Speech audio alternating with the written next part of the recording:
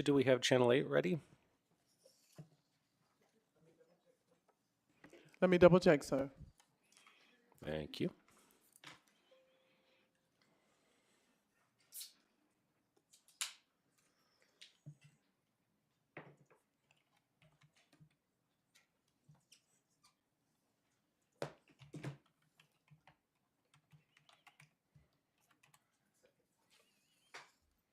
Looks like we're a go, sir. Very good. All right, well, good evening, everyone, and welcome to the Thursday, May 16th, 2024 regular meeting of the Boulder City Council. I'm going to get started with a quick announcement. So I would like to share a reminder to everyone that in 10 days on Memorial Day, May 27th, is the annual Boulder. Named America's all-time best 10K by Runner's World and founded way back in 1979, we're very proud it has grown to be one of the most acclaimed events in the world right here in our hometown. We are excited to welcome the more than 40,000 runners to our city, finishing in Folsom Field on the CU campus. Speaking of CU, Boulder Chancellor Phil DiStefano, who is retiring from the position of Chancellor of CU, will serve as the official starter of this year's race. Chancellor DiStefano joins a wide-ranging list of local luminaries who have served as the starter, including Olympic medalists, a governor, athletics leaders, and more. So we invite the community to celebrate all the runners this year, including the international athletes who will compete in the Protein Challenge. And for more information on the race, including the street closures that will happen in the morning of the race, you can go to boulder.com. And with that, I will go ahead and call us to order. If we can have a roll call, please, Miss Alicia. Yes, sir. Thank you. And good evening, everyone. We'll start tonight's roll call, as usual, with Councilmember Adams. Present. Benjamin. Present. Mayor Brockett. Present. Councilmember Volkerts. Present. Marquis. Present. Shuhard. Here. Mayor Pro Tem Spear. Present. Councilmember Wallach. Here. And Weiner. Present. Mayor, we have our quorum. Thanks so much. All right, we have 3 declarations this evening, and our first one is item 1A, the Jewish American Heritage Month declaration to be presented by Councilmember Marquis. Take it away, Tina. No, I would go up front because we do have people to receive the declaration.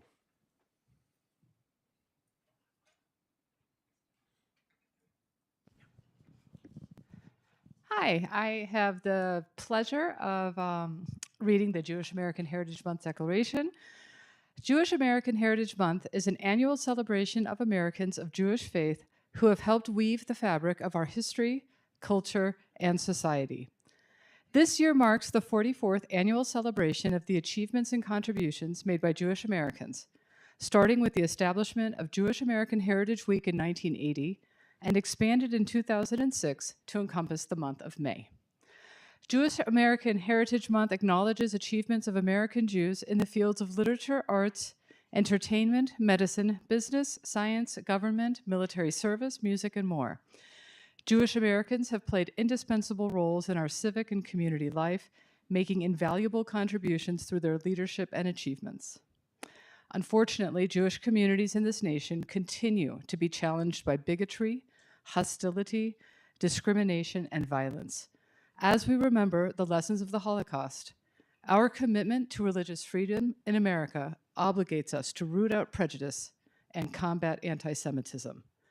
The Jewish American story is an essential chapter of the American narrative as we recognize, honor, and celebrate Jewish Americans who strengthen our community every day. We, the City Council of the City of Boulder, Colorado, declare May 2024 as Jewish American Heritage Month. And I'd like to invite Jonathan Lev from the Boulder JCC, who epitomizes one of the Jewish Americans who are strengthening our community every day. So.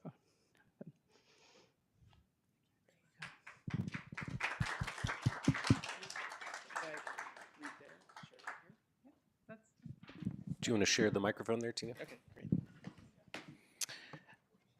Honorable council members, esteemed guests, and fellow community members, I'm deeply honored and humbled to accept the Jewish American Heritage Month Declaration on behalf of the Jewish community of Boulder. This recognition holds profound significance for us, as it acknowledges the invaluable contributions of American Jews to our shared history and celebrates the rich tapestry of diversity in our society, while also recognizing the discrimination and hate we still sadly face. We're incredibly grateful for this declaration, especially in a time when Jewish communities across the United States and around the world are facing alarmingly high levels of anti-Semitism. Boulder, unfortunately, has not been immune to this troubling trend. Recent bomb threats to our Jewish institutions and incidents in our schools have left many of our families feeling unwelcome and unsafe. This declaration is more than a symbolic gesture. It's a powerful affirmation to our community's core values: welcoming, connection, community. It sends a clear message that Boulder stands with its Jewish residents, cherishing their presence and recognizing their essential role in the fabric of our city. It also underscores the responsibility of all community members, including the Jewish community, to actively uphold these values, ensuring that everyone, regardless of their background, can live and thrive in an environment of respect and safety. It is not lost on me that the last time I spoke here, a decade ago, it was to gain approval to build the new Boulder JCC, a community space committed to and in service of these values and tenets. In these challenging times, this recognition inspires hope and resilience. It reminds us that together, through our understanding and solidarity, we can overcome adversity and build a community where everyone feels valued and protected. Thank you, City Council, for this meaningful declaration. It is a beacon of support and solidarity that strengthens our resolve to continue contributing positively to the vibrant, inclusive community we all cherish. Thank you.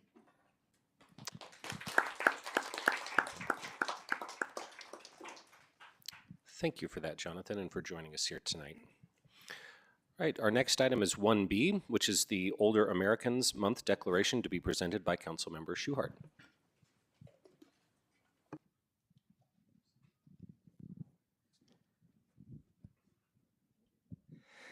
Thank you for that, Mr. Lev and Councilmember Marquis. Good evening. I am here to read a declaration for the Older Americans Month.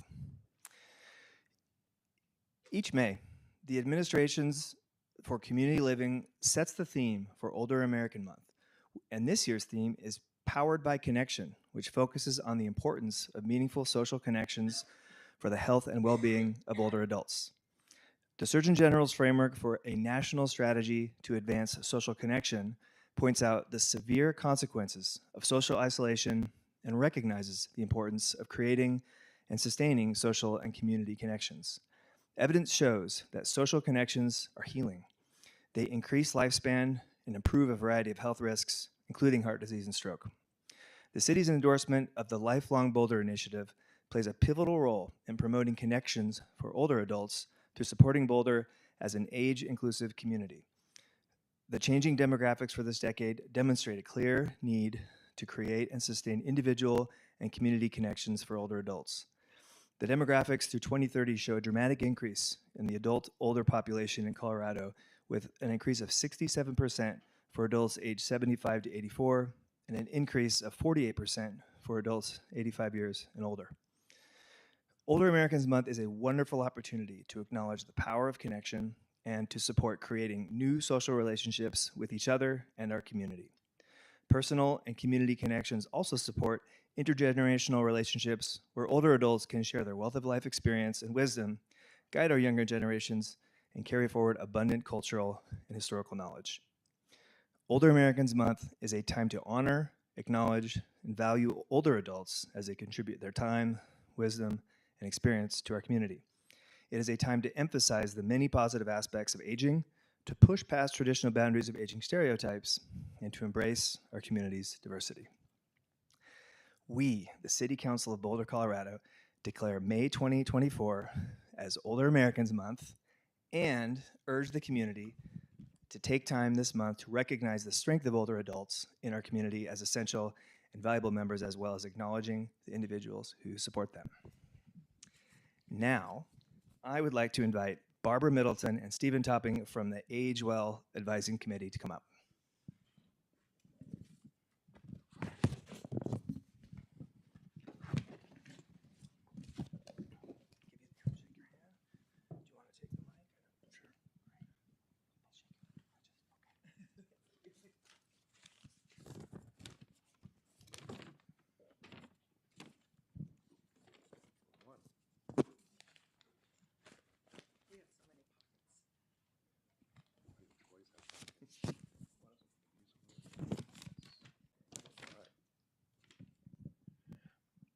Thank you, Council Member Schuhart.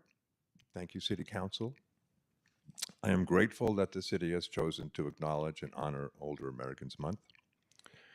Somehow this subject has become of great interest to me.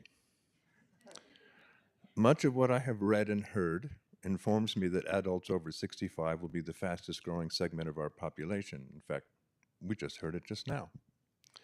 And while some of us can run or bicycle great distances, still others cannot get out of bed without help. There is a wide range of needs, and I note that the City of Boulder is taking seriously the need to prepare for this growth. However, there's always a however, like a Shakespeare sonnet, I also must note that in my experience, these special months are provided for groups that have been ignored or marginalized in the past. Black history, Native American history, Pride Month is coming up. The honorary designations recognize that there is work to be done to repair the past to include everyone as partners in our society. They are a step in the right direction, and I honor the steps we have taken. Still, I encourage all of us to keep both the needs and the value of our older adults in focus for all 12 months of the year.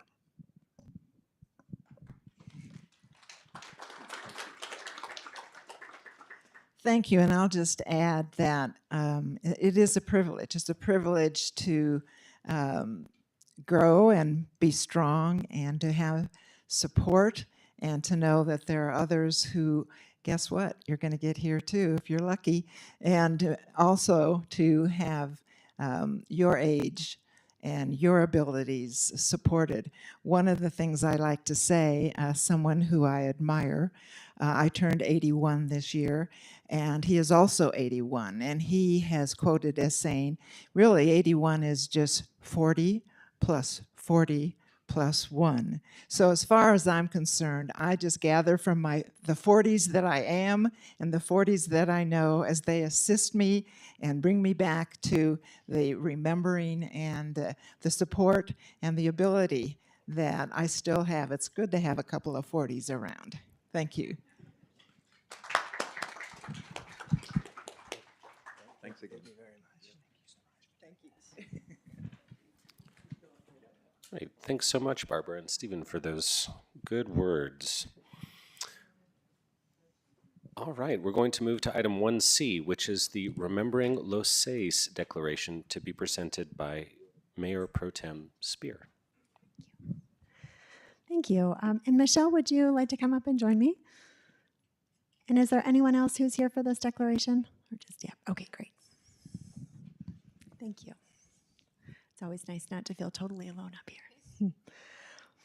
In the span of less than 48 hours in May 1974, 2 car bombings killed 6 Chicano activists in Boulder. On May 27th at Chautauqua Park, an explosion took the lives of University of Colorado Boulder Law School graduate Reyes Martinez, CU junior Neva Romero, and CU alumna Yuna Jacula. And 2 days later, a bomb tore apart a car at a parking lot on 28th Street, killing former CU student Florencio Granado, students Heriberto Terán and Francisco Doherty, and seriously injuring Antonio Alcantar. Their deaths shocked the state, and the news reverberated throughout the Southwest, and they became known as Los Seis de Boulder. Students, including Los Seis, protested the university's administrative actions that denied students their financial aid that resulted in the decrease of parity. Los Seis struggled to increase CU's enrollment to percentage levels that reflected Colorado's Latino population, parity. For almost a half century, the case has remained unsolved and shrouded in mystery. And for most of that time, Los Seis de Boulder and their deaths have gone unrecognized by City of Boulder residents, businesses, and institutions. Los Seis de Boulder were loved by their families and communities, and May 2024 marks 50 years since these tragic bombings. Colorado Chautauqua has placed a memorial stone near the site of the first explosion, and the University of Colorado has recognized the students through a permanent sculpture on campus. The City of Boulder plans to erect a second sculpture at 17th Street and Pearl in May. Additionally, in December 2023, The Los Seis Memorial Endowed Scholarship Fund was established with monetary contributions from community members and CU gifts.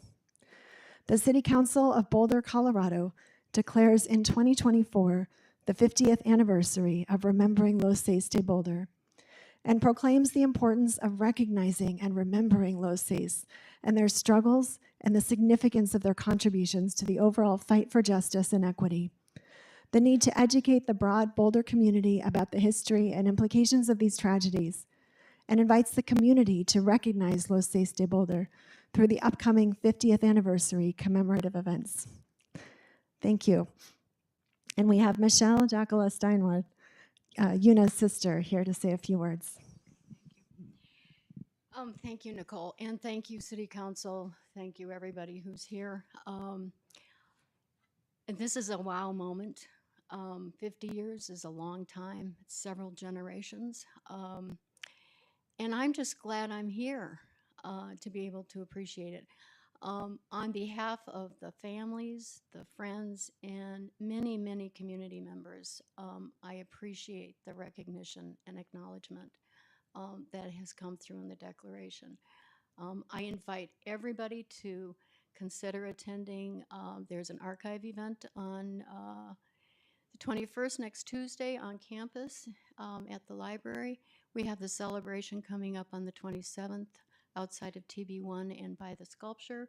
And we also are very excited to share in the unveiling of the next sculpture on 17th and Pearl, which will be on the 28th at 6 p.m. I just want to reiterate a couple things that you said. The declaration stands on its own. I don't feel like I need to add a lot, and I want to thank everybody for that. I would emphasize the recognition and acknowledgement of these Chicano activists fighting for parity and social justice. I would like to emphasize the preservation of history and the meaning that that will have for generations to come, and also the contribution of keeping the memory of these folks alive. Thank you very much.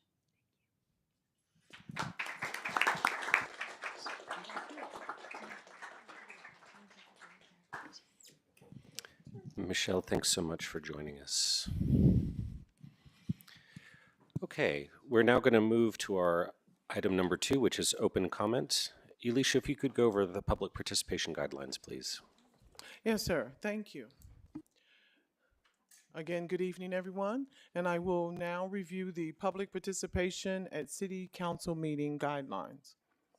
The following, my apologies. The city has engaged with community members to co-create a vision for productive, meaningful, and inclusive civic conversations. This vision supports physical and emotional safety for community members, staff, and council, as well as democracy for people of all ages, identities, lived experiences, and political perspectives.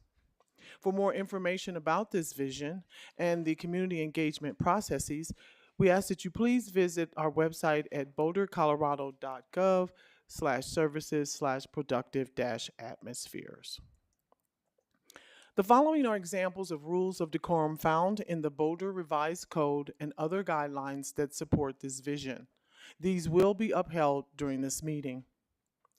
Participants are required to sign up to speak using the name they are commonly known by, and individuals must display their whole name before being allowed to speak online. Currently, only audio testimony is permitted online. Only one person at a time at the podium unless an accommodation like an interpreter is required.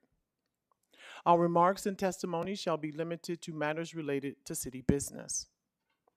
No standing in or otherwise blocking the aisles. No participant shall stand or hold items such as signs or flags in a manner that blocks the view of another person. No participant shall make threats or use other forms of intimidation against any person. We ask that you not affix items to the podium or dais or walls or other surfaces of the chamber. Signs, flags, or other items used to communicate must be held by one person when displayed. Obscenities, other epithets based on race, gender, or religion, and other speech and behavior that disrupts or otherwise impedes the meeting will not be tolerated. In-person participants are asked to refrain from expressing support or disagreement verbally or with sounds such as applause or snapping, with the exception of declarations. Traditionally, support is shown through American Sign Language applause or jazz hands. Thank you again for joining us, and thank you for listening. Thank you, Alicia. All right, each speaker will have 2 minutes to speak. I'm going to call 3 names at a time. If you can start moving down towards the front when your name is called. Our first 3, we'll do in-person speakers and then virtual ones. And our first 3 speakers are Dan Hochman, Ali Agili, and Evan Ravitz.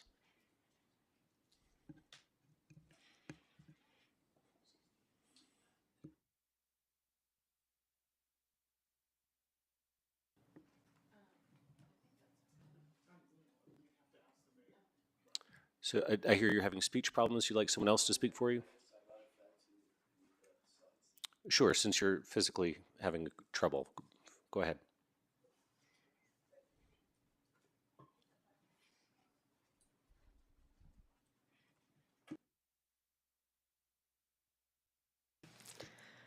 Hello, City Council. My name is Priscilla Chaplin. I am speaking on behalf of Aliyah Gilly. I just wanted to thank everyone in the room for hearing us and your time. We wanted to let you guys know that this is a passion project. This is not a business proposition. We would just like to see a zip line on top of Mount Sanitas. Next. Why would we like a zip line on top of Mount Sanitas? It is because Boulder is a athletic and daring city. Tourists would like a unique experience when they come to our city. Students get a once-in-a-lifetime opportunity like ziplining, and as well as companies that can take their employees on team bonding experiences, so it's good for all ages. CU Boulder students are, thrill seekers. Being in that age category, I would really like to do something like that. Instead of going to Pearl Street or Chautauqua, I think that this would be a lot of fun. And then, tourism that comes into our city, it would create revenue in our businesses and our city. Originally, I came up with the idea because I hike. I've been hiking Boulder hikes a lot, especially Sanitas, and coming back down is so hard on my knees. So I thought about how it would be a good way for us to get down if there was somehow we could do it fast. So that's where the idea came from. And also, I have a student, I have a high school kid, and Speaking into the microphone. okay, sorry. And I have a student, high schooler, and they just hang out on Pearl Street. And I thought if there was like a zip line coming down Sanitas, they would hike up there. So it's really a good, healthy thing for kids and the community and the rest of the state.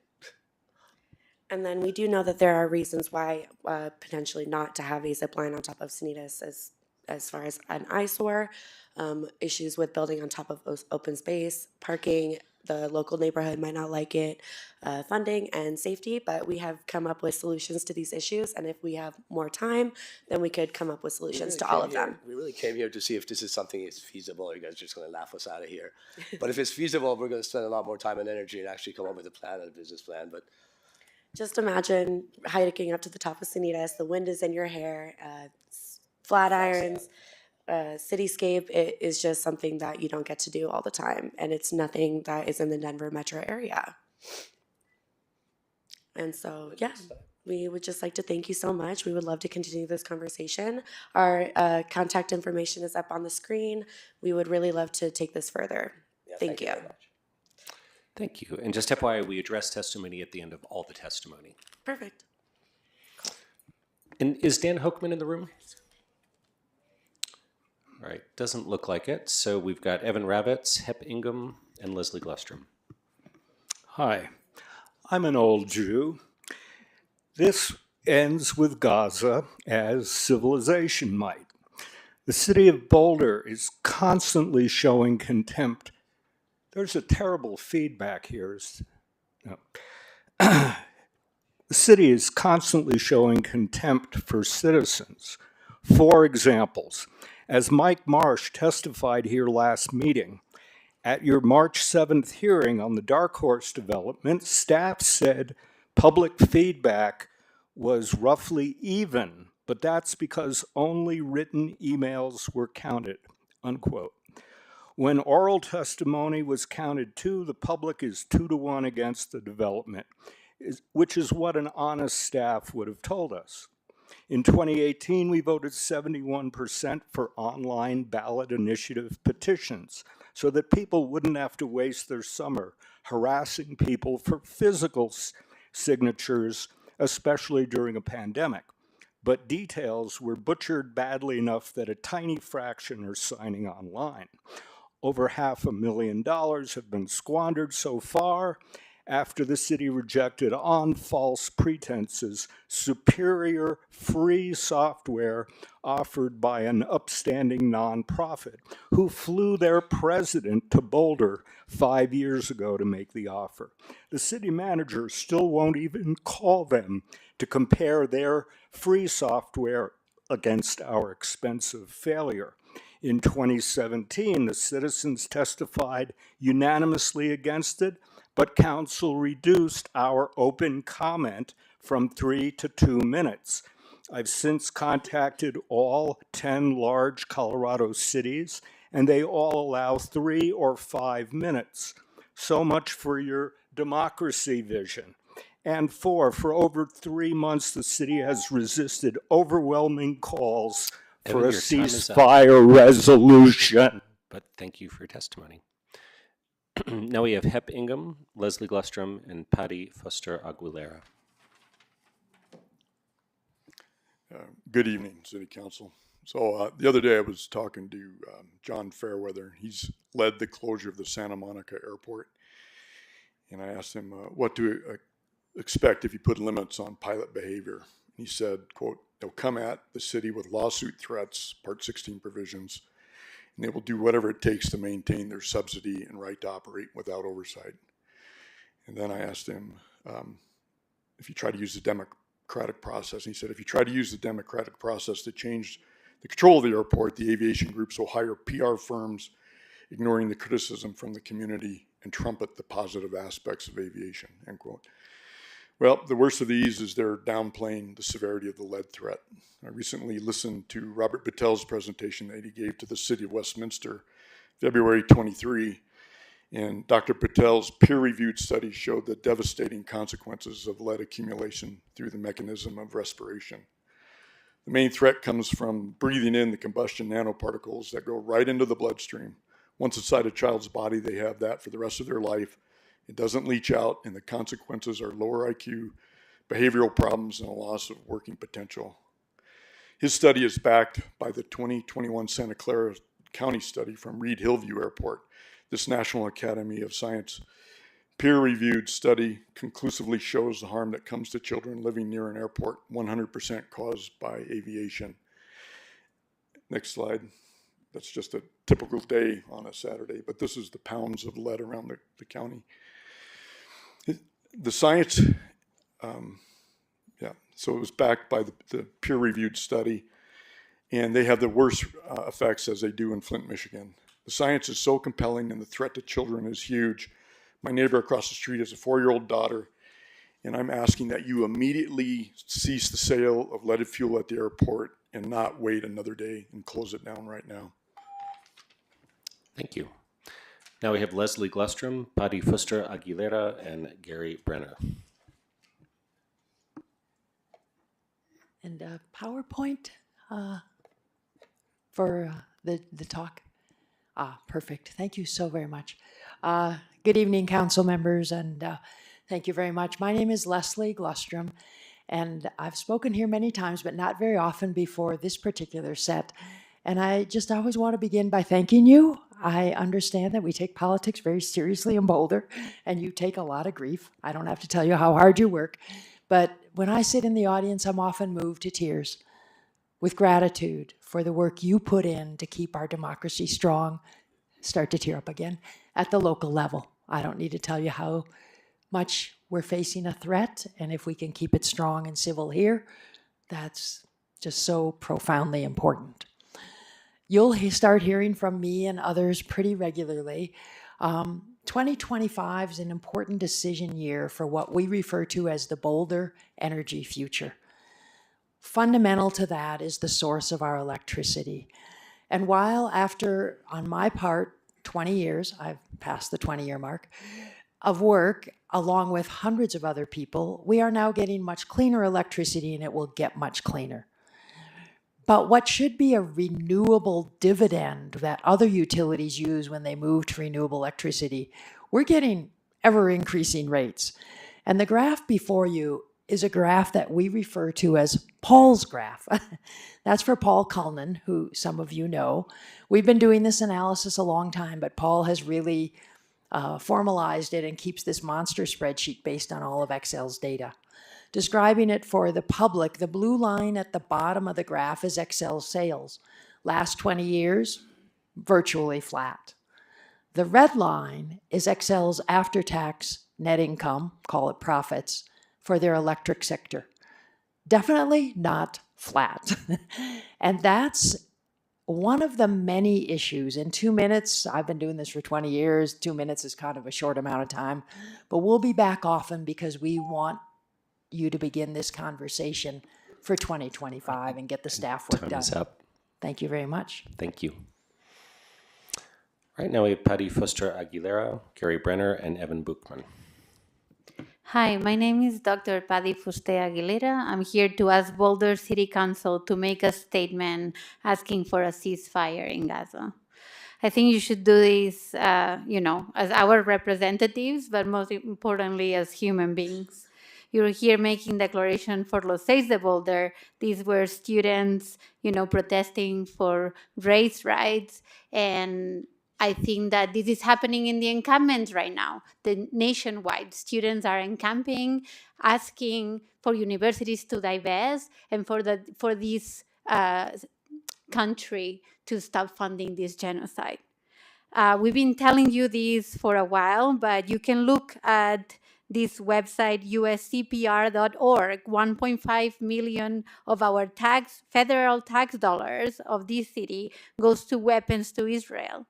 Instead, this money could be used funding 185 households with public housing. 542 children could receive free or low-cost health care.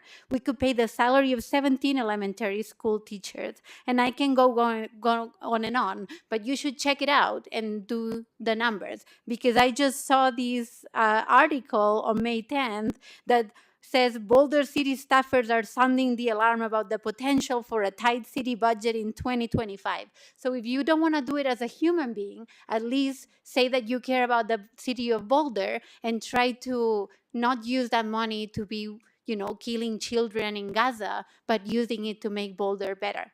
I think that, I don't know. Honestly, you don't listen to us. We come here every single time. You don't address to us. Only Council Adams acknowledges us.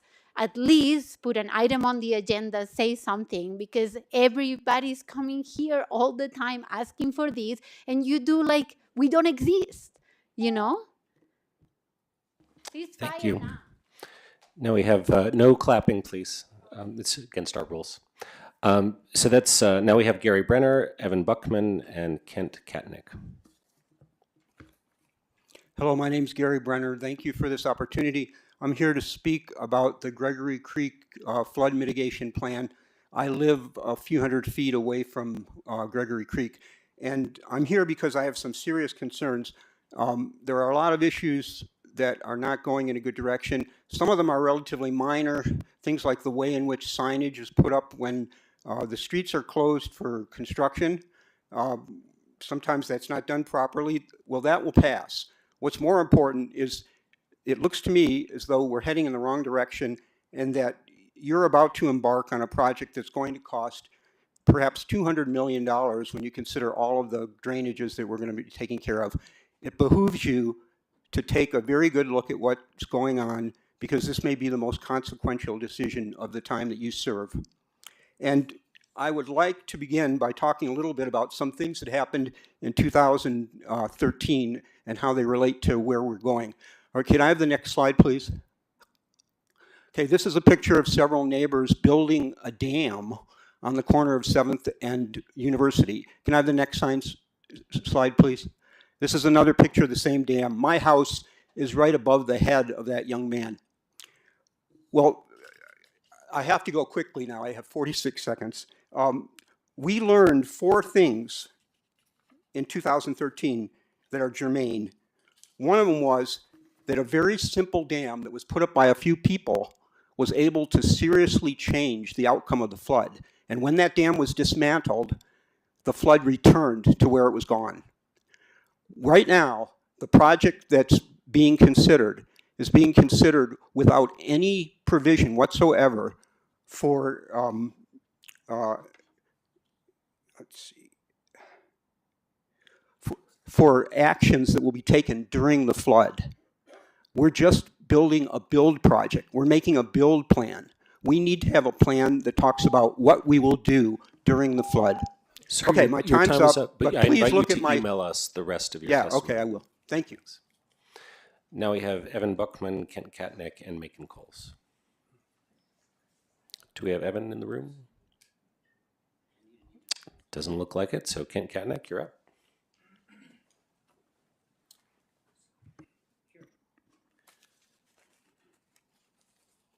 New glasses. Good evening, Council. My name is Kent Katnick. I've been a pilot resident here in Boulder since 1990. I'm a professional pilot for United Airlines. I earned my pilot certifications in Colorado with training at Jeffco and Boulder airports. My son and daughter are both pilots. They both trained at Boulder Municipal Airport, and they will soon join me as professional aviators. I'm speaking today in support of the Boulder Municipal Airport. Excuse me, and I'm asking city leadership to make a decision to keep the airport open. Boulder is important in the aviation system. The next generation of pilots are trained here. The airport provides access to recreational soaring. Businesses employ citizens in aviation operations and the scientific fields. It also serves as the basis for personal and educational enrichment. I am the president of the EA Chapter 1627 at BDU. We offer many things to all comers, including a social network, safety awareness, aviation exposure for youth, flight training scholarships, and outreach to underrepresented groups. Please know that the airport is self-funded. There are also synergies with the University of Colorado, now number 8 in the collegiate system for aerospace. On the housing issue, we all know that there are other places for housing, and these are available now, not in 20 years from now. From a recent study in Superior, Colorado, right underneath the flight path of busy Rocky Mountain Metropolitan Airport, lead emissions were undetectable. Aside from that, we strongly encourage the City Council to invest in unleaded aviation fuel at this time. BDU has a very stringent voluntary noise abatement guideline that the majority of our pilots comply with, and that our local pilots police our fellow aviators. Not unlike municipalization, it will cost taxpayers millions, and the closure would enrich only a few. Thank you so much. Thank you. Now we have Macon Coles, Jan Burton, and Lynn Siegel. Good evening, Council. My name is Macon Coles. I live at 17th and Mapleton, and I want to talk about council pay. For years, the people serving on City Council have only been able to serve if they've got enough resources to compensate for the 120 hours or more that each of you spends every month on council business. We spend a lot of time reaching out to different parts of our community to make the politics of it more inclusive. So we have to, consistent with that, make it available so that people who have to work for a living wage, people who can't afford to forego a paycheck to spend time on city business, to serve on council. Life has a budget where you have finite amounts of time and money. Someone who's economically stressed and has to work long hours for low pay and take care of children or elders at home is just not available to participate in city council in the same way as somebody with greater financial resources. We don't even pay for child care or elder care for any of you to compensate you to help you serve as you do. It is very good that you are considering putting on the ballot a measure seeking voter approval of paying council. And I hope you'll do it at a level that is serious, like 50% of AMI, to replace the wages that somebody has to forego to serve on council. We have, by the way, a very well-run city, thanks to the work of each one of you and of every person who serves on our staff, taking care of, trying to figure out solutions for absolutely intractable problems. And for your service and that of staff, the people of the city are very grateful. Thank you. Thank you. Now we have Jan Burton, Lynn Siegel, and I believe Aram Bingham is in the room as well. Good evening, Council, and thanks for your service. One recent opinion piece stated that the airport land, if closed, can be made available for free to developers, but that's a little confusing.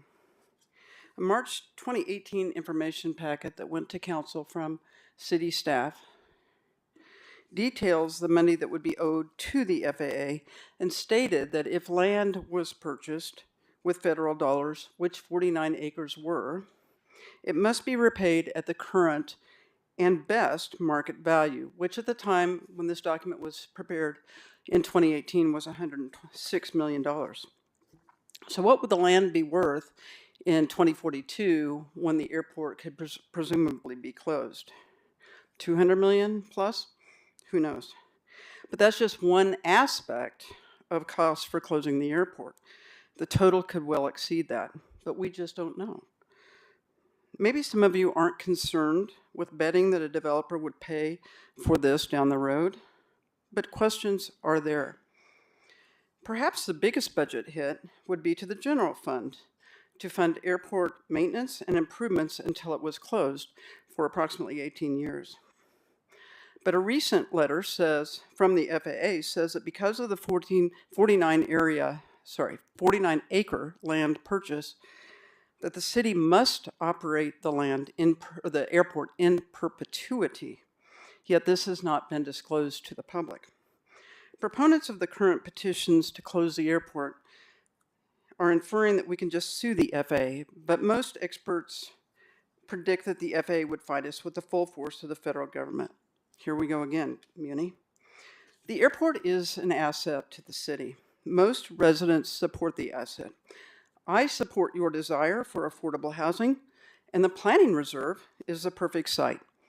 Available now with no FAA strings attached. Thank you. Thank you.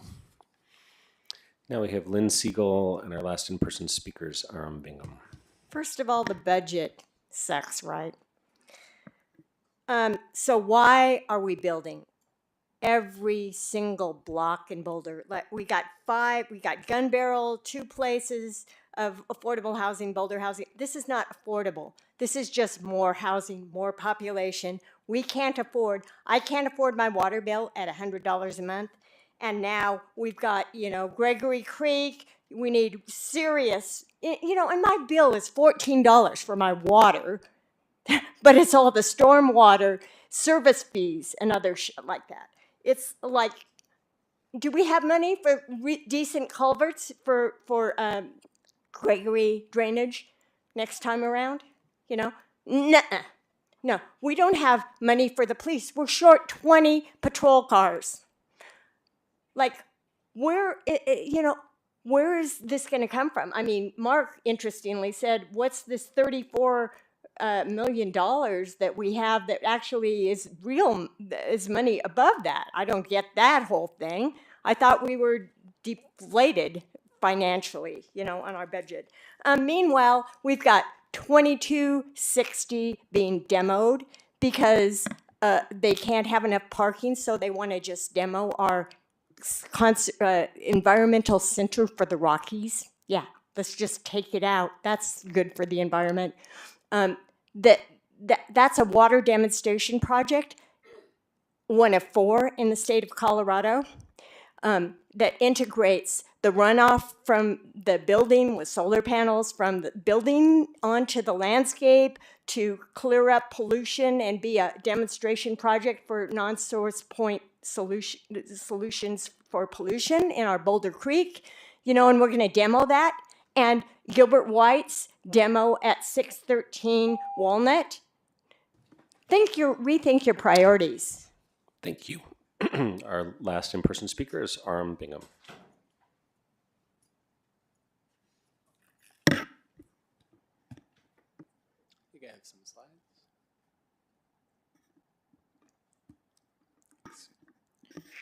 My name is Dr. Aram Bingham, and I am here today with an appeal to those of you that have deemed it inappropriate for a municipal authority in Colorado to weigh in on the U.S.-supported Israeli siege of Gaza by highlighting the ways actors from Colorado are already weighing in on supporting this violent campaign.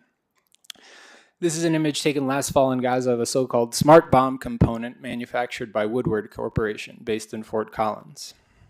Amid your silence and failure to publicly acknowledge that what our tax dollars are paying for is wrong, this is what the people of Palestine and the world will know of Colorado.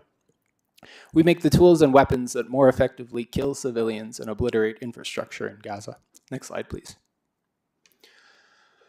Acknowledged in publicity on Woodward's website, it makes the JDAMs, Joint Direct Attack Munition Systems, that are attached to US-made 2,000-pound bombs, which have a 600-foot kill radius, allowing them to target homes, businesses, schools, and places of worship.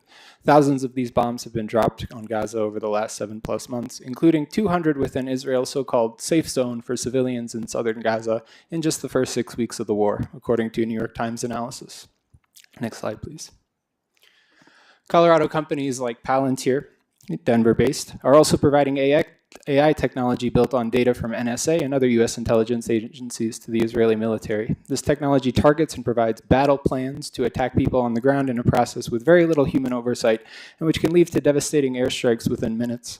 The precision these companies tout and its potential for misuse was on display in the attack that killed the 7 workers of World Central Kitchen in April, sending munitions from the incessant drones hovering over Gaza straight through the roofs of the aid workers' vehicles.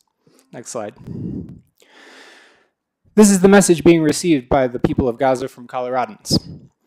When politicians like you are content to remain silent on what you call foreign affairs, while simultaneously recognizing the grief and sorrow it is causing our Jewish, but not our Muslim and Arab neighbors. The message we send Palestine is that we gladly profit from their mass murder and the reduction of their small piece of their homeland they have left to rubble. Thank you. All right, our first 3 remote speakers are Jacob Taylor, Sheila Salt, and Aiden Reed. I do not see Jacob online, but Jacob, if you are here, please let me know using the raise hand function or reaching out to me in the Q&A box. Okay, we'll go to Sheila Salt.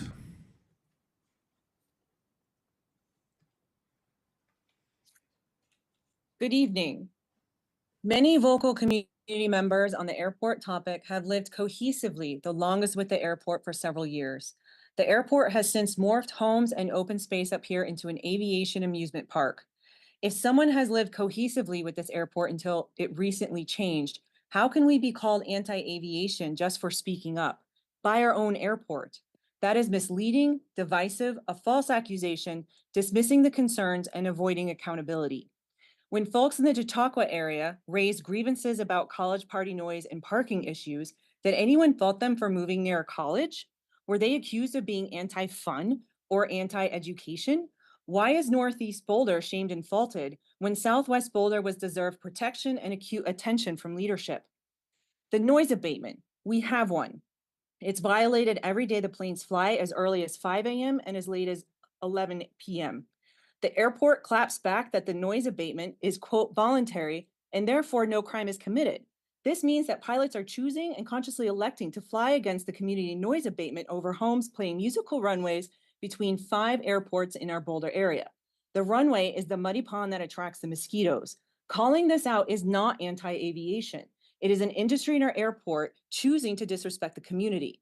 While some folks have a nostalgic image of the local airport, the reality is this is not an isolated airport. It is tethered to the large industry, including the FAA, who revokes local control and mandates that we sell leaded fuel. Council, you are doing a disservice to the health and safety of Northeast Boulder and future councils if you continue to kick this can. The issues are not going away. Currently, the airport is broadcasting positive messages while producing no lived improvements and is instead seeking growth and publishing cherry-picked data. Without positive changes, those positive messages become what is called propaganda. Thank you. Thank you. Now we have Aiden Reed, Laura Gonzalez, and Elliot Flayden.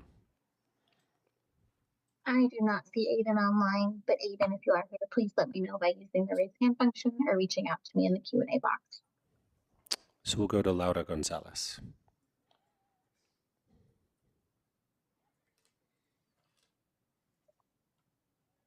Can you hear me? Yes. Okay. I don't have to introduce myself, as you already know who I am. And again, I continue to be here because I am one descendant and one of many survivors of the many selected genocidal projects, which you currently stand on, which is stolen land. And because of that, I'm going to ask all of you to stop using the 7 generations rhetoric and also stop saying that you're on stolen land, because you're not acting within those values. So it is actually very offensive to the indigenous community that you continue saying that while you're ignoring a genocide of indigenous people in Palestine who are in our siblings and we stand in strong solidarity with. I'm also here to demand to pass an immediate permanent ceasefire resolution like we've been here for the last 8-9 months, where thanks to our tax dollars, more than 40,000 people have been murdered, where at least 60% are women and children, thanks to all of you who are not taking any actions. Number 2, the under 1.6 million federal tax dollars to Israel. We can use that money to actually address real issues such as the increase of substance use or teenage suicide that's increasing, poverty that has increased before pre-pandemic levels. Also, number 3, assure that our freedom of speech is protected in our city. Number 4, I would like for you to revoke the sister status of Ramat HaNevet, Israel, due to the recent report by U.S. human rights experts showing that the far-right Israeli government is committing genocide in Gaza, and the recent ICJ emergency hearing this morning. You know, it is not okay, absolutely, that we are actually having a sister city with a country or, you know, a genocidal country that's committing these terrible crimes. So I am asking to revoke that sister status. Again, it is very insulting to indigenous people in this land. Number 5, I abide by your values of racial equity, as your recent rule changes show the opposite of that. If you didn't want to act upon your values, please stop performing racial equity. And I will talk to you a little bit more about why I want you to stop the sister status, because the University Network for Human Rights, along with the International Human Rights Clinic at Boston University School of Law, the International Human Rights Clinic at Cornell Law School, the Center for Human Rights at the University of Victoria, and the Lowenstein Human Rights Project at Yale Law School conducted a legal analysis of Israel's acts since its invasion of Gaza, and they have ruled it's indeed Your time is genocide. up, but thank you for your testimony. No yelling from the audience, please. All right, our last 2 speakers are, please quiet. Our last 2 speakers are Elliot Flayden and Steve Whitaker. Elliot, you're up. Can you hear me okay? Yes.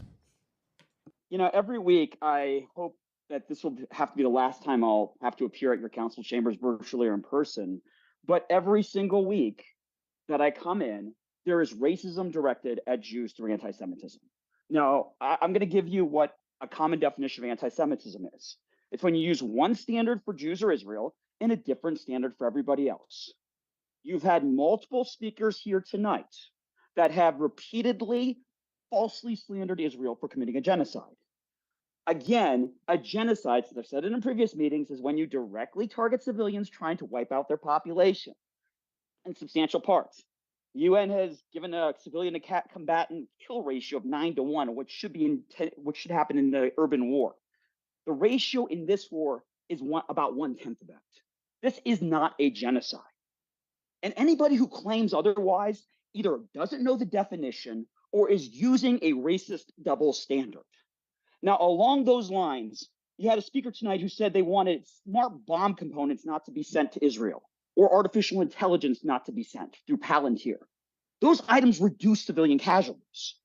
They are targeting towards military. So if you get rid of them or if you thwart them in some way, that would raise civilian casualties. That would foster the very genocide that it's not occurring, but that would foster those deaths that they say they want to avoid. A final point here, because one speaker said that claims to speak for indigenous people. My kids, you know, under her misdefinition of indigenous, are also indigenous. She does not speak for them. And I think it's important to note here that you know what, I'm just going to stop right there. Not all people, you know, you don't have to agree with that speaker's beliefs to be Latina, even though she claimed that at the last meeting. Thank you. Thank you. Our last speaker is Steve Whitaker. I do not see Steve online, but Steve, if you are here, please let me know by using the raise hand function or reaching out to me in the Q&A box. Okay, so it looks like that is it. I'm just going to take a moment to make sure nobody's raising their hands to show that they're present. Not seeing any, then I will go ahead and move to city staff. With that, that's all of our open comment speakers, so if you have any responses. Thank you, Mayor, and thanks to community who shared their comments today. I'll note we had several speakers who spoke on the airport and wanted to remind council that we actually will have a robust discussion on the airport later on this summer. I believe that is coming in July, as we have that scheduled. I'll also note to Mr. Brenner, I believe that, I know that staff is aware of your concerns. I know they're working with community, but I look forward to the information that you'll be sending us on your additional concerns to continue to delve into that. So just appreciate your comments. Thanks. Teresa? Nothing from me, thank you. Council members? Yes, Taisha? Thank you. Although I didn't appreciate how we got it, I do actually think it's a great idea to add captions. So that's just a small little thing. Didn't love the delivery though, didn't love it, but again, great idea. And I, sorry, I just wanted to add that piece. And again, want to acknowledge all of the folks that have spoken today and really appreciate the reminder of the fiscal implications that are happening. I look forward again, I think we're having some additional conversation about council something. Isn't there something, council? Rules and Thank you, hon. Charter. And so there are opportunities to continue to have this conversation. But just in light of the fiscal, I'm especially reminded of that joint meeting on homelessness that we went in at the county hosted, and all of the area cities in the county were present for that. And one consistent theme was the lack of federal funds that are going to be coming because of the closing or the end of ARPA and some of the other big, huge, historic investments that our federal government has made domestically. And so again, I just want to thank you all for reminding us about the fiscal implications directly to our city around that. And so again, just because you may not get the results you need doesn't mean you were heard. Does that make sense? And again, I want to continue to thank my colleagues for their willingness to stay engaged, involved, and continue to collaborate in the areas that we can move forward on. Thank you. Thanks, Taisha. I have something. So we had the presentation at the beginning, and there was Mr. Aguili and about the zip lining on Mount Sanitas. I appreciate the creativity of the concept. Is something like zip lining permitted on our open space properties? I actually have to confess, Mayor, that I don't know. I believe not, but I will actually have to check. Okay, well, I'll chime in here. So I would invite you all to email us directly so we can consult because my understanding is actually the open space charter doesn't permit something like that. But, that's what I believe, but I'd like to know from a sense of certainty. So we can communicate via email. Anything else? Seeing nothing else, I'll go ahead and close open comment. Thanks to folks for coming and joining us with our testimony. No comments from the audience, please. We need quiet. We need quiet. All right, quiet, please. And I'm going to have to declare a recess if we can't have quiet in the audience. Last call. Can we be quiet? All right, I'm going to call for a recess. We'll be back in a minute.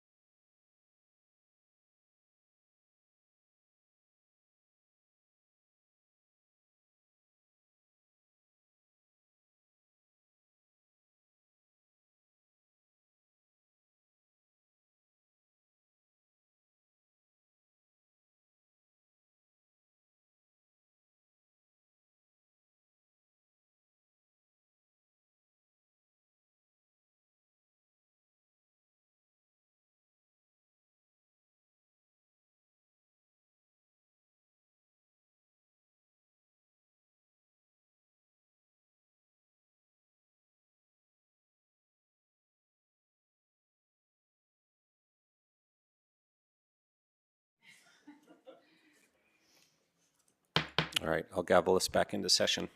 Can you take us to our consent agenda, please, Alicia? Yes, sir. Thank you. Our consent agenda is item 3 on tonight's agenda, and it consists of items 3A through 3I. Thank you. Any questions or comments here? Lauren? I would like to make a motion to amend the consent agenda and ask CIC to reschedule item 3E. That was a hotline post that I sent out shortly before this meeting. Got it. And that's the item to amend the council rules of procedures. Is there a second for that motion?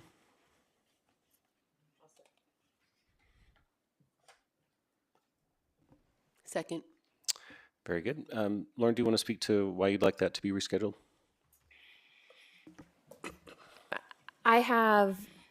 So this item would look to constrain the size of signs and some other things related to opportunities for people to address us. And I've had conversations with several council members who have all mentioned different items that they would like to see modified. And given the interest in modification, mine and others, I think a small delay would make sense to make sure that we get these changes right and to make them as limited as possible while still allowing for productive meetings. Thanks for that. Any other thoughts on that proposal? Can I ask a process question? Sure. So I haven't been involved in the conversations about what changes might happen. How does that information happen, or do we schedule this conversation and pull it out of consent agenda? So, I mean, if we wanted to make changes tonight, we would pull it off of the consent agenda and discuss potential changes. So that is something that we could do. We could offer amendments to that item. If we wanted to do that, we could do that now, or we could do it if it were rescheduled at that time. Yes, Nicole. And Lauren, this is a question for you. Just how much time would you think is required to kind of talk through some of the things that you're thinking?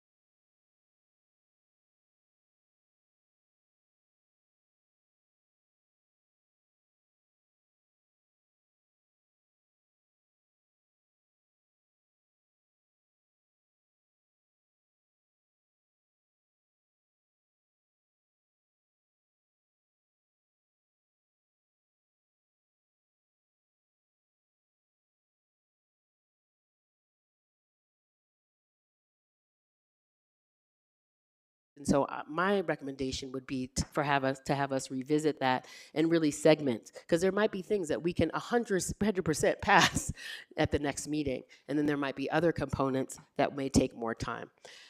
Specifically around signage, time, those are things that I strongly recommend that we take a little bit more time to discuss, especially since we are going to be moving into some big planning items, particularly the Boulder Comprehensive Plan and many other plans that need to be done. And so that's why I recommend that we postpone this, take a look, see, and try and segment it so that we can move quickly, but also go slow to go far in some of those other components. Thank you.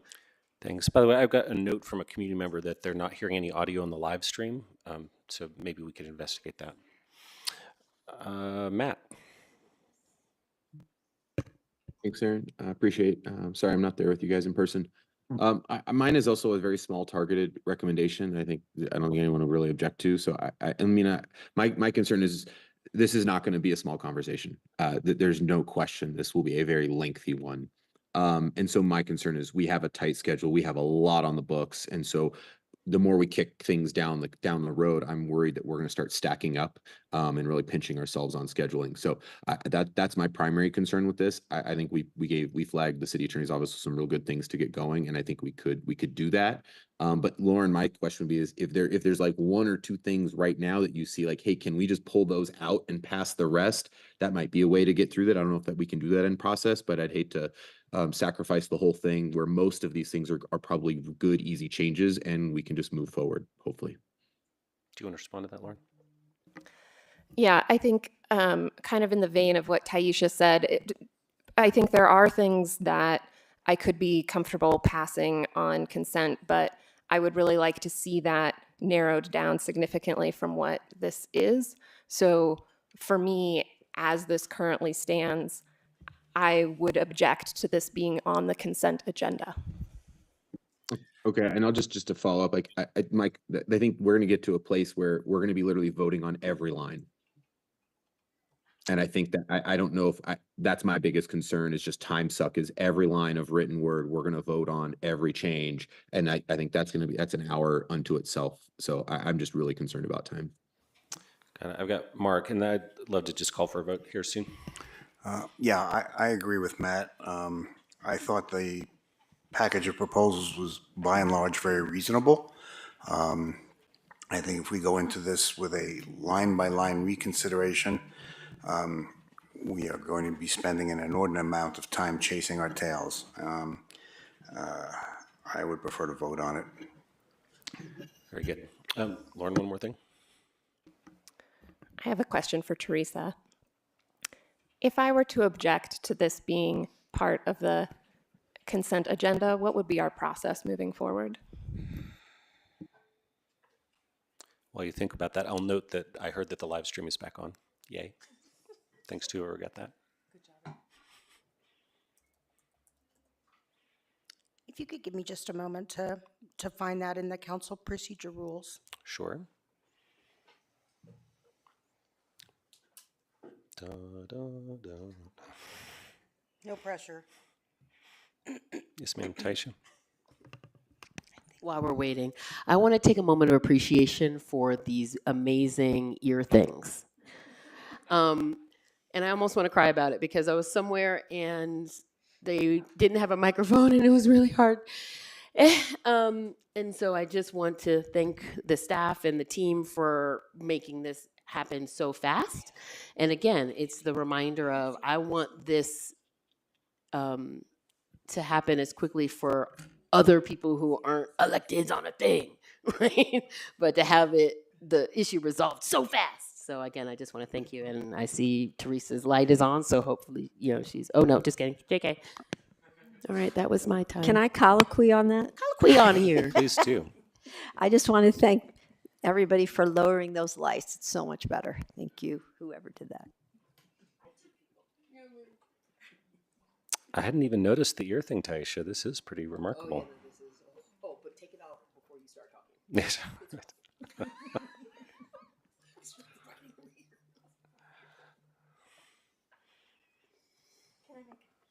Sure, Nicole. As long as we're waiting, I was just going to offer, I mean, I think some of the things we're getting into here about what's the length of a future discussion, what kinds of things are we including in that discussion, how are we constraining it, what kinds of items. This is all stuff that CAC can handle as well. And so I think I do like the idea of just asking CAC, Monday can kind of check in on it, think about a good time and bring it back pretty quickly. And then we can offer for everyone just kind of our scheduling thoughts on how we can fit in a bit of a discussion, but not, to your point, Matt, go too far in taking us off track for the other things we need to do. And Lauren, I wonder if we might, do you think it's okay to do the vote while Teresa's still investigating that, or do you feel like it's necessary for the? You want to, okay, well. I think we'll it might impact the vote potentially. Fine.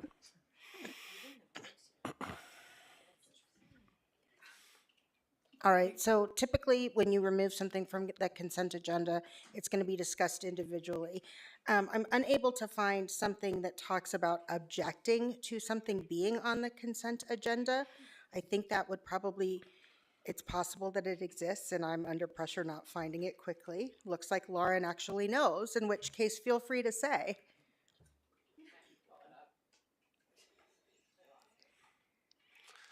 I think it might be suspended.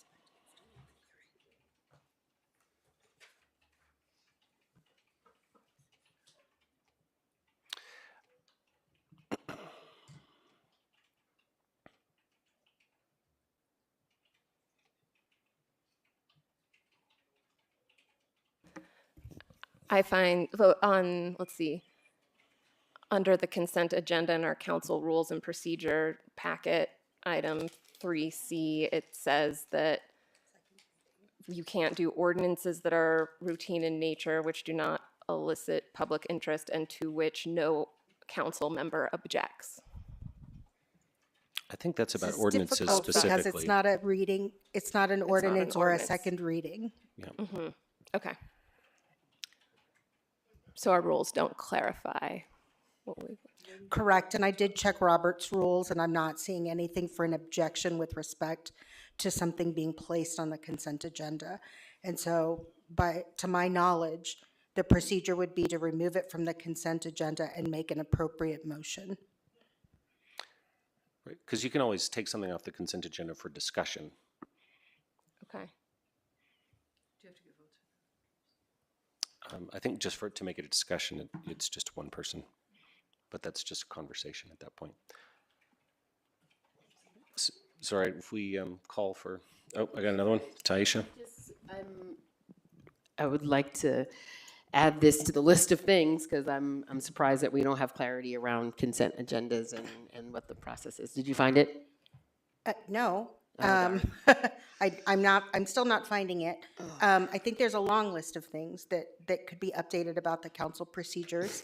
You all gave very specific direction at the retreat with respect to the items that were changed tonight. And so I brought those forward. I wholeheartedly agree that a wholesale look at the council procedure is warranted.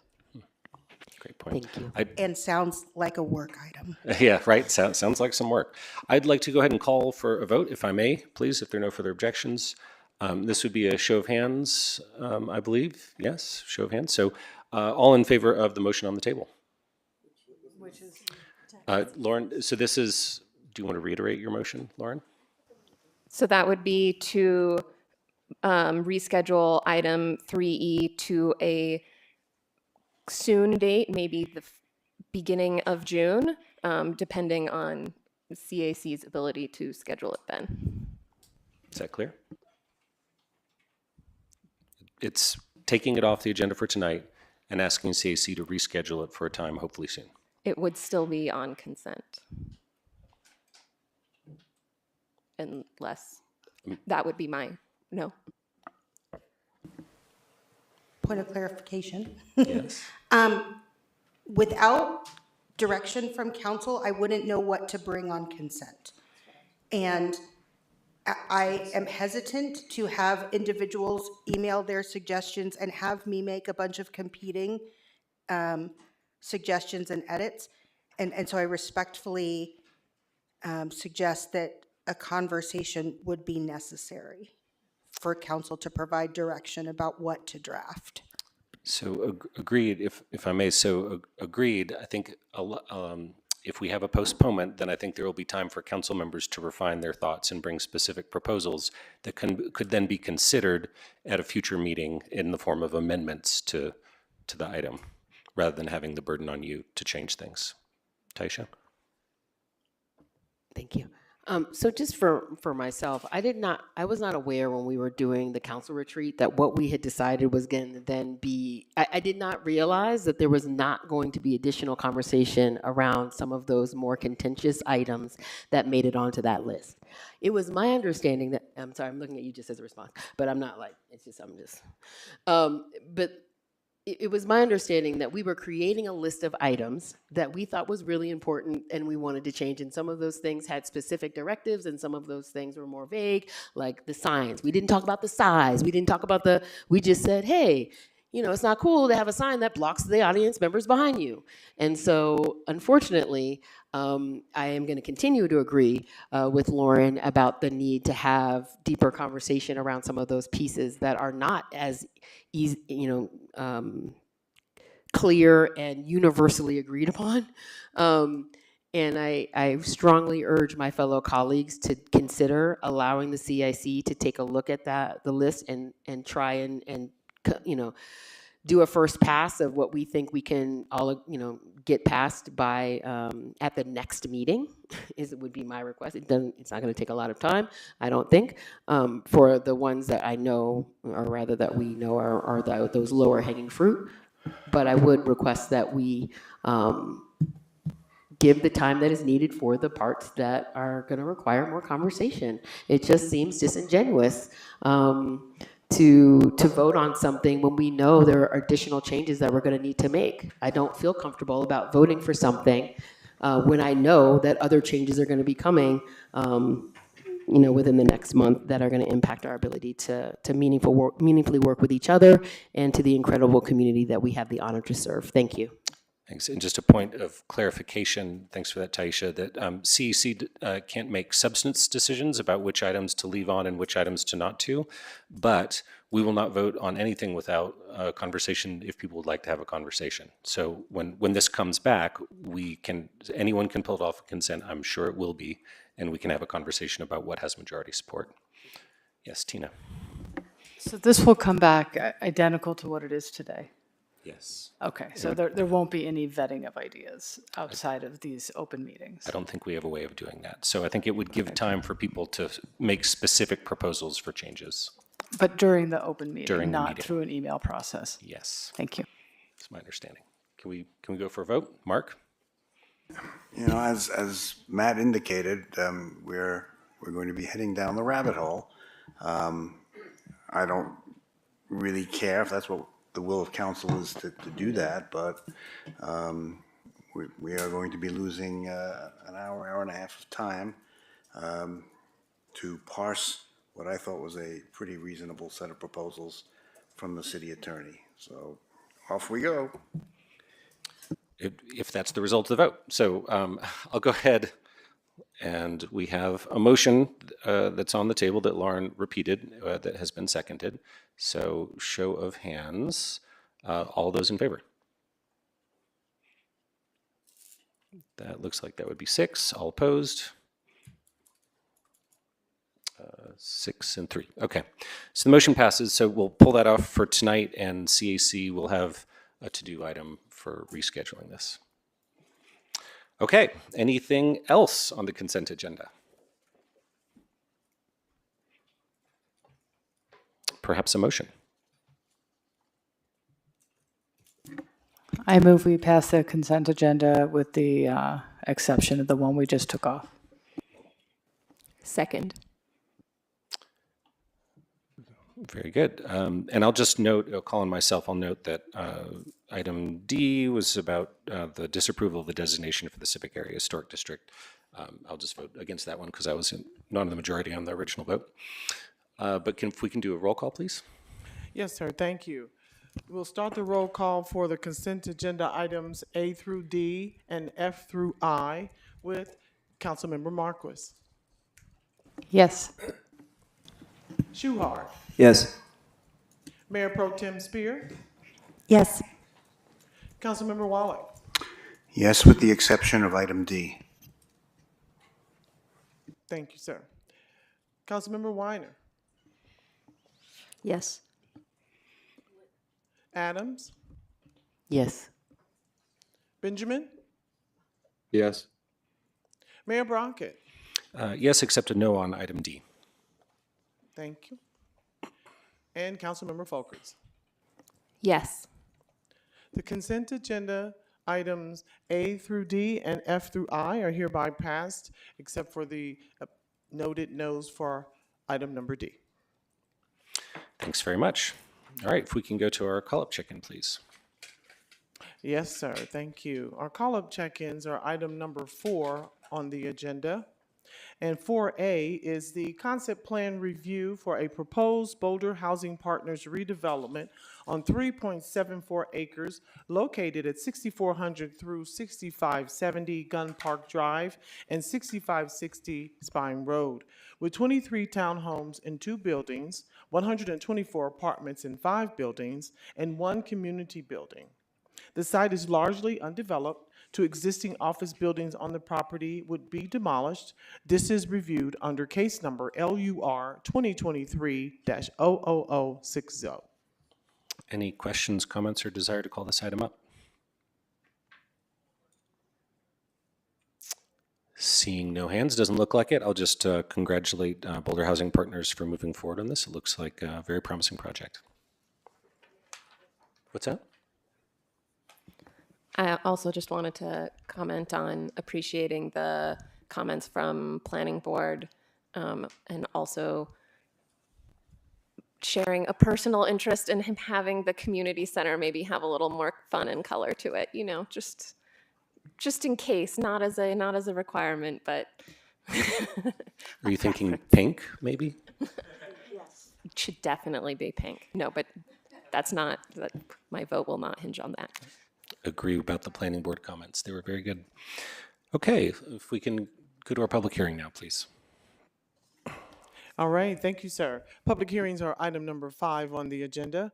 And 5A is the second reading and consideration of a motion to amend and pass Ordinance 8629, repealing the 2020 City of Boulder Energy Conservation Code, adopting by reference the 2024 City of Boulder Energy Conservation Code, and amending Title 10 Structures of the BRC 1981 and other sections of the Boulder Revised Code in relation thereto, and also setting forth related details.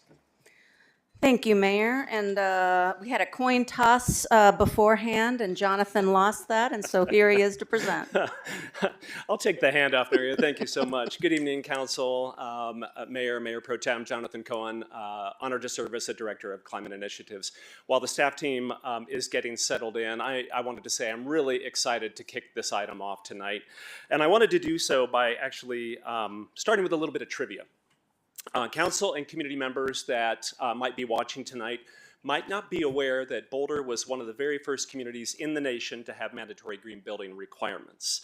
So starting, I won't take you the whole history, of course, but starting in the late 1970s when energy conservation was becoming a national concern, the City of Boulder actually got a huge grant from the Department of Energy to do a community-wide audit related to energy and water. And so as a result, the Energy Options Program was developed and implemented in the 1980s. And so for the next couple of decades, our energy code and our building codes really improved and began really aligning with our environmental objectives as a community. I was really aware of the next iteration of that program. In 1996, the program was revamped and Council adopted the first Green Points program. And that was a very historic moment, I think, in our building requirements as a city. Since then, we've continued to use our code updates to not only make buildings structurally safer and energy efficient, but also to make them healthier and more sustainable. And in the most recent updates of the last couple of years, the energy code's been guided by cost savings, by safety, by health, and environmental impact. I'm sharing all that with you because I really want to acknowledge how proud the staff team is of this next iteration of the energy code. which directly reflects the growing national trend of fuel switching and electrification to enable new technologies like energy efficient and electrified heat pumps and EVs. I want to give Brad Mueller a few minutes to share some remarks, but I also really want to appreciate the entire team and, of course, all of the community members that have put in a lot of work and a lot of time providing comment to make this code our best and to ensure that our buildings are efficient, affordable, healthy, and fossil-free. Thanks so much. I'm looking forward to tonight's conversation. Brad? Yeah, thank you, Jonathan. Brad Mueller, Director of Planning and Development Services. And I simply want to speak to the close partnership and really shared values that we have as departments between community climate initiatives and planning and development services.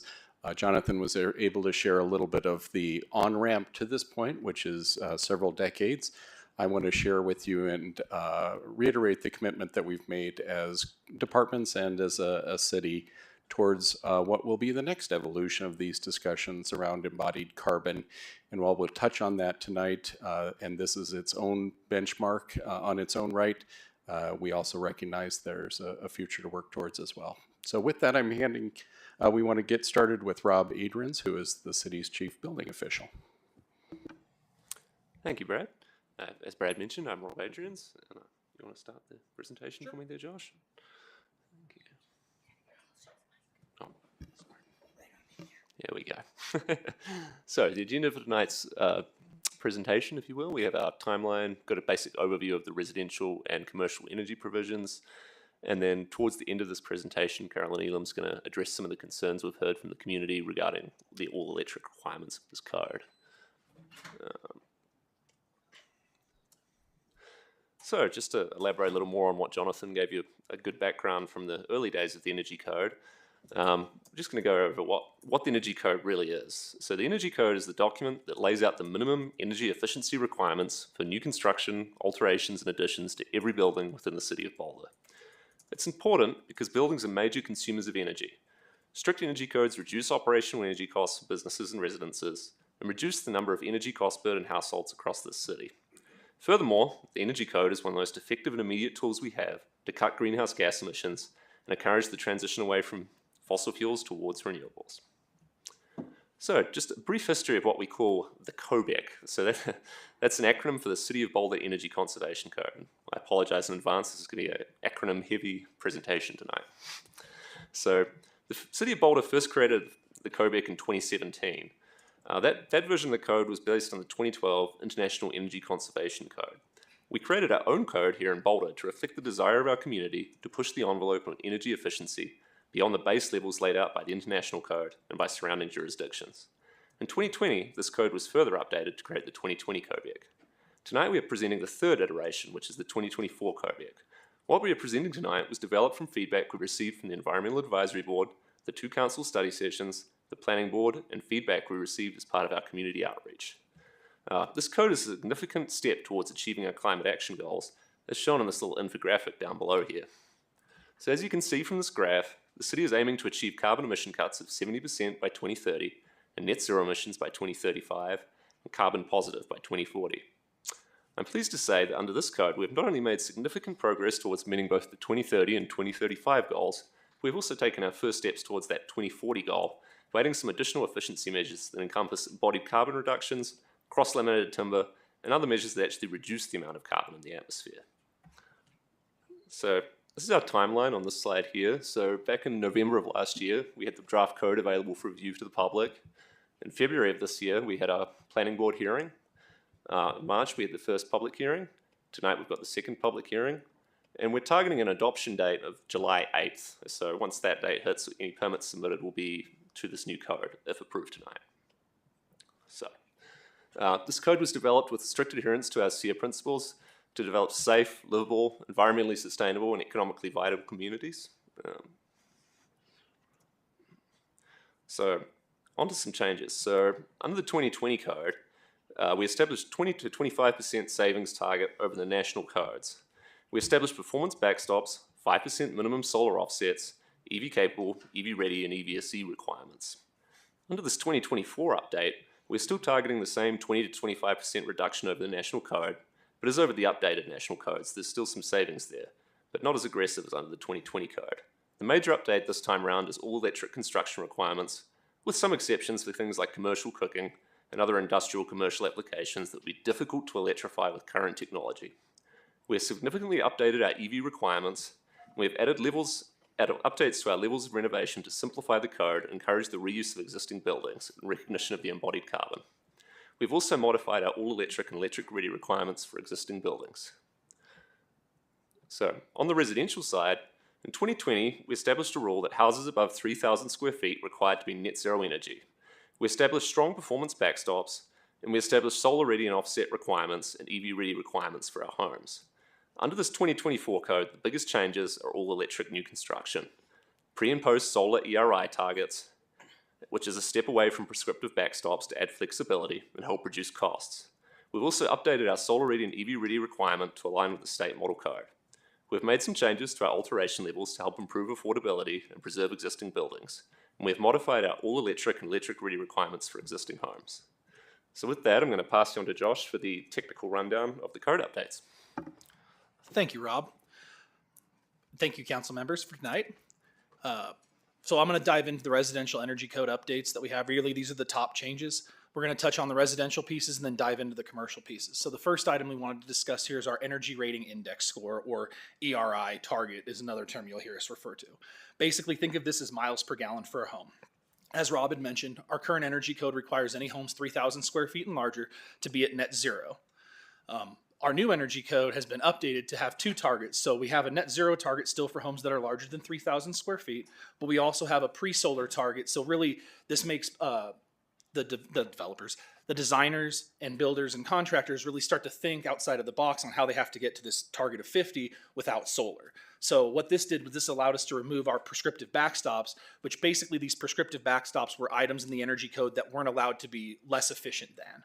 And so what this does is this did is open the door for the design teams to have more access to kind of do what they needed to do to get their projects to comply without relying on solar first.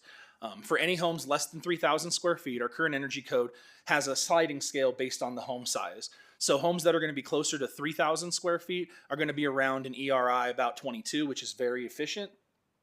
Homes that are going to be closer to, say, 500 to 1,500 square feet are going to be closer to an ERI of 50. The new energy code, similar to the homes that are over 3,000 square feet, also has a pre- and a post-solar ERI target for the homes less than 3,000 square feet. So we have the requirement of 50, an ERI of 50 before solar, and now once that is achieved, they also have to do an additional piece of solar to get down to an ERI of 30. This really helped to streamline the process in terms of our ERI targets, just because there's a lot of calculations and a lot of variable that can happen depending on the home size. What this does is it takes out that variable and we give static numbers that are easier to achieve and understand. We also have updated our prescriptive path of options as well. And we've actually lifted this threshold from 500 square feet to 1,000 square feet to include smaller homes and the addition of accessory dwelling units as well. This really is to help streamline this process, kind of reduce overhead for some of those smaller projects, and really focus on kind of the reduction in cost for that process as well. We've also looked at restructuring the insulation values per the 21 and the 2024 International Energy Conservation Code, or the IECC. The next item I wanted to mention on our update is this new requirement for all electric new construction. Basically, this is for any mechanical systems for heating, cooling, water heating, clothes, drying, cooking, fireplaces, and pools and spas have to be all electric, or at least fueled by something other than a fossil fuel derived energy source. If you're curious, more information on this can actually be found on your memo on page 9. Another section we added to the new energy code is this section R408 for additional conservation requirements. So the national code has a section that's additional energy efficiency requirements. And so with the direction that we were looking to take here in Boulder, we called ours additional conservation requirements because similar to the national code, this is a point and credit based system, but we've gone outside of the box really and aren't just looking at energy efficiency. We've heard from council and some of the other boards that we wanted to start focusing on carbon emissions. And so what we've done here is we've added some additional credits for whole building life cycle assessments and rewarding people for using low embodied carbon materials like concrete, rebar, cross-laminated timber, and so on. We also have some additional additional options in there for battery storage, energy monitoring, things of that nature. For a full list of all of the credits that are available, I encourage you to look at the attachment B, which is the energy code, and check out section R408 for the full list of all of the available credits. Right. And then so the last major update here on the residential side is really going to be tied into existing buildings. So in looking at additions first, as I mentioned previously, anything that's less than 1,000 square feet, so new construction and additions, has the option to follow either the prescriptive compliance path or the modeled path, which is the ERI path. Prescriptive compliance, for anyone that's wondering, is basically following the book as written, like a recipe, right? They give you the layout, you build it per the recipe, and you're good to go. For any homes that are additions that are at 1,000 square feet or over, they only are able to comply with the ERI compliance path because of the size of the home or the size of the addition. We've updated our air leakage testing requirements as well to provide more flexibility with these existing buildings. As we know, we have an aging home stock here in Boulder, and it's kind of hard to hit some of the new construction targets, and we've really started to understand that. Another item we did is we've updated our ERI compliance for the modeling piece to align with the alterations requirements. So for additions, basically you have two options. You can either hit an ERI of 50 or less, or you can show a 30% reduction from the existing building's ERI with the building now with the addition. And one other thing to note on this is that all additions, being new construction, require any new equipment or appliances to be installed that are installed in that addition to be all electric. Now let's switch gears and look at alterations real quick. So before we dive into that, let me give kind of a quick definition of what these levels of alteration are. So a level 1 alteration would be similar to you going in and wanting to do a remodel of your kitchen, maybe removing cabinets, replacing countertops, putting in new fixtures. A level 2 alteration is you started deciding to move the walls around in the house and reconfigure the space. Level 3 is basically if it meets the criteria of either level 1 or 2, but it's more than 50% of the building area. So those are really the definitions of kind of the different levels of alteration that we have. So back into the presentation, in terms of our all-electric requirements, levels 1 through 3, there are no all-electric or electric-ready requirements for those levels of alteration.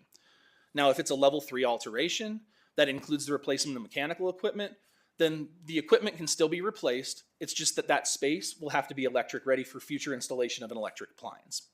If this is also a level 3 alteration that's replacing mechanical equipment, but also substantially altering the envelope, like say a gut rehab, then the primary and principal space conditioning equipment has to be all electric, and the furnace cannot be replaced. That being said, it can be retained as a backup system if desired, basically kind of viewed as a legacy equipment as I have really seen it. Because at the end of the day, we don't want to discourage tearing out equipment that still has a really good useful life ahead of them, and really kind of will eat into kind of our resiliency in our community. Another couple of things to mention on the updates for alteration is, as I mentioned in the addition side, the air leakage targets have been updated to provide more flexibility for our existing buildings. And then also our ERI compliance actually is the same as the 2020 COBEC, which aligns now actually with the additions as well. So a lot of this really was to make more cohesion with the existing buildings and kind of streamline the process and help reduce kind of confusion as people start to work through the energy code. One last thing to mention on the existing building piece is we've actually provided a true compliance process detailed out in the code. So when you come in for permit, the builder, the designer knows what we're going to be looking for when we go to permit intake. When they go for their certificate of occupancy at the end of the project, they know what documents they're going to need as well there. So this really will help streamline that process and kind of eliminate any confusion and kind of questions, I think, moving forward.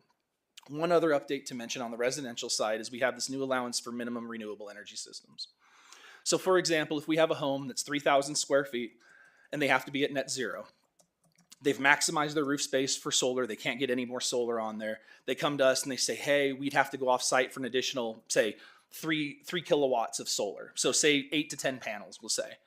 They can come to us, show us that they fully maximized the roof space, and the chief building official has the ability to adjust their final or post-solar ERI target to make it align with what they're actually achieving with what they've installed on site. The reason for this is we are trying to reduce anything from off-site solar just because we know that with the homes that we have, as we install solar on site, the solar stays with the home. As soon as we go to a home and basically if they're using off-site, they sign up for the subscription, we walk away, there's no real requirement there. There's no teeth that basically say they have to retain that program. So going to switch gears up here a little bit, and now we're going to jump into the commercial updates. So similar to our residential counterpart, we have an all-electric water heating and space conditioning requirement for the commercial spaces as well. Unlike the residential portion, we have incorporated exceptions into this because, as we know here in Boulder, we have some unique building types like labs, pharmacy, manufacturing, things of that nature. And so as you can see, we've tried to be thoughtful about this and write in certain exceptions for certain types of buildings, as we've seen can be impacted really by this because of lack of technology for electrification and sources in that nature. A couple of things to note on this, for any of those exceptions that are listed, if the energy source is fossil fuel, it has to be 100% offset by on-site renewable energy. Another thing to note is that for emergency generators, commercial cooking, and any scientific or industrial process loads, those are exempt from this offset requirement. The reason being for this is commercial cooking and say scientific and industrial process loads, restaurants may go into a mixed use building. Restaurants go into a mixed use building, commercial cooking can have a large offset requirement. It puts the builder and it puts us in a hard spot of trying to require them to put solar on a roof that they don't own. And so we really tried to think through that process and kind of wrote these into with that thought in mind to ensure kind of a smoother transition as we kind of work towards this all electric, future. The next item I wanted to touch on here is our update to our performance targets. So the two primary paths that we use is our fixed performance target path as well as our modeled baseline path. The fixed performance target path really uses the numbers that we have in the table to the right on the slide here. As you can see, based on building type, in the left column, they're going to have a target that's based on the values in the right columns. As you notice, those values are the same, and you may be wondering, well, why are these values the same? Well, the current 2020 COBEC allows electricity as well as natural gas to use for compliance. Since we are moving natural gas from the equation to be able to use that as a solution to achieve compliance, we really didn't want to go, we're going to take this out of your basket to achieve compliance, and we're going to go ahead and move these goalposts and make it even harder to achieve your energy efficiency target.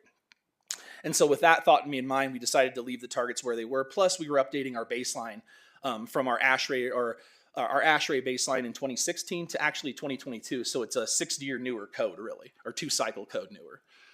We've also provided greater flexibility here as we're no longer requiring solar offset of 5% on the fixed performance target path. The reason being is that these values are very efficient, and so solar is more than likely going to be required on the majority of these, if not all of these projects. And whether or not it's 2%, 3%, 5%, 10%, that can be up to the design team, we feel.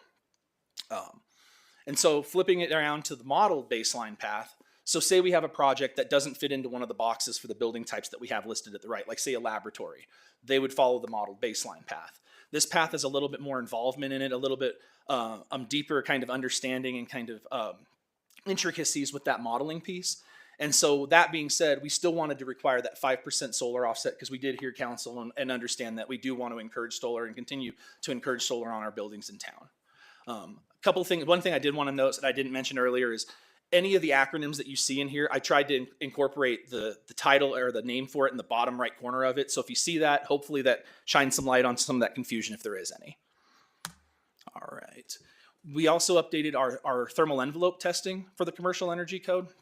And so basically what this did was this dropped our target from 0.4 to 0.25 CFM per square foot of the envelope. And this really is to help us align with the Army Corps of Engineers, as well as Fort Collins has been doing it for the past, I would say, 6 to 8 years. We do have an exception in there for any projects that may be under the 0.4 target, but may not be able to achieve that 0.25. They can show diagnostic evaluation and so forth. But we basically wanted to provide a path forward for projects that may not be able to achieve that target.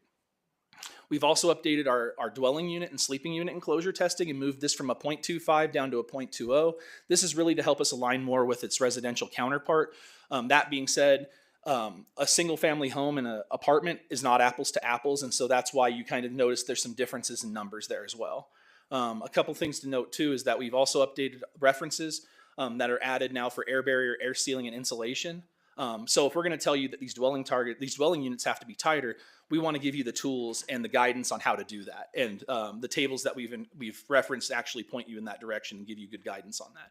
And we've also updated it to include duct leakage testing and ventilation testing for dwelling units because previously they weren't required. And if they're doing it in residential homes, an apartment basically to me is really a residential home, so I think it needs to follow that same standard. All right.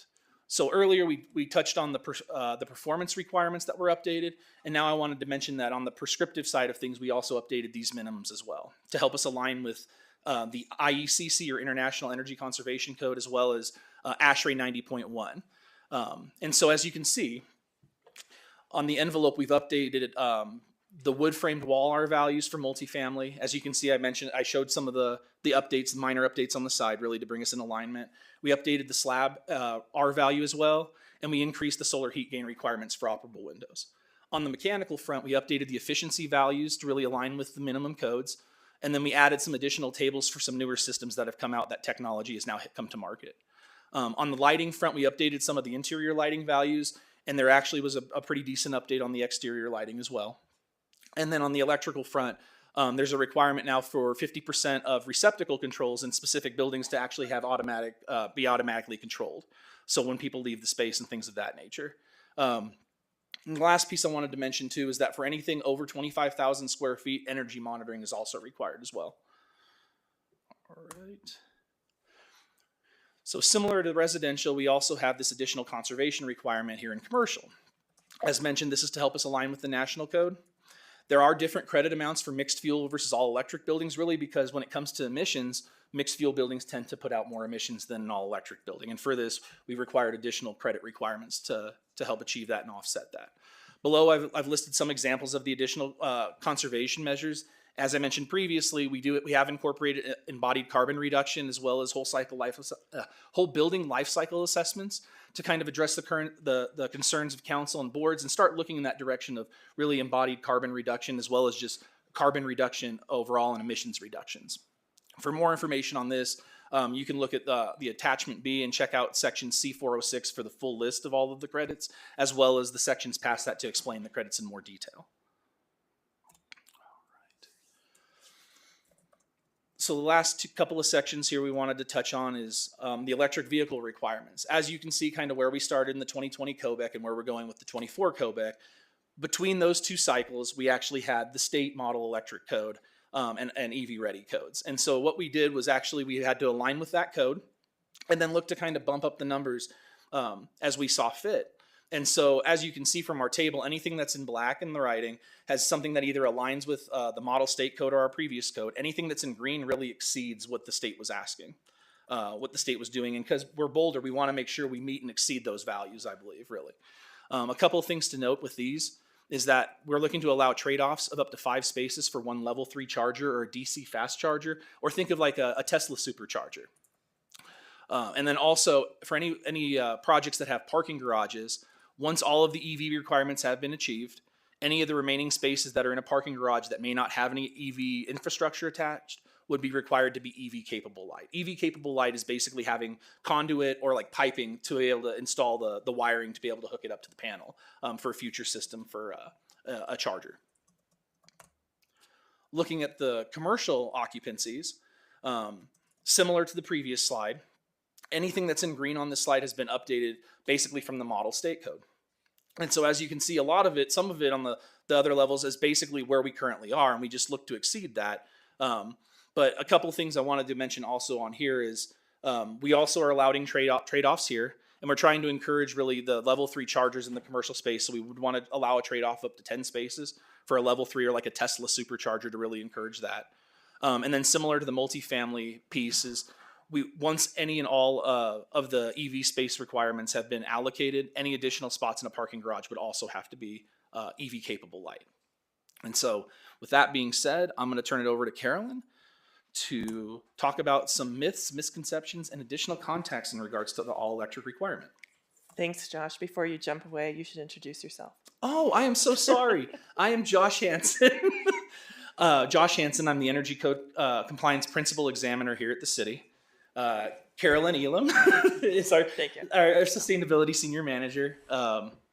And I apologize for that. And that's my job to remind people of that. So Carolyn, thanks for stepping in where I missed it. Thank you. Well, I was sitting over here so proud of Josh. We're so lucky to have him. He knows so much about the code that I was like, wait, I don't think he introduced himself, and you should all know who he is because we're amazingly fortunate to have this team. So again, I'm Carolyn Elam. I'm a Sustainability Senior Manager. I work with Jonathan in our Climate Initiatives Department. And we wanted to take a moment.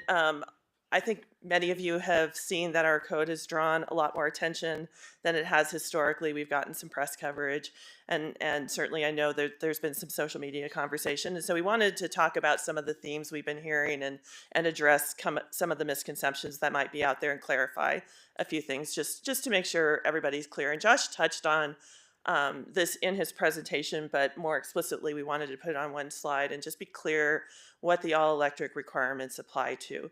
We're really targeting when things are being newly constructed as the point where you can only have electric appliances. This is really to avoid continued investment in gas infrastructure, expanded requirements on our gas system.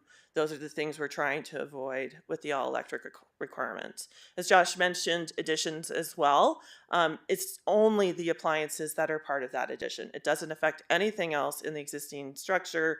So if you're bumping out a wall to put in a bedroom, you can extend the ductwork to serve that.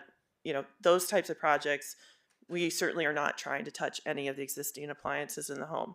As Josh also mentioned, when we come into renovations and things like gut renovations, we're actually only targeting the real energy consuming uses, so space and water heating. Put a different way, the thing many people have asked about, what about my stove? If you're doing a gut renovation, major alteration, it doesn't alter your ability to have your gas appliance. It certainly doesn't alter anybody's ability to replace an appliance that breaks. As Josh mentioned, doing kitchen remodels, doing basement finishes, all those things are just as they are today. Just wanted to be very clear about that. That's not what this code does. It's really focused on the points where it makes the most sense in terms of avoiding infrastructure and where it can most cost effectively be done. Next slide.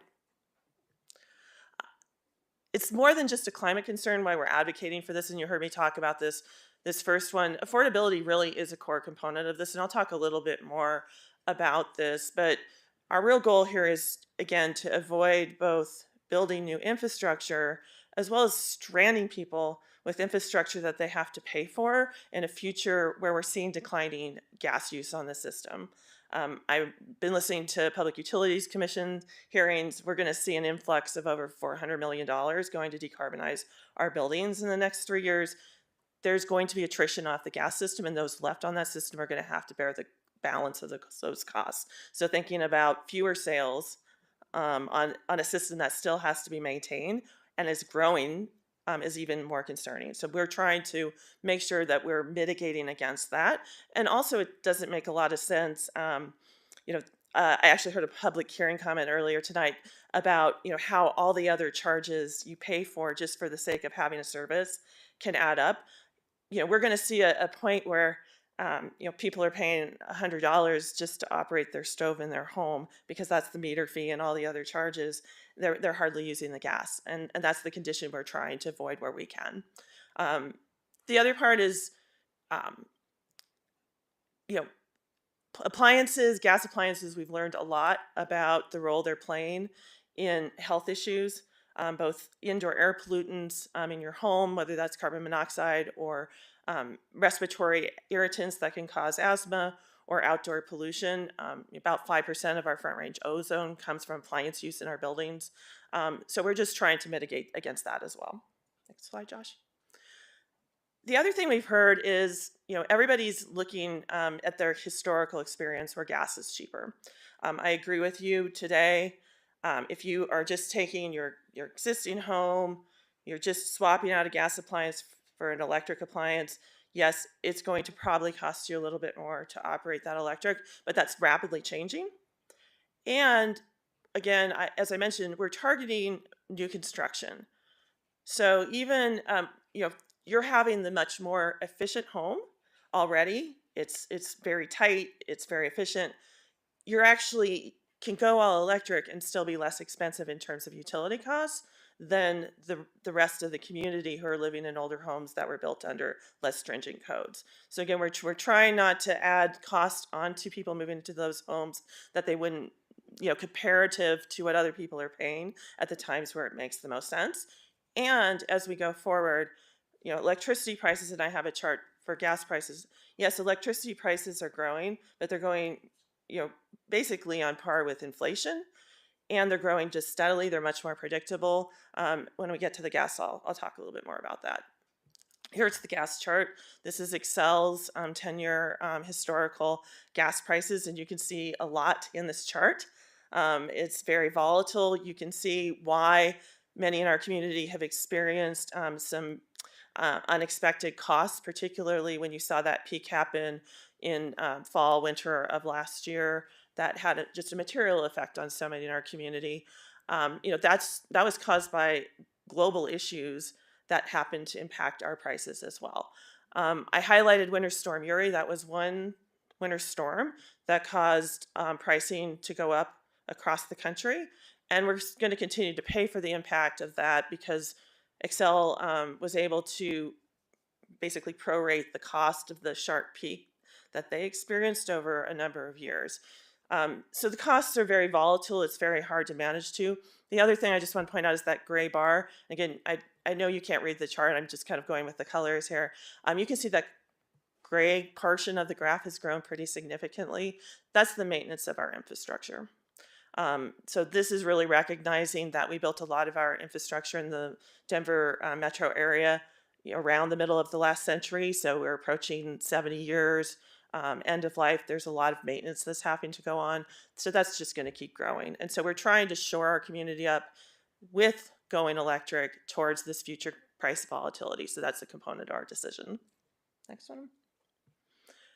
I want to really appreciate, I know so many in our community really experienced a lot of hardship around Excel's public safety power shutoff.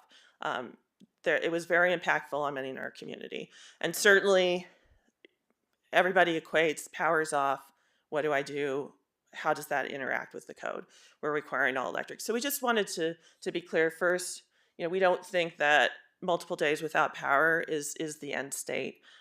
We're in a space where a lot of investment needs to be made, and it takes a little while to shore up the system and harden the system. I think you've heard from Excel about that.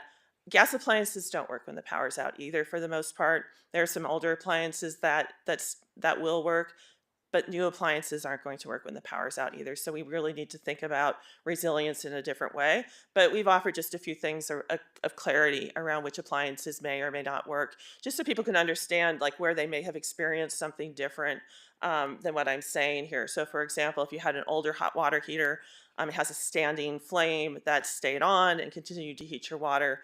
New water heaters don't have that. They require electricity to operate. No furnace works when the power's out because it has a blower, it can't move the air. Ovens are all protected now. You can't go in and stick your head in the oven. Please don't try it to light it. So ovens don't work. Cooktops, we've all done it. You've had a gas stove, you've taken the match, you've lit it because there's something wrong with your pilot. You can get burned that way. Also, if your mechanical systems in your home aren't working, you're not moving air. If you're running your stove for an extended period of time, you're building up carbon monoxide and actually also sucking oxygen out of the air. And so people have died, especially in small spaces, trying to, for example, heat their home with their gas stove. So public safety announcement, please do not do that. The manufacturers are also making it so you can't do that. So they're starting to put safeties into those, and we're going to be seeing that more and more. So what you maybe could do a few years ago, you're not going to be able to do into the future. And then fireplaces, some of them have a battery backup so you can ignite them, but without a blower, they're not very helpful. Mine counters the effect of my dog door. When that's my analogy I use. So, we need to address resiliency in a different way. It's not retaining our gas appliances.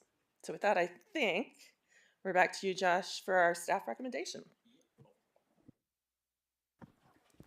Thank you, Carolyn. So we actually wanted to bring forward a staff recommendation and ask for a motion to amend and pass on the second reading ordinance of number 8629, repealing the 2020 COBEC or City of Boulder Energy Conservation Code and adopting by reference the 2024 City of Boulder Energy Conservation Code and amending Title 10 structures in the BRC 1981 and other sections of the Boulder Revised Code in relation thereto, and setting forth the related details. All right. Well, thank you for that information-packed presentation. Really appreciate it, Carolyn and Josh and Rob. And Rob, I don't know if you've been in chambers before presenting to us, but so welcome. Hopefully we won't give you too hard of a time. And also wanted to thank Carolyn and Jonathan. I've been bugging them with all kinds of questions and emails and such. Really appreciate all your responsiveness. All right. Do we have council clarifying questions before we go to the public hearing? I got Tina. I got Mark.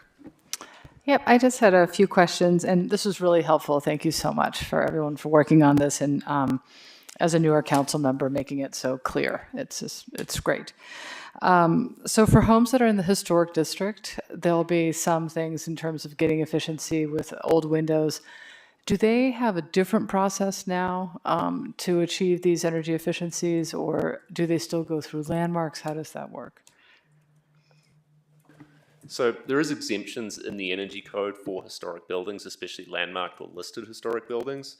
But if they were going through, like, say, a level 3 alteration, they would still typically be required. But let's say it had, historic windows and they wanted to preserve that fenestration, we have the ability to effectively waive that requirement and say that the historic component overrules the energy component in that case, but we would still want them to be as energy efficient as possible. And that's kind of the process we've always followed, even with the 2020 and the previous CURBEX.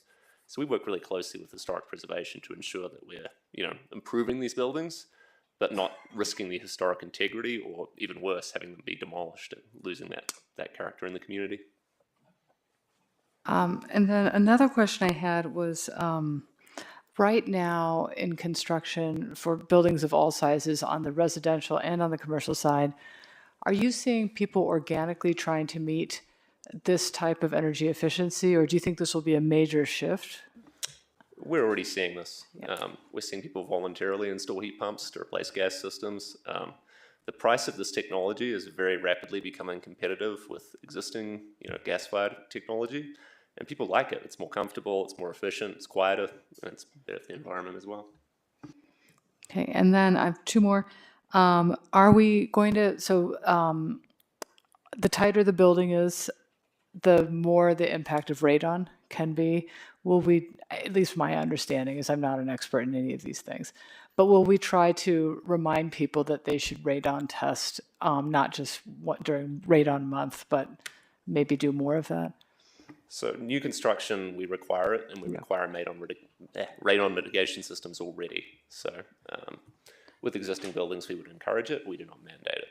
Okay. And for renovations, but we don't for renovations, do we? No, not for renovations, just for new construction. Yeah. Okay. And then on the electrical vehicle parking, how does the new legislation on parking minimums and our own thoughts about parking minimums intersect with these recommendations? And one of my concerns is I don't want to end up where people find it more convenient to use non-electric cars. And I think people will still be using cars to recreate, in particular, go up to the mountains and go to ski places and things like that, and also to use their cars as a backup energy source. Hi, I'll take that one. So our EV requirements are based on whatever is required under zoning or proposed on the project, whichever is more. And so that's their basis. So to the extent that those end up getting modified, for zoning or other requirements, our EV requirements would scale with that. They're a percent of parking spaces. So as long as there's parking, there's always going to be a percent of parking spaces. That's one aspect. Did you want to add something to it, Brad? Go ahead. Phone a friend. I don't know. Brad Mueller. One other aspect of the new state legislation is that it applies to commercial and industrial, so not single family residential. But we do know that this will be a point that we look at in more detail as part of the comprehensive transportation regulation review. That's one of the work plan items. Okay, that's all I have. Thanks so much. Thanks. Mark? Could I colloquy on Tina's point? Go for it. I appreciate I had my hand up, but I have no way of being. Sorry, it's a little hard. No. It's the nature of what we're doing. No, I appreciate Tina bringing it up. I heard that from Karen. What Carolyn said was that code, the code as it would be sort of proposed would scale with any parking. But what if I'm just trying to wonder what trumps what in terms of superiority in the code? Because what if we start tweaking our parking to sort of say, look, we might allow more parking, but only if it has a greater fraction of that parking being EV.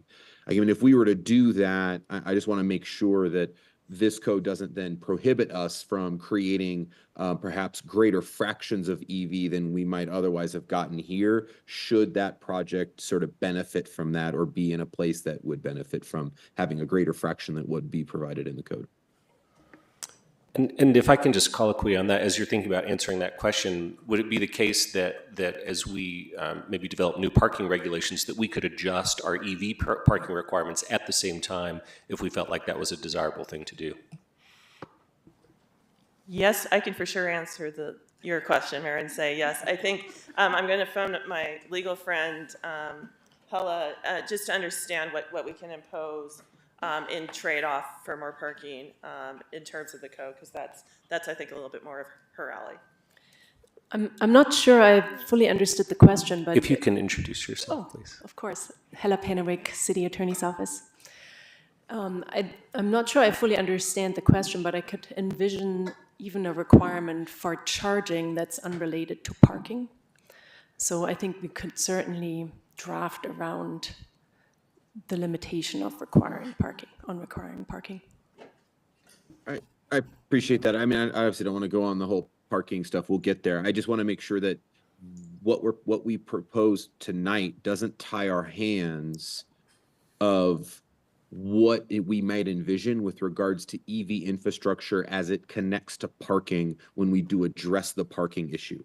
I just want to make sure that we're still free to do that, and this doesn't tie our hands in thinking broadly or differently with how we tie parking and EV charging together.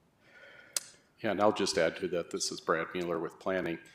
In general, if there was a zoning regulation ratio requirement for EV that was greater than what this code had, the more stringent regulation always prevails. So we would have that in place, and then we would catch up at some point in updating this code.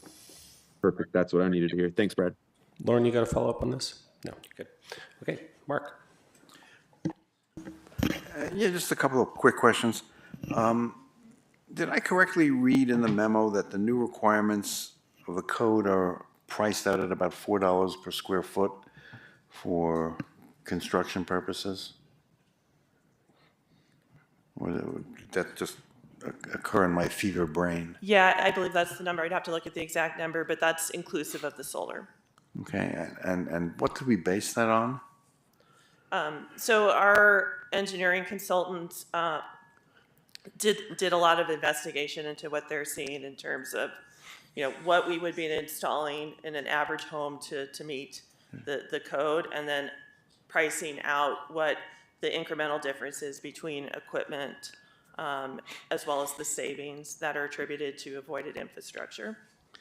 Okay, and with respect to older rental properties, did you have any concern that some of these code changes might actually inhibit renovation due to the extra cost and keep those properties in a state of greater disrepair than we would like to see? Yeah, first is a clarification, the $4 is for the new construction.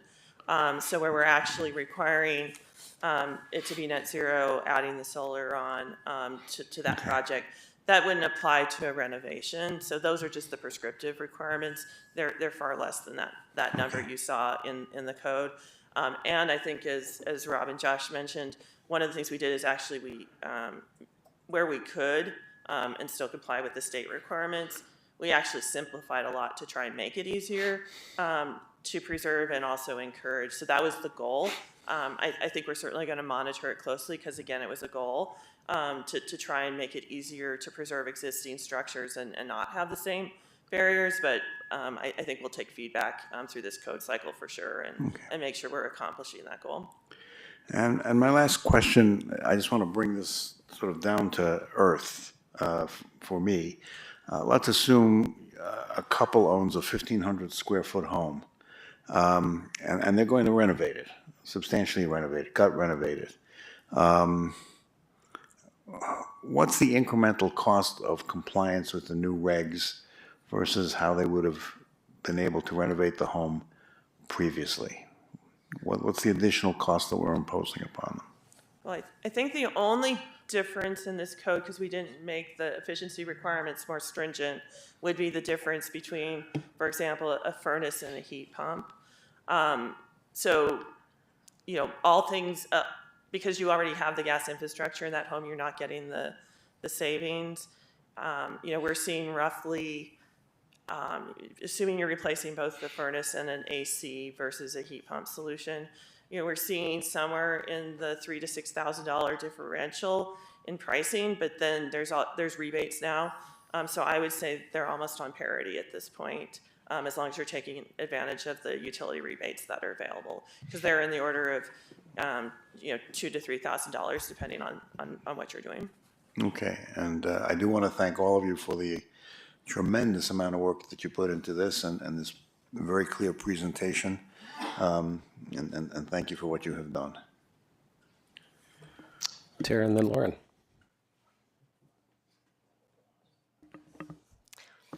As many of you know, I'm super worried about Excel. So you almost took care of all my worries, Carolyn, except for the Excel portion, just FYI. So I just want to make sure that we have the energy that we're going to need to make this transition. Is it possible for you to let us know or provide information on the expected increase in electric energy demand over time, or maybe just an assurance that Excel will have the capacity to meet the electric energy demands of our residents and businesses, hopefully not relying on blackouts? But I did forget what did Excel call blackouts again? Who remembers? Public safety power shutoffs. That's my first question. Wow, Councilmember Weir, that was a lot to ask of me. If you'll forgive me, I'm going to answer it first in the context of our building code. You know, so again, what we're mostly talking about is construction, and you know, when we're talking about Boulder, there's few projects that are new construction every year. They're largely like scrapes and rebuilds or some small infill and maybe some redevelopment. And in most cases, because we're building back more efficient than what was there, we haven't run into a lot of service capacity constraints. You know, certainly for larger commercial projects with some of our EV requirements, they are having to make some service upgrades to meet those. It's on the EV side, not the building itself. You know, when we talk about transitioning existing buildings, again, we're replacing older equipment, even though we're going from gas to electric. I mean, there is some service capacity that we're going to be taking a close look at. And then I am not the the person who remembers all the bill numbers, but there is certainly, there was some legislation this year to really try and do some of that more comprehensive planning around where we're seeing growth. And so we're certainly going to be looking at like the East Boulder area and start to plan with Excel like how to build out that infrastructure so we're not constrained. And then to your broader question on, you know, how we avoid you know, public safety power shutdowns, right? We know we have a lot of infrastructure that needs improvement and upgrade, and there's been a lot of wildfire mitigation work that's already been going on in the community. I know we've heard from folks who've had outages as there's been pole replacements and other things. You know, it just takes time, and we're looking at, you know, a couple years for them to really implement some of those early programs. So, you know, we may have some additional outages. I would, you know, I think they're going to certainly strive to really scale that back to just the areas that, you know, they're still working in or are considered a risk. I think my biggest message, I'll give my please don't go out and get a generator message. You know, it really is the end game that everybody should have reliable power here. And that is certainly what our staff team is working with Excel to make sure we get, and we understand that we don't get there overnight. But we're certainly very cognizant about where some of our constraints are and how this code specifically doesn't create a concern that wasn't already there, at least. By the way, I was making a joke about the blackouts. I wasn't serious. Okay. But please don't go out and buy a generator. What I meant was we don't want to depend on blackouts to control our energy demands, is what I meant as a joke. Oh, yeah. Okay. Lauren, then Taisha. Thank you. So I had a couple of questions, mostly on the commercial side. Um, I saw that the large office EUI targets of 40 are still substantially higher than the medium and small office targets. And I know that was something we had discussed, so I was just curious how we ended up there. Sure. It's Josh Hansen, Energy Code for Planning. So we actually did look at that. We actually looked at using a formula to base the square footage off of. The problem with that is it's great for offices up to 90,000 square feet. Then we set it at the EUI of 50. So then the problem would be is, okay, so offices that are 120,000 square feet may have an EUI of 60. So it's a sliding scale in that respect versus having a static number at 40. The other thing too is where we pulled those values was from the EPA's, I think it's called the building types, their technical reference that updates basically was updated actually last August and showed a lot of the average building type kind of energy usage across the country. These large office buildings actually came in, I believe, at a 53 on the EUI. And so basically we looked at that and took a 25% cut from that because being Boulder, we thought we wanted to be Boulder and really try to attack it. And so that's kind of where we really landed with that. Plus, I don't know if the buildings that are larger, requiring them to have a lower ERI target or EUI target, that would be probably a very hard path, I think. And so that being said, to your point, I think what we can do too is, monitor this and see kind of if we are having projects that, are easily achieving this 40, or maybe they're struggling and maybe they're not. And so we'll have that kind of as a goal to kind of monitor that and see as well, I think. So for comparison, what percentage cut is it for the small or medium-sized offices? So the medium-sized office is a 23 still. So it stays the same as it currently was. But from sort of that national database of existing buildings of that type. So I will say this. Sorry about cutting you off. Apologies. The office that I was referring to was just an office. It wasn't 25,000 square feet or less or 50,000 square feet or over. It was an office building, period. Was at an EUI of 52. And so since we already had medium offices set at the 23, I was like, well, we're not going to change that. That doesn't make sense. But to your point on these larger offices, why not? And so the other thing too, I would say is if they can achieve an EUI of 40, we have the modeled baseline path as well that they can go through. And I know that was kind of some of the previous discussions of should we set this target at a 40 or should just make them go the EUI or the modeled baseline path and actually model it. And so I know that I felt kind of strongly that they should follow the modeled baseline path, but I know that we wanted to give them a target as well. Didn't want to leave them out of the other list of kind of buildings that were available to have a fixed target. And so I know that we kind of went back and forth on kind of the different EUIs and we landed at the 40. And so, does any of you want to add anything on that and see if maybe clarify? Sorry. No, I mean, I think you did. I mean, we certainly explored the concept of moving it lower. I think we were concerned that it would be really hard to achieve. And, I know we have like an amazing team, like even working on our pavilion project, and they're going to beat that. But it's really hard. So we just wanted to be, if we're going to move them to an EUI path, we wanted to make it feasible. Also acknowledging that most of our large, just pure commercial buildings have been doing a really great job in leadership in that regard anyway. So I think that's where we're at. And we also have John Arendt with his hand up remotely. John, did you have an answer to that question? Yes, I just wanted to add on to. And if you can introduce yourself, please. Yes, thank you. My name's John Arntz. I'm working with Noresco. I'm a consultant for our company as for the city of Boulder, and just wanted to kind of elaborate a little on the EUI. So the large office building at a glance would seem to be much higher EUI, which one might infer lower performance, but I think a part of it is due to the types of fenestration that is used on these buildings. There's large window areas, a lot of curtain wall glazing, and a lot of heat gain that happens in these buildings. So it's just the nature of a high-rise building is kind of fundamentally different than a medium office. And these also, besides the other studies that Josh mentioned, we look at EUIs as far as code baselines and find that the large office is typically a little difficult to get to a lower EUI. Thank you for that technical answer. I was also wondering about commercial cooking equipment, and it looked like there is still going to be a solar offset. No, okay. So because I was just wondering in a TI with a tenant how that would work. So okay, great. I can take the nodding and shaking of heads to Exactly. feel like that has been addressed. Yes, correct. And then I was wondering if maybe you could tell us a little bit more about this true compliance process. So sure, it's actually pretty simple.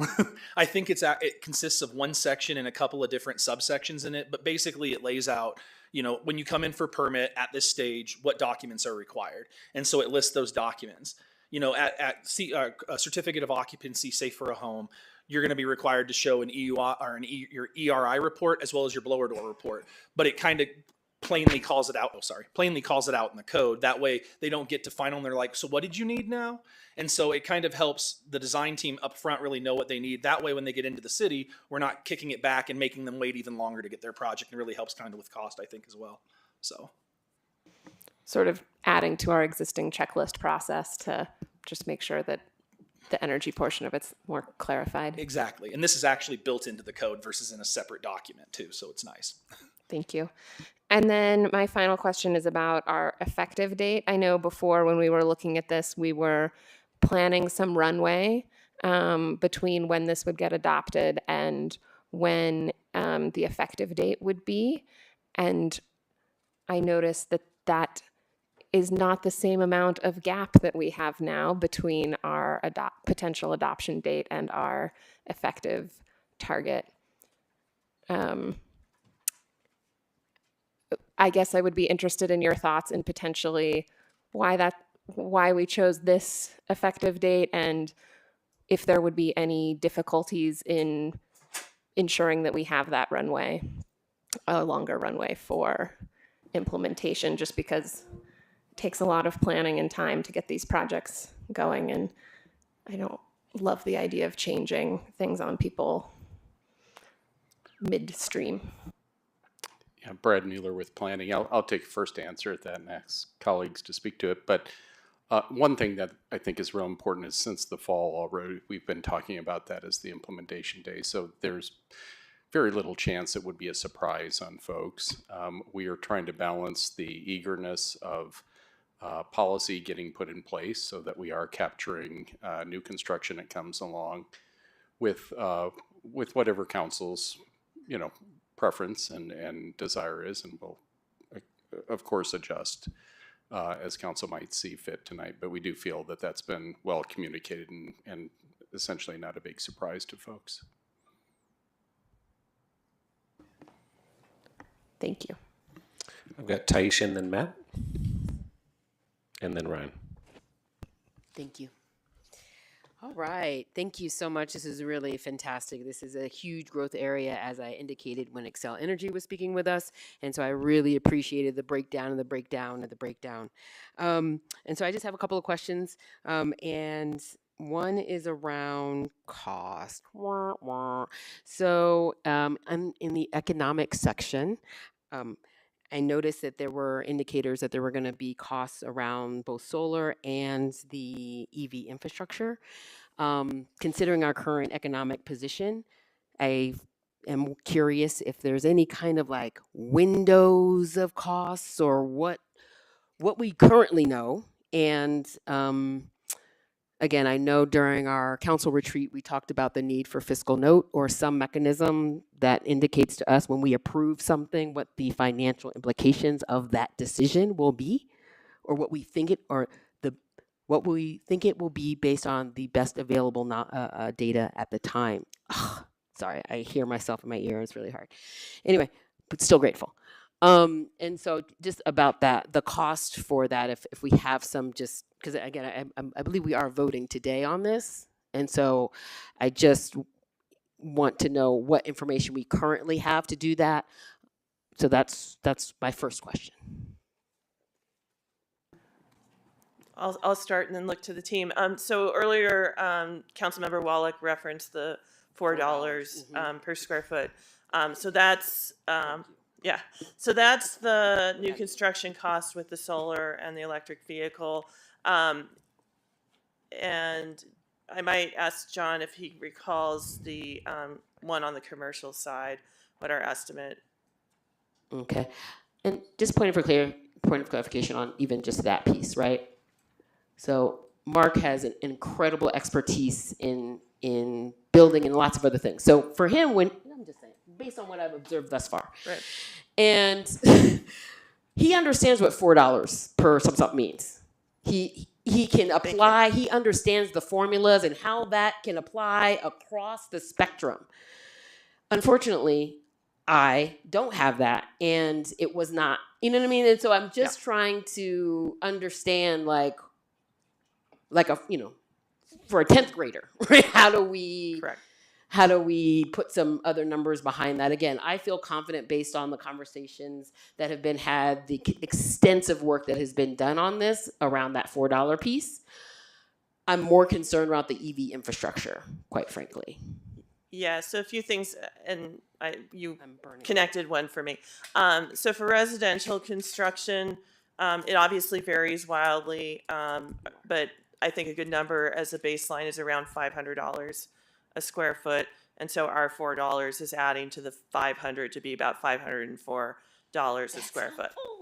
Okay, so that's what we're talking with the increment, and for the residential single family and townhomes, those requirements, it's that cost of like just making a single family home electric vehicle ready, for example, is you're just adding one circuit into the garage. So it's a pretty small cost. It's on the order of maybe $500, $800 just for the breaker and wire. To give you a sense of that. Certainly it gets more expensive when you start to talk about the commercial properties or the multifamily and you're putting in that infrastructure. And do you all remember the price? I might phone my friend John, who might have that handy for me, on what the length, how much conduit costs, and we do have those numbers.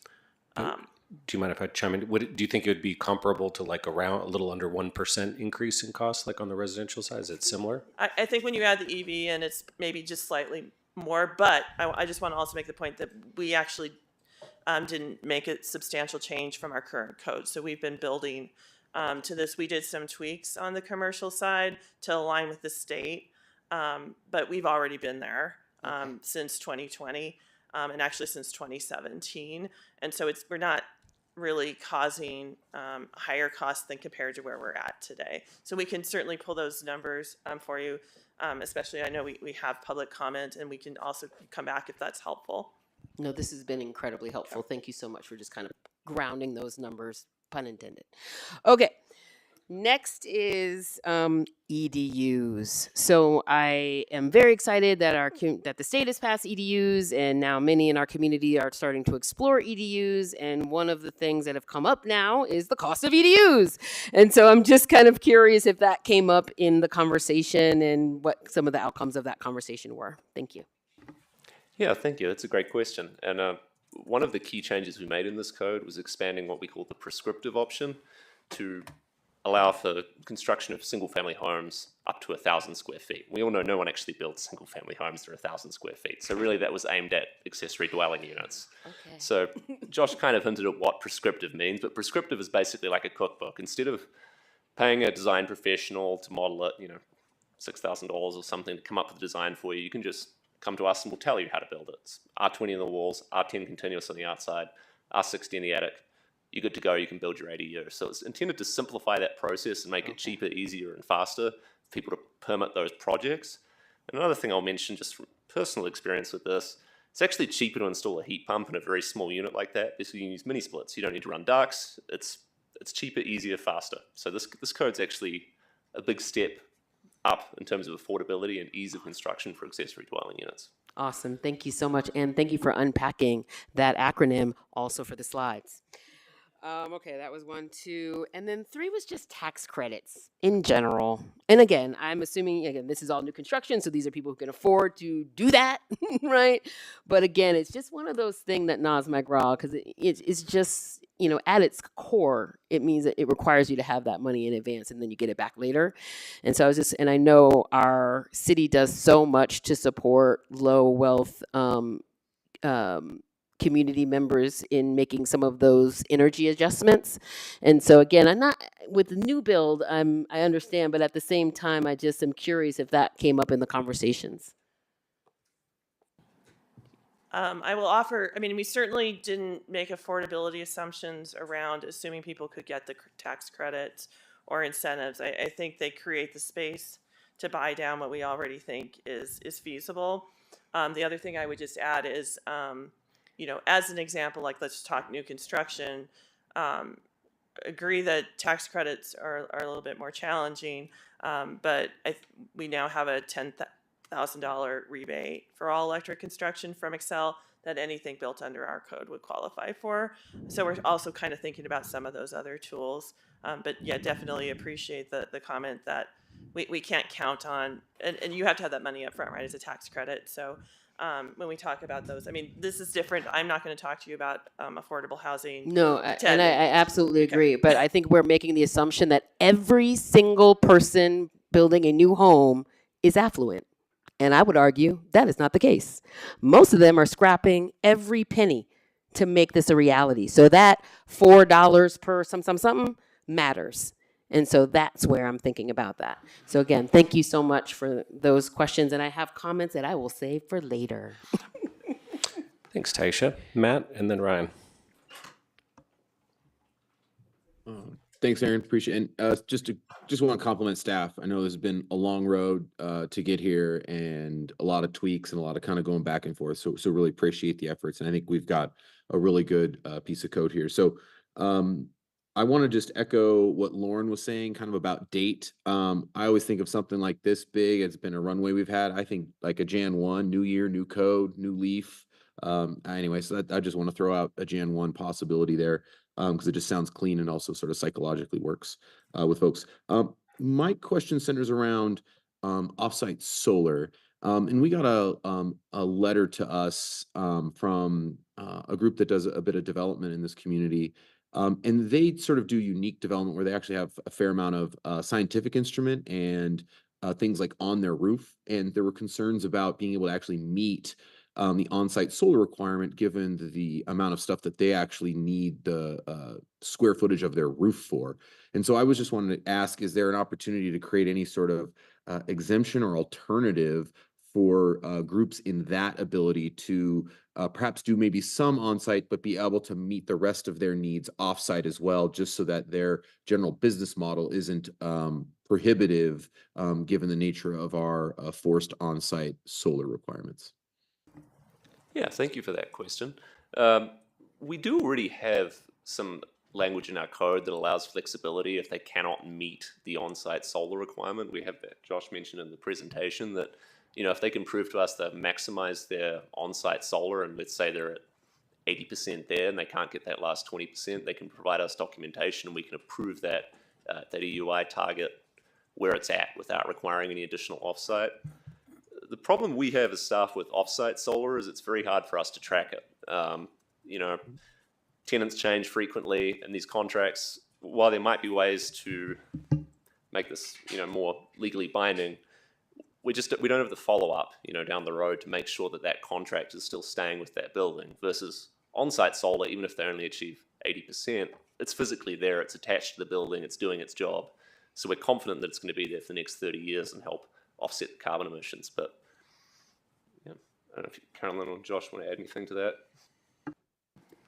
No, I mean, I think you covered it pretty well, Rob. I mean, I think our goal of solar is it's at this point it's less about emissions reduction and more about on-site efficiency and resilience. So just thinking about, we're seeing diminishing.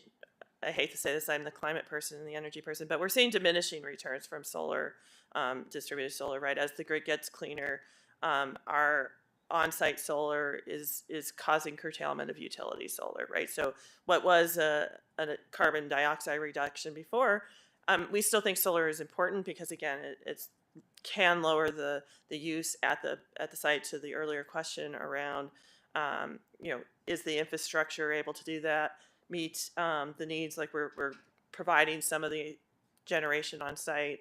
And then it's providing for long-term affordability because you're getting the benefits of that solar on site in terms of net meter credits. So we think that it's a good investment as well. The offsite, again, we understand that there's reasons why people are going to want to use that. That's broad, and we can certainly consider it within a project given the code requirements. But that's just a little bit where we're at in terms of where offsite fits within the code. I appreciate that response, and I just would hope that we can build some of that flexibility in, because I'd hate to have our code be prohibitive to various different business types. We want to be welcoming to all business types, and I hope that our code doesn't create that conflict. So hopefully we can sort of bake that flexibility in, certainly with the ability to administratively review those on a case-by-case basis. Yes, and just so we can say it, very clearly. I mean, I think our preference is just to do what we can on site, and then not make them go out and spend the money for an off-site solution, as opposed to acquiring it just solely for the purpose of meeting our code, right? So thinking about that trade-off is, let's spend the money where it provides the benefit we're trying to achieve, and not just drive compliance to make people spend money. So that's really where the goal is. Appreciate that. Thanks, Matt. Ryan. Impressive body of work, excellent technical presentation, and a nice explainer for lay people. I have 3 questions. I know the hour is going on, so brief responses are fine if you like. The first is on costs and putting costs into perspective. I understand that some of the top goals of this initiative are to better steward energy, to reduce greenhouse gas emissions, to advance affordability. And I understand that there are other paths to do that around the built environment, including building smaller and more middle housing near where people need to go. And my understanding is, I think I'm hearing, and I have read, that we're not anticipating real substantial new costs or complexity to building. But I'd like just to hear, has the team made considerations about the climate trade-offs, if there are any, with making a stricter and more just a sophisticated building code at any expense to letting people create the building and live near where they need to go? Anything to say about that?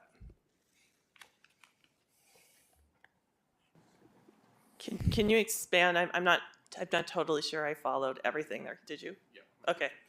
Brad. So, Brad Mueller again. I think Councilmember Schickard, if I understand your question, is the cost point of these changes such that it might discourage people from building in a more dense urban environment, for example, that provides other sorts of climate benefits in close proximity, the live, work, play kind of model. And I think our expectation that these are incremental increases that really reset the foundation for expectation in new construction, and that it really complements many other types of land use strategies that the city has adopted and will continue to adopt as we review those in the coming years. Great, thanks. Second question, forgive me if I missed this in the reading, but I understand in general, if you were to take two domiciles that are the same square footage, all else being equal, the multifamily dwelling would be less energy efficient. It would leak more energy because the multifamily dwelling, the units are sharing walls, which leads towards insulation. And I guess, tell me if that's wrong, but assuming that's right, does that suggest that the single-family homes would deserve a greater stringency, or at least a relative difference between the two? And have you contemplated that? So, Ryan, did you say multifamily would be less efficient? Less energy loss, yeah. What he said, but the opposite. Yeah. Thank you, Mayor. Sorry, if you don't mind the clarification. No, thank you. I appreciate that. I was like, wait, interior. No, thank you. That's why we have net zero requirements for. Yeah, that's really applying to the single family. When you think about the over 3,000 square foot the residential requirements. We have, EUI targets, so they're roughly intended to mitigate that. Okay, great. Can I just comment too that most of the new single-family homes we see in Boulder are over 3,000 square feet, the vast majority, so they are net zero and they meet a very stringent standard. They would have been built to net zero in 2017, which was the 5,000. Okay, great. Thank you. And then my last question, and hopefully this is simple, and I'll get the polarity right on this one, is can you just discuss the extent to which the code is rewarding or encouraging small attached units in general, just like kind of big picture? Yeah, sure. So we allow prescriptive code for smaller units, as I already mentioned. We also allow a lower ERI target for smaller units. So they have to meet the same basic thermal envelope efficiency, but they don't have to put as much solar on in recognition that solar is expensive. And, part of that is, if you've got a 5,000 square foot home or 3,000 square foot home, we're going to make you build that net zero because you probably have the means to do so. If you're building a 1,500 square foot home in Boulder, you may not have the means to do that in recognition of what everyone has been saying tonight. You're probably scraping every penny together. The last thing we want to do is make you spend an extra $20,000 on a solar system that, while it has a payback period, right, that might be 30 years at 7.9% interest rate right now. So we don't want to do that to you. Thank you. All right, thanks for that, Ryan. All right, I am not seeing any other questions, so I will go ahead and open the public hearing. So we have 7 people signed up to speak, so everyone will get 3 minutes. And our first 3 speakers are Phil Cohn, Lauren Rieg, and Devin Edgley.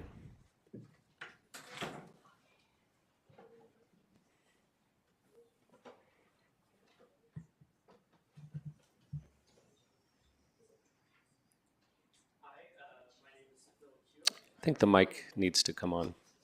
Sorry, this is my first time.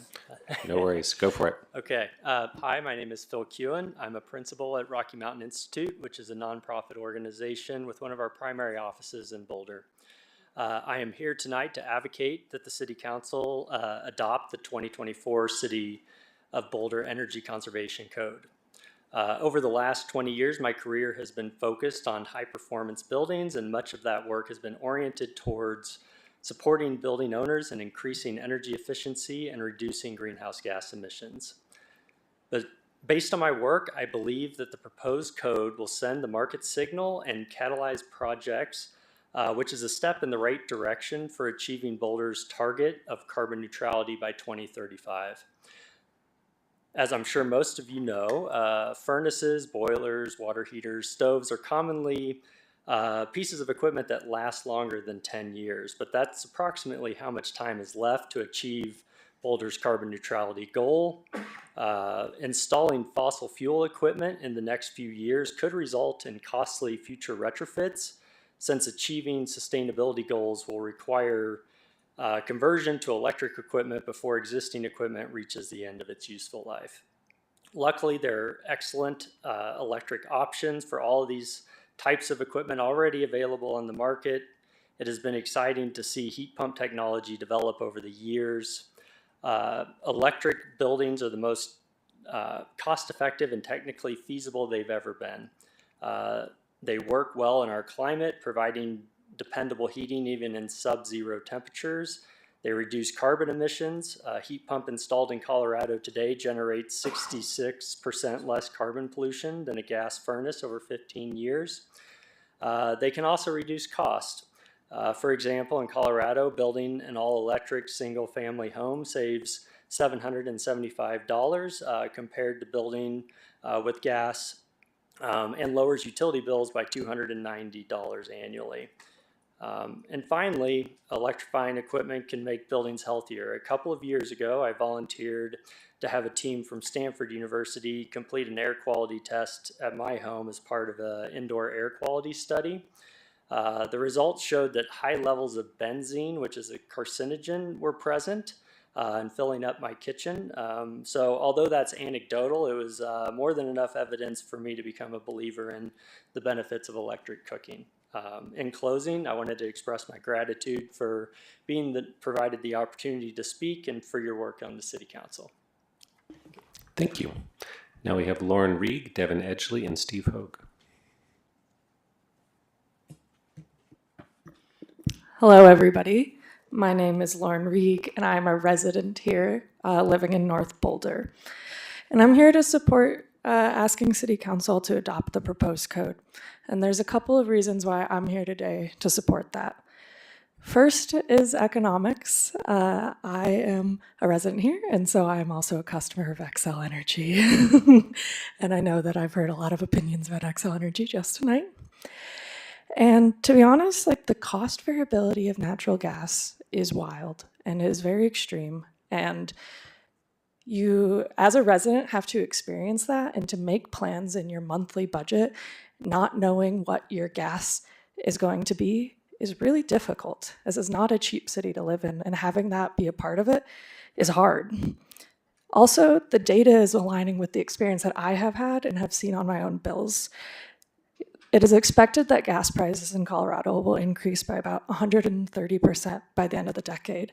And so electrifying our buildings now will help mitigate that issue in the future.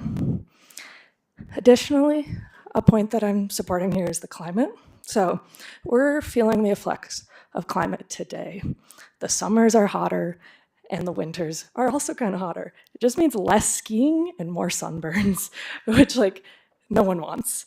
So as Phil said earlier, heat pumps emit fewer emissions than furnace over the lifetime, over 50% fewer emissions. And heat pump water heaters are around 70% fewer emissions compared to the gas alternative.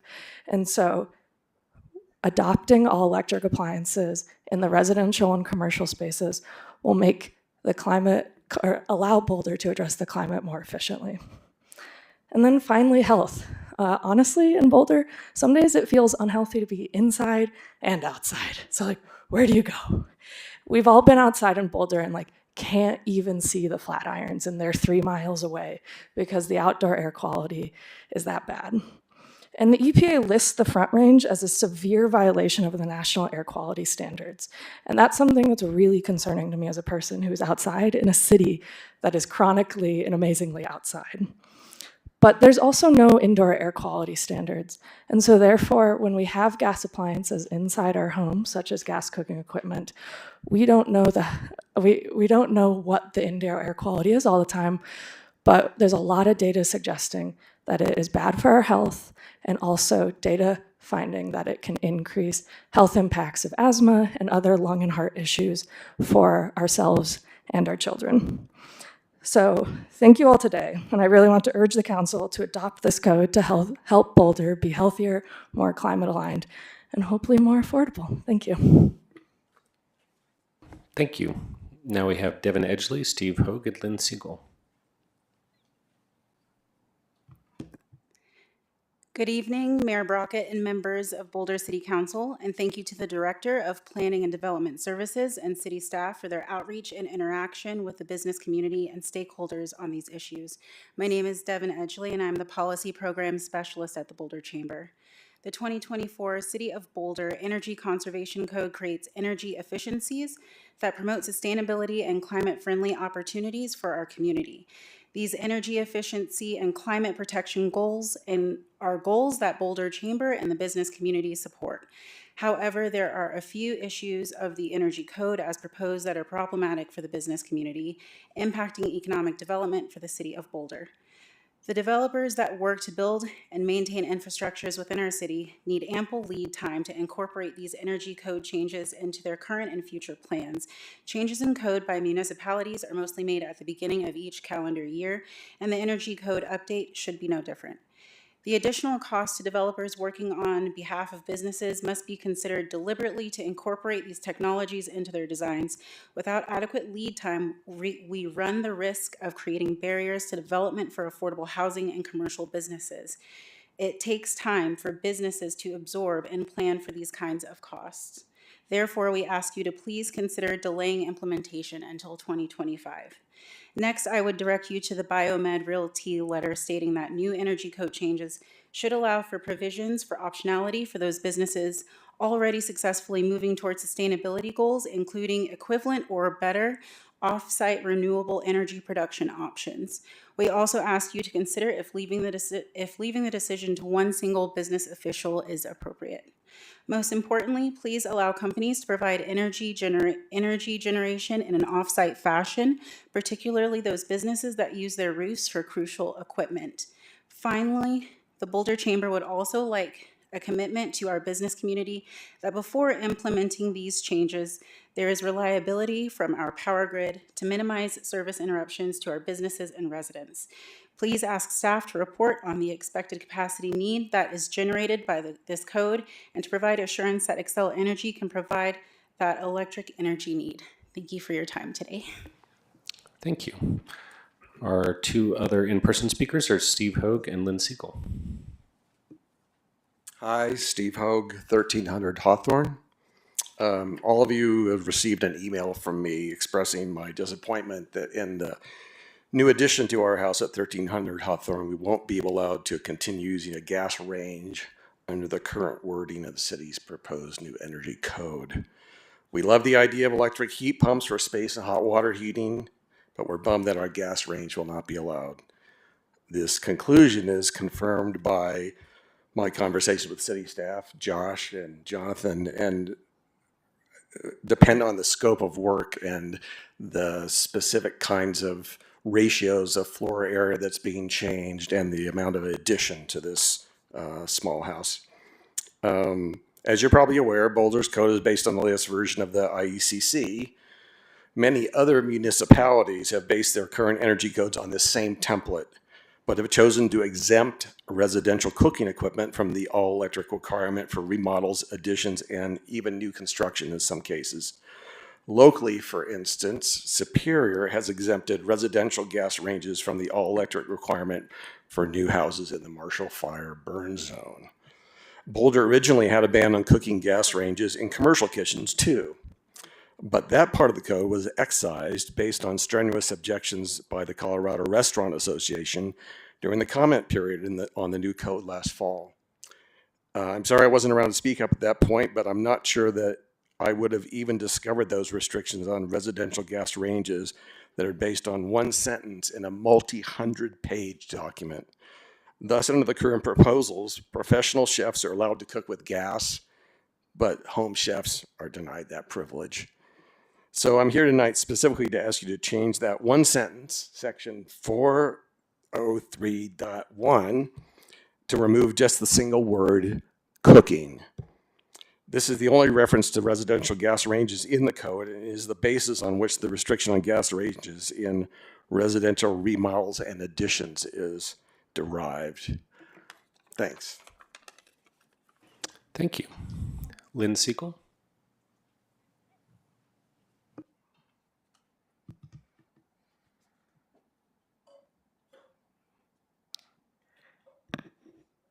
Please draft a resolution to free Palestine. It's local, it's economic, it's as political as this situation tonight. It's how to get there.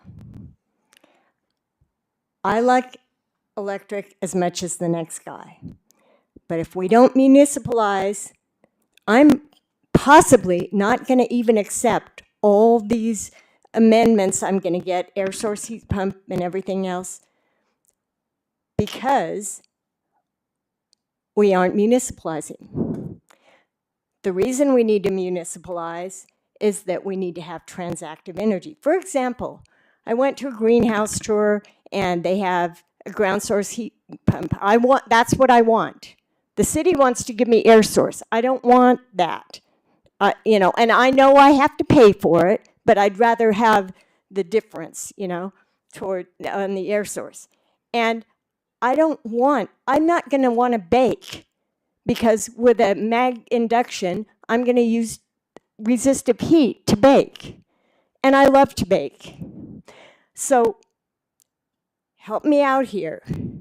We need transactive energy, and we need the solar put on local, every square inch of Boulder, so that I can get it distributive, and transactive energy all over, rather than buying into Xcel Energy's transmission electric. It's not that I don't love electric, right? Tracy, she was on the legislature in this house, had this ground loop heat pump. They got an electric hot water heater because they got too much solar and they just have to bank it up. Excel doesn't do this. The city of Boulder will. So I'm leveraging you. I'll get this stuff. I'll help you out if you help me out and make it distributive and get us off Excel Energy.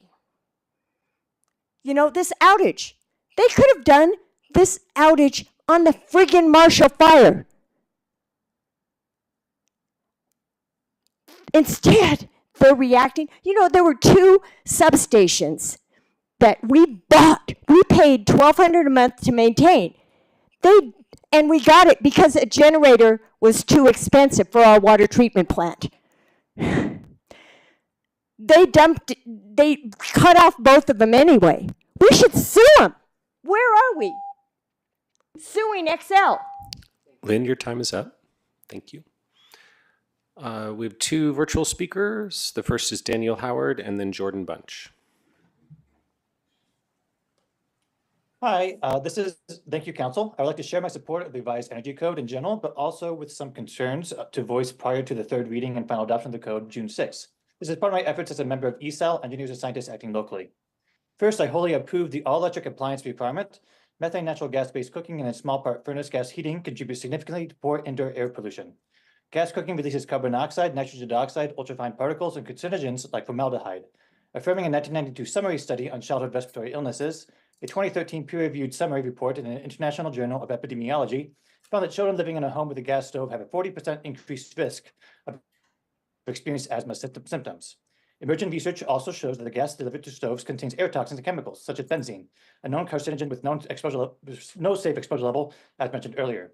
As a user of a $50 portable induction stovetop on top of my built-in stove, all electric appliances mandates such as this serve as the long-term public health of future Boulder residents and children. Also, it's a much more enjoyable cooking experience.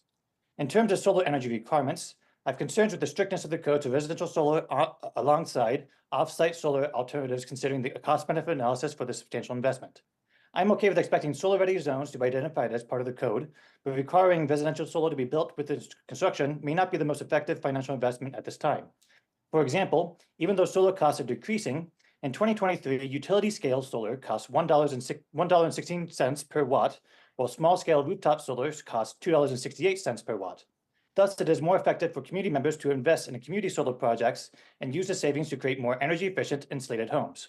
For example, I use Arcadia Power to pay my energy bill, tying my electricity to a solar project near Platteville, and actually giving me a 5 to 10% discount on my energy bill overall each month. Even more importantly, the greatest opportunity to reduce GHG emissions is towards streamlining permitting for multifamily and attached housing.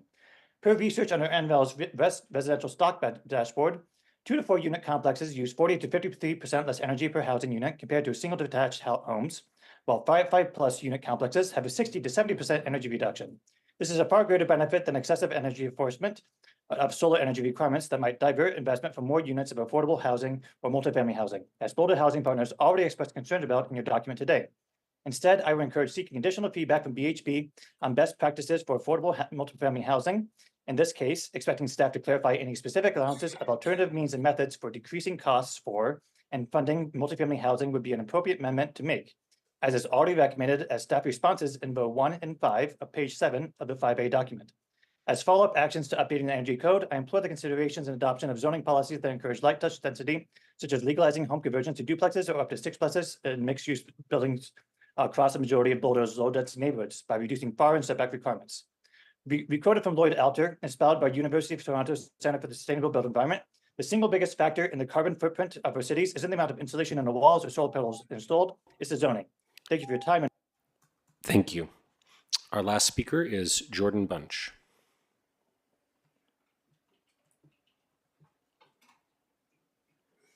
Good evening. Thank you so much, Council. My name is Jordan Bunch. I'm with Holland and Hart, 1800 Broadway, Suite 300, Boulder, Colorado. We represent Biomed Realty, and I want to address exactly the question that Matt brought up earlier and that Rob responded to. We sent in the letter that that Matt mentioned regarding on-site renewable energy requirements for commercial buildings. And I do want to note that although we represent Biomed, WW Reynolds has also reviewed and supports our position. Now, our proposal addresses exactly what Matt's concern was, and it squarely addresses the need for off-site renewable energy in certain circumstances, and it would in fact expand renewable energy options for commercial real estate under the new code, which will maximize the opportunity for commercial development to create new electrons in an efficient and effective manner. As Matt noted in our letter, not all buildings will have the on-site availability because of specific equipment needs. And now it is the case, as Rob noted, that the current iteration of the proposed code allows a developer to use off-site renewable energy, but it is only at the sole discretion of the building official. That's section C102.1. And this has the potential to lead to disparate treatment of developers as building department has turnover over time. Rob may leave and his successor may view the code differently. And it creates ambiguity and design difficulties for developers because they will be designing to an individual's discretion rather than adhering to a set of clear regulations. We believe it's in the city's interest in maximizing the number of new electrons feeding into the system that the city allow more optionality for off-site renewable energy while adopting a stringent model that provides clear direction and standards for off-site renewable energy. Our proposal is narrowly tailored and is only applicable when on-site sources are not practical or economical due to the occupation of roof space by reasonable and necessary equipment. It contains clear standards the developer must meet in order to adopt off-site renewable energy and requires a commitment to deliver new electrons, not just buy up existing renewable credits already in production. This will serve the dual purpose of giving developers more predictability than a pure discretion standard, while also giving the city confidence that any off-site source will result in new electrons. It requires a placard identifying the source of renewable energy. And finally, it addresses concerns about off-site solar obligations being measurable and verifiable and running with the property in the event of transfer. This is critical and addresses Rob's exact concern. We've drafted to solve the issue. This will run with the building and therefore won't be affected by any changes in ownership or tenants. Just as the new building owner couldn't remove on-site solar panels, a new building owner couldn't cut back on existing off-site use. And what we don't want to do here is choose administrative efficiency over more efficient renewable energy systems with lower embodied carbon. In these cases, off-site energy will be much more efficient and will be more feasible, and we can add more electrons than purely using on-site. We believe that this optionality combined with the predictability for future development is not only consistent with the city's renewable energy goals, but actually encourages and enhances more efficient production of renewable energy. Thank you. Thank you. All right, that brings our public hearing portion to a close. So thanks everyone who came and spoke to us. I'll close that now and bring us back to council for discussion of the proposed ordinance in motion in front of us. Anyone want to get us started? Nicole? Just one question. Okay, Mark first. I'm sorry, did I? If offsite solar is permitted by discretion, why is it not simply permitted?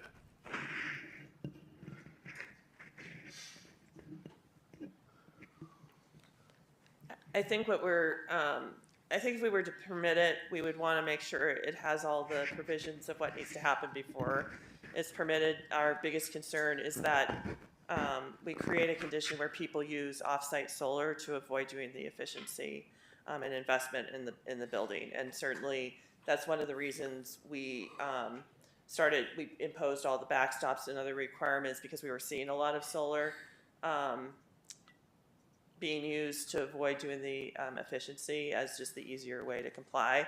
So I think if it were a tool that were to be considered, it would be a last resort kind of a structure that we would need to move towards would be the answer to that. And again, I think the other point I made is that when we talked about the code originally, we were concerned about, again, the traceability of the assignment of the solar, and also the fact that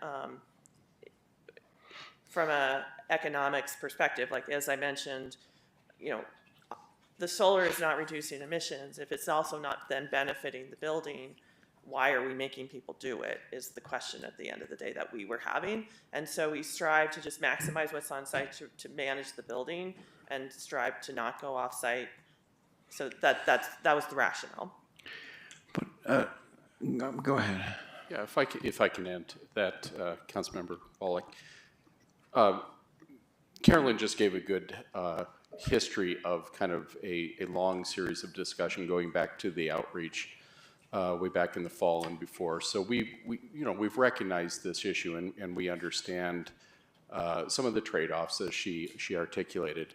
I would say that the latest information we got a couple days ago from Holland and Hart introduced some new nuance and some other considerations on financing and such.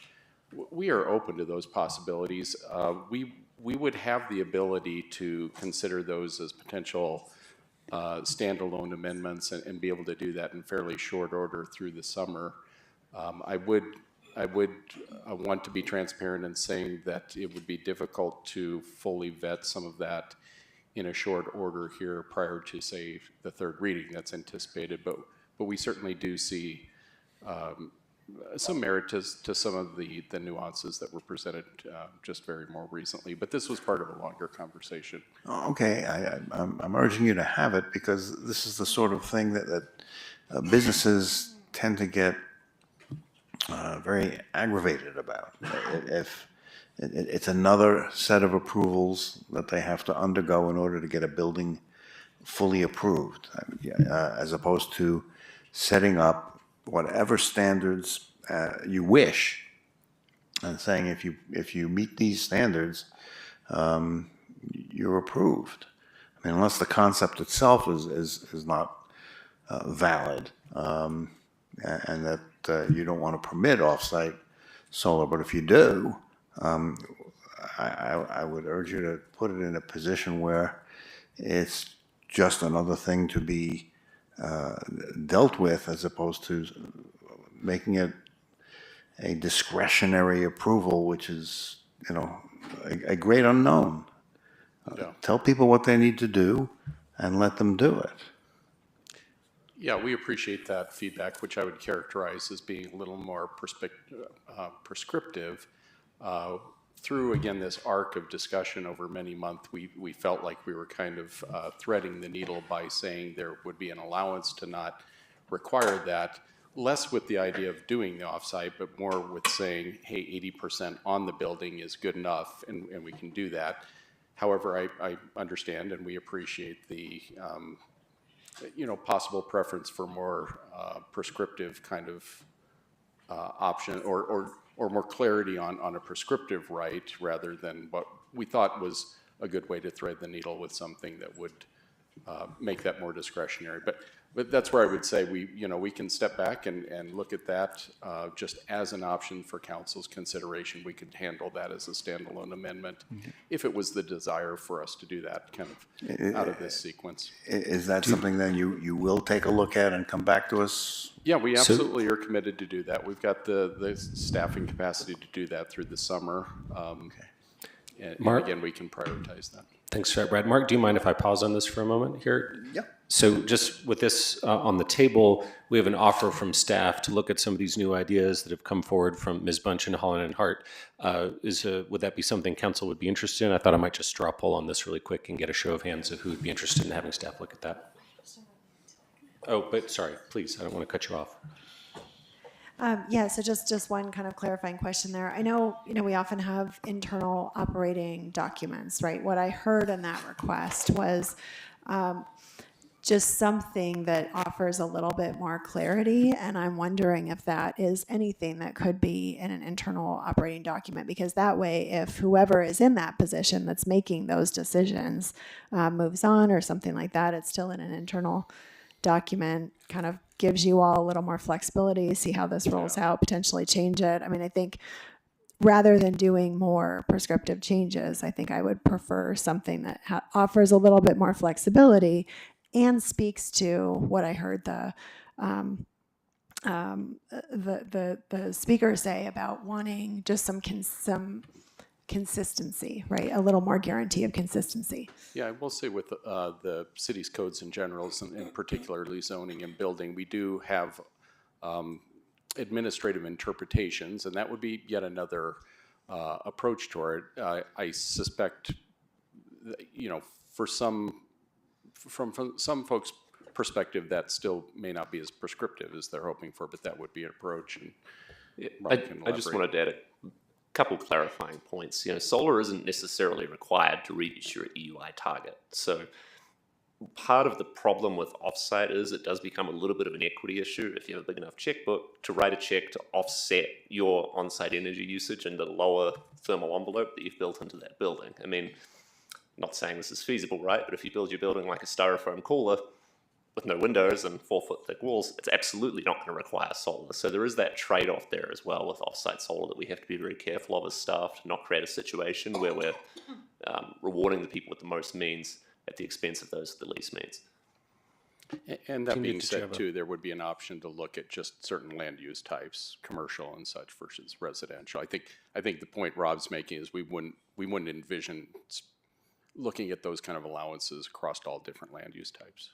Great point. Tina, did you have some down? I just am wondering, when you talk about an internal operating document, is that that is still through the administrative review, but it just gives the person reviewing the plan an option to do something different than what's written in the code?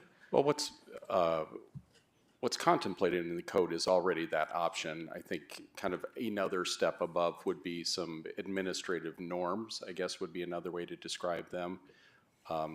So that's kind of in between what's being proposed and a more prescriptive level. This would be an administrative norm, I guess, would be a way to describe it. So Okay. that as one way to think about it is, regardless of who's in that chair, there would be an expectation of applying it in a consistent way. Okay, and the chair would be both the customer we're serving and the person helping them understand. Building official specifically is the chair I was talking about. And Thank you. Yeah, I've got something too, but go ahead, Lauren. And just someone who has gone both just through a lot of discretionary and administrative review processes, I do find that the sort of staff level administrative review processes tend to be fairly consistent and predictable. And so, I wouldn't have the kinds of concerns that I have around a discretionary review process with giving staff this level of flexibility here. Thanks for that. And I'll just say that, and thanks for that, Nicole, bringing that up. I did hear in the testimony in the letter a fear of maybe something a little too arbitrary, but also a desire to write in some specific options that people could take advantage of. So I would leave the straw poll on the table, and people can feel free to think that that's unnecessary. But maybe we could just go ahead and see if we would like the city staff to look at a possible small standalone revision to include some additional specific options. With that said, maybe just call for a straw poll, show of hands, of people who'd be interested. So what I was just stating was that this would be a straw poll to see whether we would like staff to work with the community on a potential standalone amendment related to offsite solar that would include some more certainty about when you would not be able to take advantage of something like that. And as a point of clarification, that would come at a later time. At a later time. Yeah. So they would come back to us with something that we could approve or not approve at a later time. Yes, Taisha. And I'm just curious if in that motion, if there are considerations around the ecological impacts of solar. I mean, again, I know what they are. I'm coming at this from being a commissioner, and we actually provided guidance to municipalities and solar companies on how to mitigate the intersect between wildlife and solar.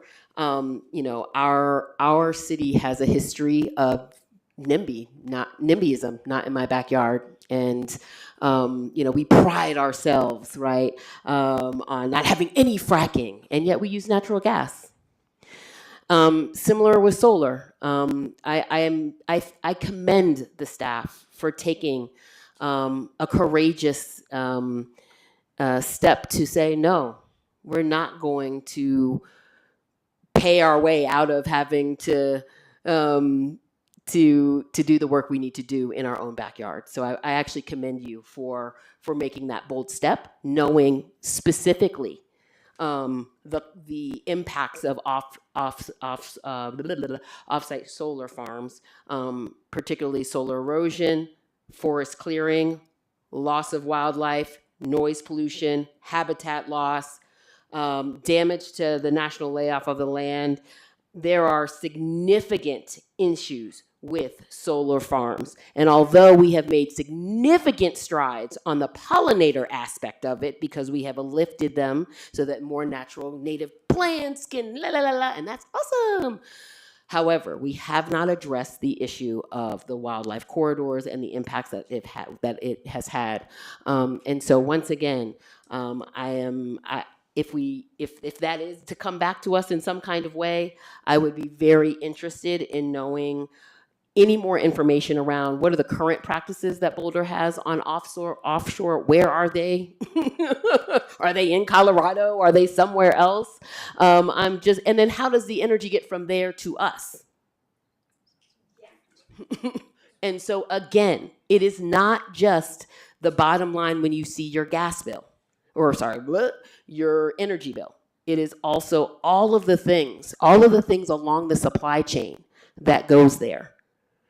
So I'm fine. I'm happy for the straw poll, but if we are going to move in that direction, these are the kinds of things that I'm hopeful will be included in that packet so we can have a really robust conversation around the implications of that decision. Thank you. Yeah, definitely heard it. And we would Your mic is off, Carolyn. Oh, I'm sorry, I went the wrong way. So yeah, definitely heard it, and we would present all the pros and cons of any strategy. So thank you. Okay, thanks for that, Taisha. Can we move to the straw poll? Just a quick comment. Yep. I was going to colloquy on this, but we haven't banned the practice. We simply have put it within administrative discretion, and all I was asking for is whatever the standards are you want, whatever the issues are you want to deal with, set them out and let businesses know what it is they have to do in order to be in compliance, as opposed to coming to someone and saying, please may I do this? And so all of those issues are good issues, and we ought to deal with them, but let's not pretend that we've banned the practice of off-site solar. We've simply put it in the discretion of staff as opposed to a set of regulations. Thank you for that clarification. Okay, straw poll. Who would be interested in having staff look into this? Raise your hand if you are. I got 1, 2, 3, 4, 5. So we got 5. So we have a majority who's interested in you all looking into this. So appreciate your willingness to do so, and we'll look forward to hearing from you again later on that topic. All right. So we've got a topic in front of us. Thoughts on the broader ordinance? Nicole was in the queue. You have more questions. Okay, go ahead. Sorry, I jumped ahead with that one because we were on topic. I just had a couple of what I think are really quick questions for projects that are already in the works. For example, the homeowner who came and talked to us sounded like they're already doing something. What happens to projects that are already in the works and have already planned on taking a certain approach? Yeah, so if they already have a building permit issued, they're in that permit forever. So if it takes them 3 years, takes them 5 years, they're still in that permit. So whether it was the 17, the 20, whichever one they initially permitted under, we don't raise the standard, move the goalpost once the project has already begun. Thank you. And then, what's that? Oh, yeah, Tara didn't quite catch it. Oh, sorry, yeah. Yeah. So once a project's been permitted and the permit's been issued, or even applied for actually, as long as they apply for the permit before the cutoff date, whether that stays at July 8th or moves till January 1st, as long as they've applied for a permit by that point with a complete application, they're grandfathered in under the permit, under the code cycle they applied under, which in this case would be the 2020 COBEX, so the current code. But I was clarifying, we have projects that have dragged on in town that are still under the code before that even. So we don't move the goalposts after a project has been reviewed and approved for construction. Can I call it? Yes. Can I call it? I'm sorry. Mm-hmm. So that particular, too many things. That particular person already bought that unit, right? But I don't know. Did you read his letter? He's not here, right? No, he's not. The gentleman that was with the gas stove, Mm-hmm. so he does not have a permit in process yet. If he applies for a permit before the due date of this, he would be under the older code. So that would be one possible way he could have his gas stove if he was to apply for that permit. But I wonder if somebody already bought the item if they have a receipt, but he didn't do his permit yet, is that good enough, since you don't really want people to throw stuff out, or what do you think? Unfortunately, that's not really how the code works. So no, it's not good enough, would be the straightforward answer. And then my second question kind of loosely relates to that, I guess, is just around the kind of education process for homeowners so that anybody planning something would know what to expect to begin with. And I was just wondering, at what is the point that they would have that information, or how would they get that? So thank you for the question. We're actually going to be working on training material. Actually, I want to say it's probably in the works currently with our consultants. And so that is something that's on the docket actually. And I believe in the memo, it laid it out towards the end, kind of the next steps being working on that training material for the public. So. And one point I'll make too, this code really only applies to new construction. So let's say you're an existing homeowner and your furnace goes out in the middle of the night on Christmas Eve, you can still put in a replacement gas. We're not going to make you upgrade your entire home infrastructure to install a heat pump at that point. We would like you to, but we're not going to force you to. Thank you. Yes, please do. I just wanted to say thank you so much for all of this work. I know we last council kind of set you back to go and do a little bit more before coming back. And I also just wanted to thank Lauren for pushing us, I think, a little bit farther on some of the embodied carbon work than we would have gone otherwise. So thank you for working with us. Thank you for all of this work. Really appreciate everything that you've done. Very good. So I guess I've just heard one outstanding issue, which was about schedule. So I wonder if Lauren, you were talking about a potential delay. Did you want to make a case for that? Because I feel like we should pin that down before we get to a motion. Yeah, I would like to push back the effective date. So I would be interested in at least 6 months, like having the effective day be at least 6 months from this vote. That's also getting pretty close to the beginning of the year.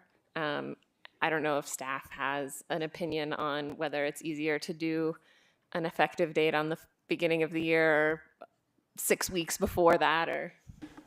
The one comment I'll make is it does make it difficult because we have a lot of staff out over Christmas holidays and that. And we always, as you no doubt know, get a surge of applications right before any new code comes into effect. And this one in particular, there will be a very large surge of applications. So if we were going to push it back, I'd rather push it back to February than say January, just for that reason. Can I make a counter on that? Yes. Because I'm hearing the need maybe for some flexibility in the development community, and also from the individual who came and spoke to us about his project that isn't quite permitted yet. But I do want to see this happen earlier rather than later, so that we get these energy efficiencies and don't build in the fossil fuel infrastructure sooner rather than later. So I might counter, let's get away from the Christmas holiday, the winter holidays, and maybe counter to say November 1st. So it's before the whole holiday season, which would still give people some additional time, but misses those busy periods of the year. Mark? Yeah, I would like to support Lauren's proposal. I think something like January 1st would be an appropriate time for something of this magnitude to go into effect. Businesses, I understand the fear of a flood of applications, but most businesses don't operate quite that quickly, and they need to get used to these new regulations, and they have to plan for them and plan their future, capital expenditures. And I think that a period of time would be appropriate to give them. So I would go out that far. Can I go to Nicole and then back to Lauren?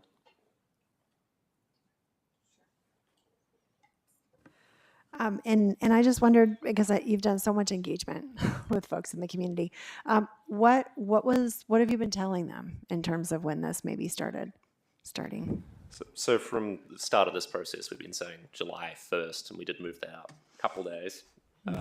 But yeah, basically what we're saying right now, this timeline has been consistent from the beginning of this. Do you remember, Josh? I want to say the beginning of the process, we actually started this back. In all honesty, we put out the proposal to our consultants in January of last year. And so we really got deep into it, I'd say about March to April, and then kind of hit the ground running. And so we've been telling them July 1st since then. And we've kind of tried to hold that just because we don't want to say, hey, we're going to keep changing these dates on you. At least they know that that's one static date. So, yeah. And one more point I'll make is that projects that are already in site review are actually grandfathered in under this code. So they wouldn't necessarily be held to the newer code if they've already gone through a 2-year site review process. And then just one more comment on that. Is there, aside from kind of pushing a bunch of reviews into times that staff may be out, are there other potential impacts of pushing it back beyond what you've already been communicating to folks? I mean, I guess you would have to communicate it again. No, I mean, the main concern I would have would be that and this is going to happen regardless, right? Whether it's July, November, we're always going to have a surge of applications. It's just that winter holiday period is a rough time to do that. Particularly intake team really struggles with that, because we get a lot of incomplete applications when codes change. So then the sorting through that, as people try to get in before the deadline. Thank you. I got Lauren, then Taisha. Yeah, I think that that resonates with me, that there is going to be a really big push to submit, and we probably are going to see delays already due to staffing being out over the holidays. So I think giving a little bit of room makes a lot of sense, whether that's November 1st or December 1st. Maybe we split the difference between the two. That was my suggestion. Yeah. So that we're not stacking those two things on top of each other. It makes sense to me.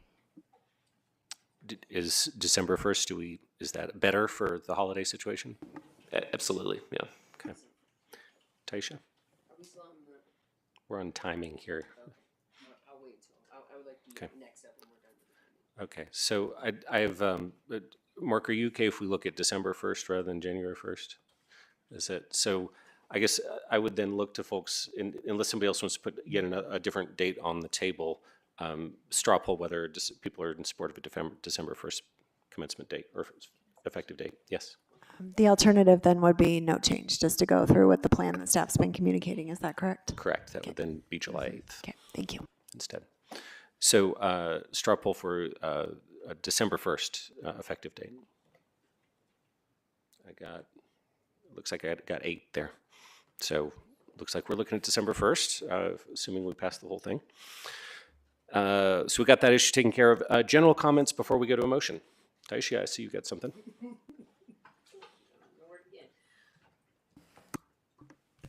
Awesome. Thank you so much. Thank you for this robust discussion. I also wanted to extend some real appreciation for Leslie, whose last name I can't remember at the moment, but who just, I love John's slide. So I want to talk about that, and I'm hopeful that our team will continue to talk to Excel about whether or not they're going to be in a position to handle this transition. And I also wanted to lift up that when we say all electric, do you know what that means? Do we know what that means? Does the community know what that means?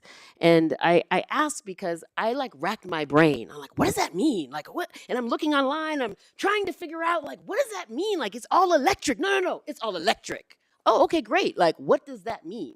And so then I get into it a little bit more and I find the thing, I'm like, oh, okay, well, let me look at energy sources, okay? We have the fossil fuels, nuclear, renewable, hydropower, storage pumped, and other sources like biomass and stuff like that. Anyway, my larger point is when we're saying all electric, what that really boils down to is not fossil fuels. It is very important that we all understand that currently how renewables are created, there are still significant fossil fuels used to make this energy. So I'm all for these code changes. Yes, this is the direction we need to be moving in. And it's the tip of the iceberg related to all of the ripple effects. And so I'm just excited about the update to the climate action plan and the comp plan and all of these opportunities that we have to level set where we are right now.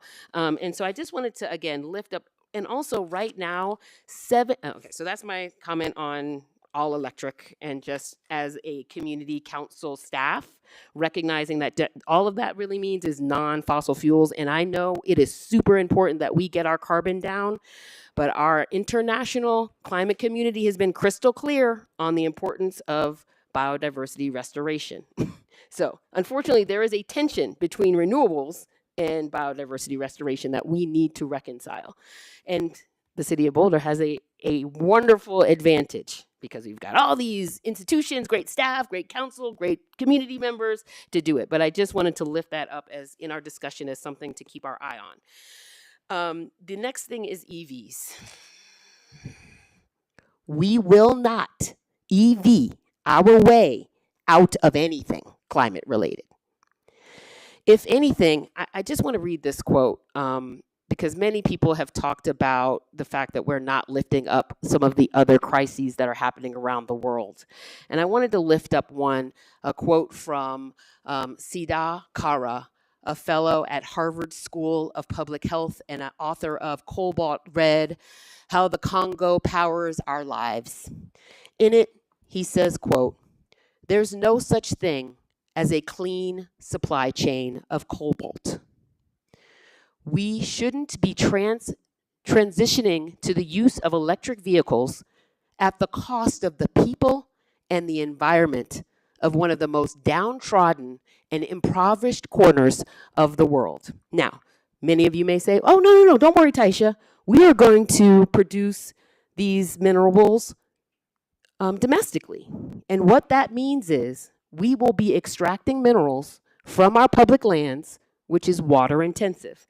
And in a state like Colorado, we don't have a luxury around water use. And so again, the idea of us prioritizing EVs when we know that there are other more impactful things that we could be doing is troubling.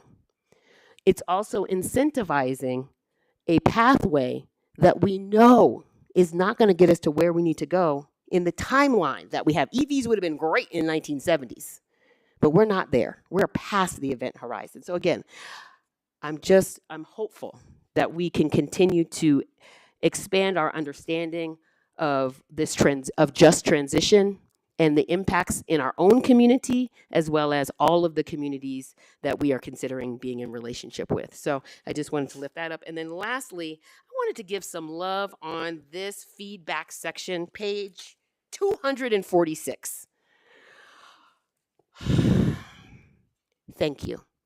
Thank you for including not only the comments, their concerns, recommendations, and your response. Your responses included not only, hey, yes, you were right or whatever, but when you were not in agreement, you provided the rationale in a way that was user-friendly. And I'm just so thankful. It's something I rarely see.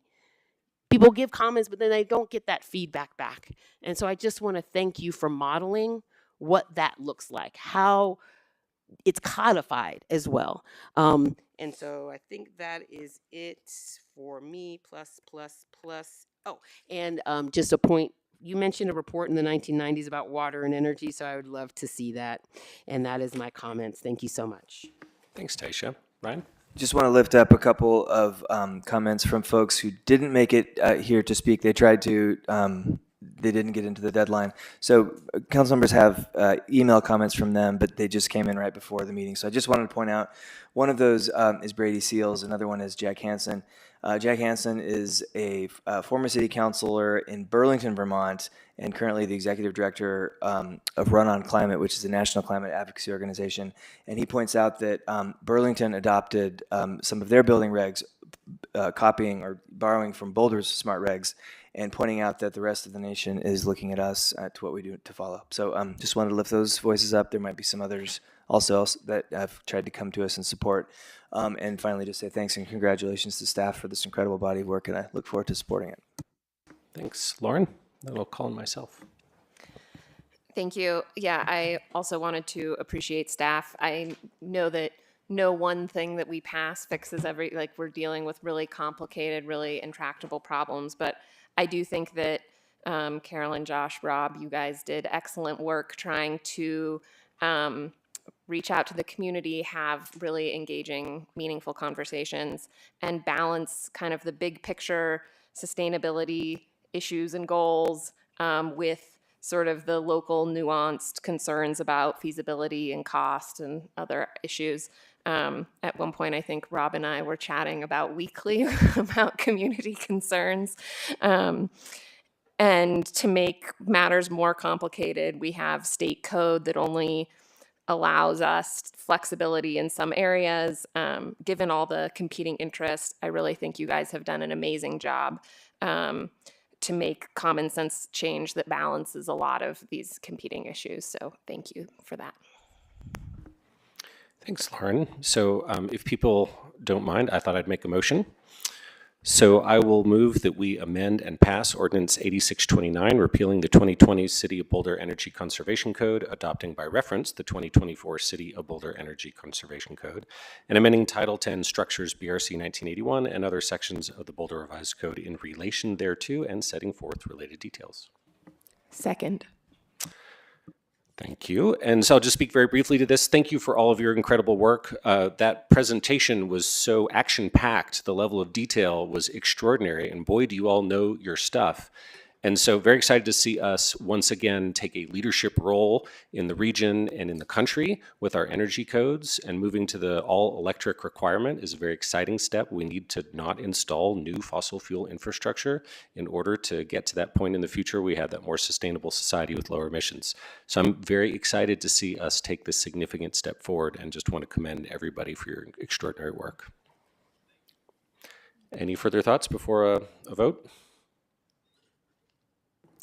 Yes, Hella. One for me, if you could incorporate yes. changed effective date. And with an amendment to change the effective date to December 1st, 2024. Appreciate the reminder. Was that a seconder? Was that all right? Okay. Seeing no other hands, Elish, if we can have a vote, please. Yes, sir. Thank you. Tonight's vote on item 5A, the second reading of Ordinance 8629, will begin with Councilmember Shuhart. Yes. Mayor Pro Tem Spear. Yes. Councilmember Wallen. Aye. Weiner. Yes. Adams. Yes. Benjamin. Yes. Mayor Brockett. Yes. Councilmember Folkerts. Enthusiastically, yes. And Councilmember Marquis. Yes. Ordinance 8629 is hereby is hereby passed as amended with a unanimous vote. All right. Thanks again, everybody. Really appreciate the phenomenal work. So it's time for our time check, which we're supposed to do about 9, but I figure we'd let that item conclude. So I actually have in front of me our council rules of procedures, because we've been discussing this. And I'll just read from that. Council will table and ask the Council Agenda Committee to reschedule any item that council members reasonably believe will prevent adjournment by 10:30 p.m. So I'll just note our next thing is budgeted at 60 minutes, but I'm guessing this is at least a 90-minute discussion based on a conversation or two I've had. So just wanted to check the temperature on council, whether we want to pursue this tonight. It is also extraordinarily hot in here, but no, I just meant check how people are feeling about going ahead and tackling this tonight with a late meeting, or whether we would rather reschedule. I'll comment on that. We've sat here for 3.5 hours in a sauna.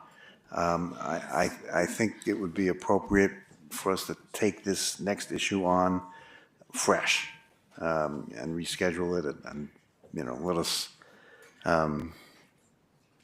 recover from tonight's sauna-like conditions. Yeah, steam bath. So does anyone want to offer a counterpoint who'd like to go ahead and take it on tonight? Yes, Nicole? Yeah, I'm wondering if there's any way that we can regulate ourselves to have it be a little bit shorter. And I just say that just because we've got all the relevant staff here and everybody to try to get it on. So, no, we don't think we can do it fast. If I may colloquy on 90, that. yeah. Are you kidding? Let's be polite. Well, no, I really, yeah, no, I just, I was, anyway, I don't have that too much discussion about it, so. I liked where you were going, Nicole. If everybody speaks one time only, I will do it, but otherwise I go with Mark. All right, I appreciate your approach there. I'm skeptical whether we would do it. So I think there are some issues that we need to discuss through this item. So maybe we can just do a quick straw poll. Who would like to go ahead and tackle this item tonight? If you want to raise your hand. Okay, we got a majority to tackle it tonight. Let's go for it. I heard that intention from folks to be brief, so I'm gonna hold you to that.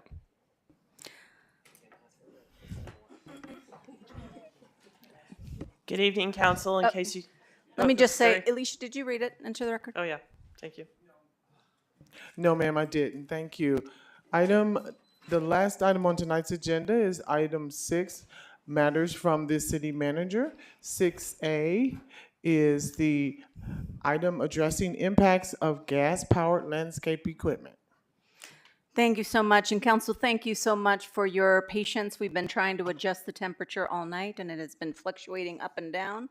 So bear with us. We will try to do that. And without further ado. I haven't noticed the down yet area. It has been down and it's been back up. So Sorry to interrupt. Go ahead. without further ado, we will give it to Carolyn because as long as we had climate initiatives here, we thought we'd take advantage and do 2 topics on climate. Carolyn? Yes, it's all about fossil fuel tonight. Thank you. Again, I'm Carolyn Neelam. I'm a Sustainability Senior Manager in the Climate Initiatives Department. And the intent of this is an update on our project to explore how we might best address the impacts of landscaping equipment. This was originally scheduled as a study session, so structured a little bit that way in terms of questions. Just a brief history, and I realize we have some new council members who weren't here for our study session last year. We certainly hear a lot from community around concerns about landscaping equipment broadly. We know it does consume fossil fuels, so therefore is contributing to greenhouse gas emissions. It's got air quality concerns and other things. And in 2022, council asked us, to be responsive to the community and take a look at really better assessing what those impacts are in the Boulder context and what strategies might be appropriate for us. Again, we talk about landscaping maintenance in Boulder. It takes a lot of forms from, self-performed maintenance in single-family homes to, HOA managed projects to contracted services. The focus of our project was really primarily around those contracted services because we quickly recognized that's the largest impact area. Again, from a noise perspective, this has been the #1 concern we hear from community is around the noise pollution issue. This chart just gives you an illustrative of what we're talking about in terms of noise. It's, the dial roughly around 85%, at 85 decibels. If you're close to the noise, you can experience hearing loss. Historically, leaf blowers, which is our biggest piece of equipment that is of concern to folks, falls in that 90 range, although I want to note that the industry has been making a lot of progress in suppressing that noise. And so what we see as the most commonly used leaf blower in our community is more in that 80, low 80 range, so below the damage thresholds that we would see.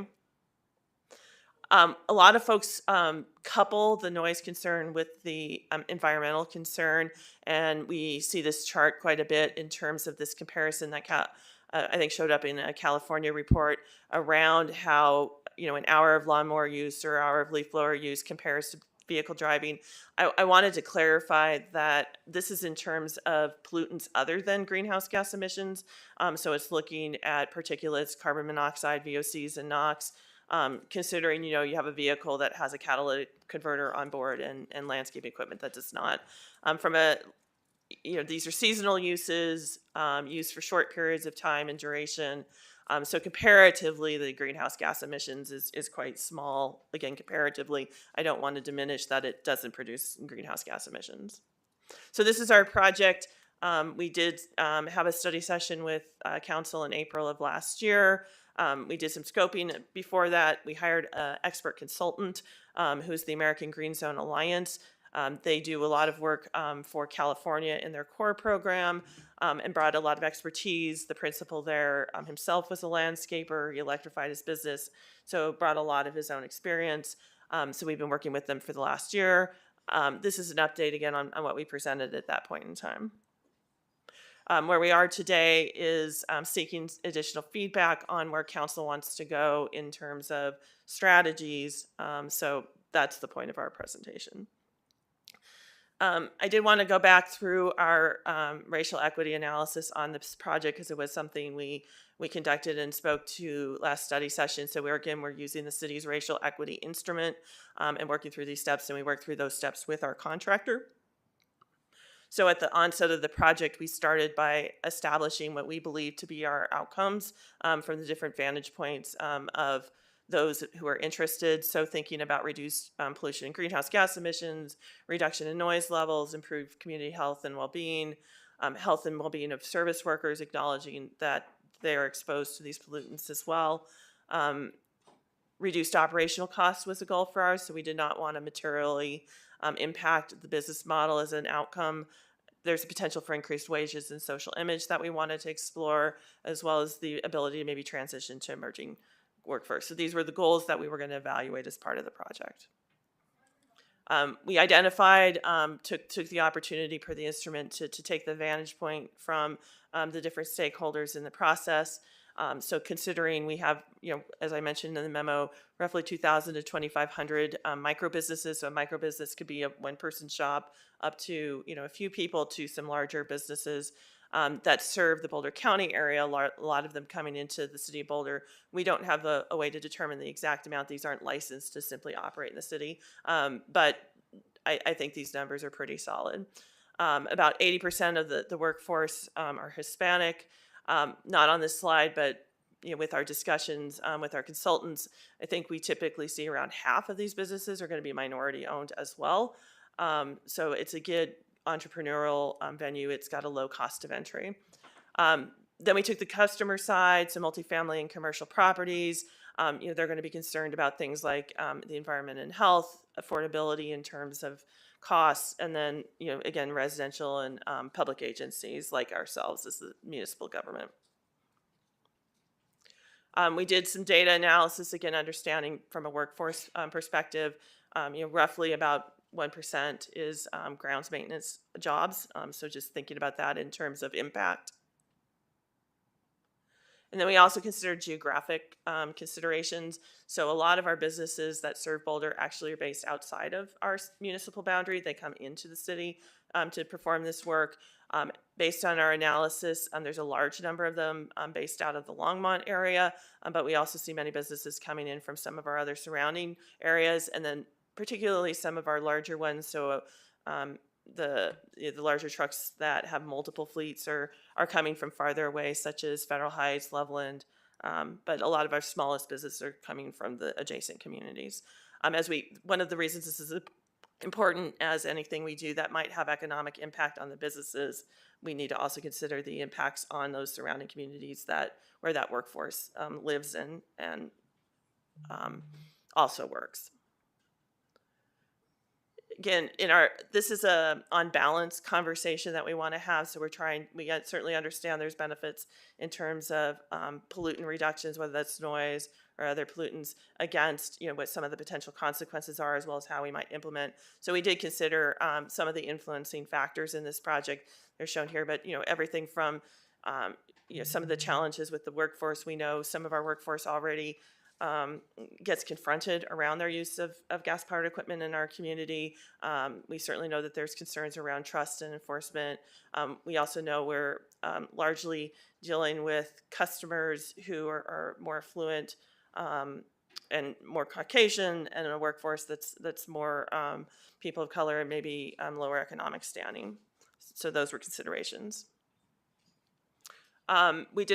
We really focused on data gathering through engagement. These are some of the examples of what we did, and I'll talk about some of the feedback we got. But we did broad community engagement through our Be Heard Boulder platform. But for the businesses, we used a number of tactics, from direct outreach. Our team camped out at Western Disposal, where a lot of the debris deposits are, so they could actually speak with some of the workforce.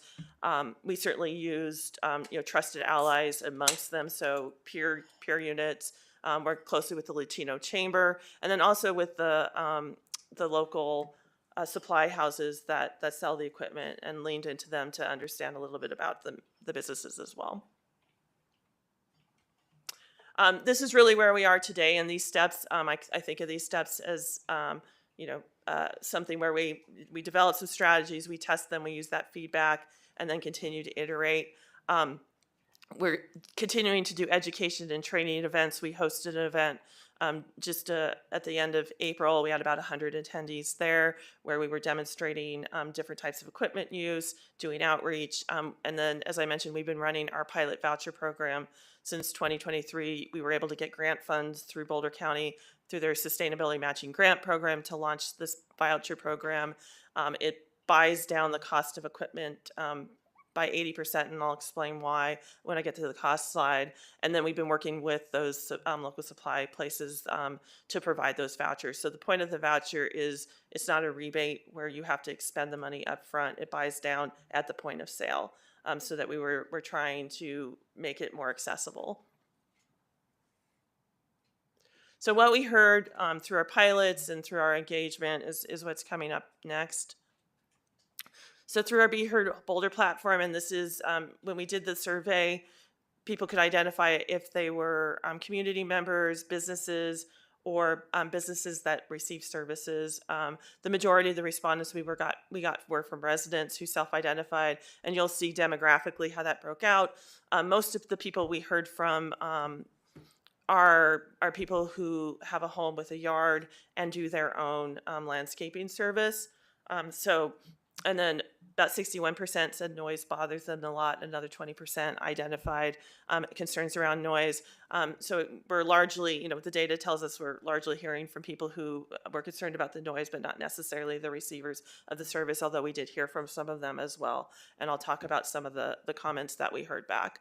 The business side, we did hear from some businesses, but again, we largely relied on more proactive outreach to those businesses.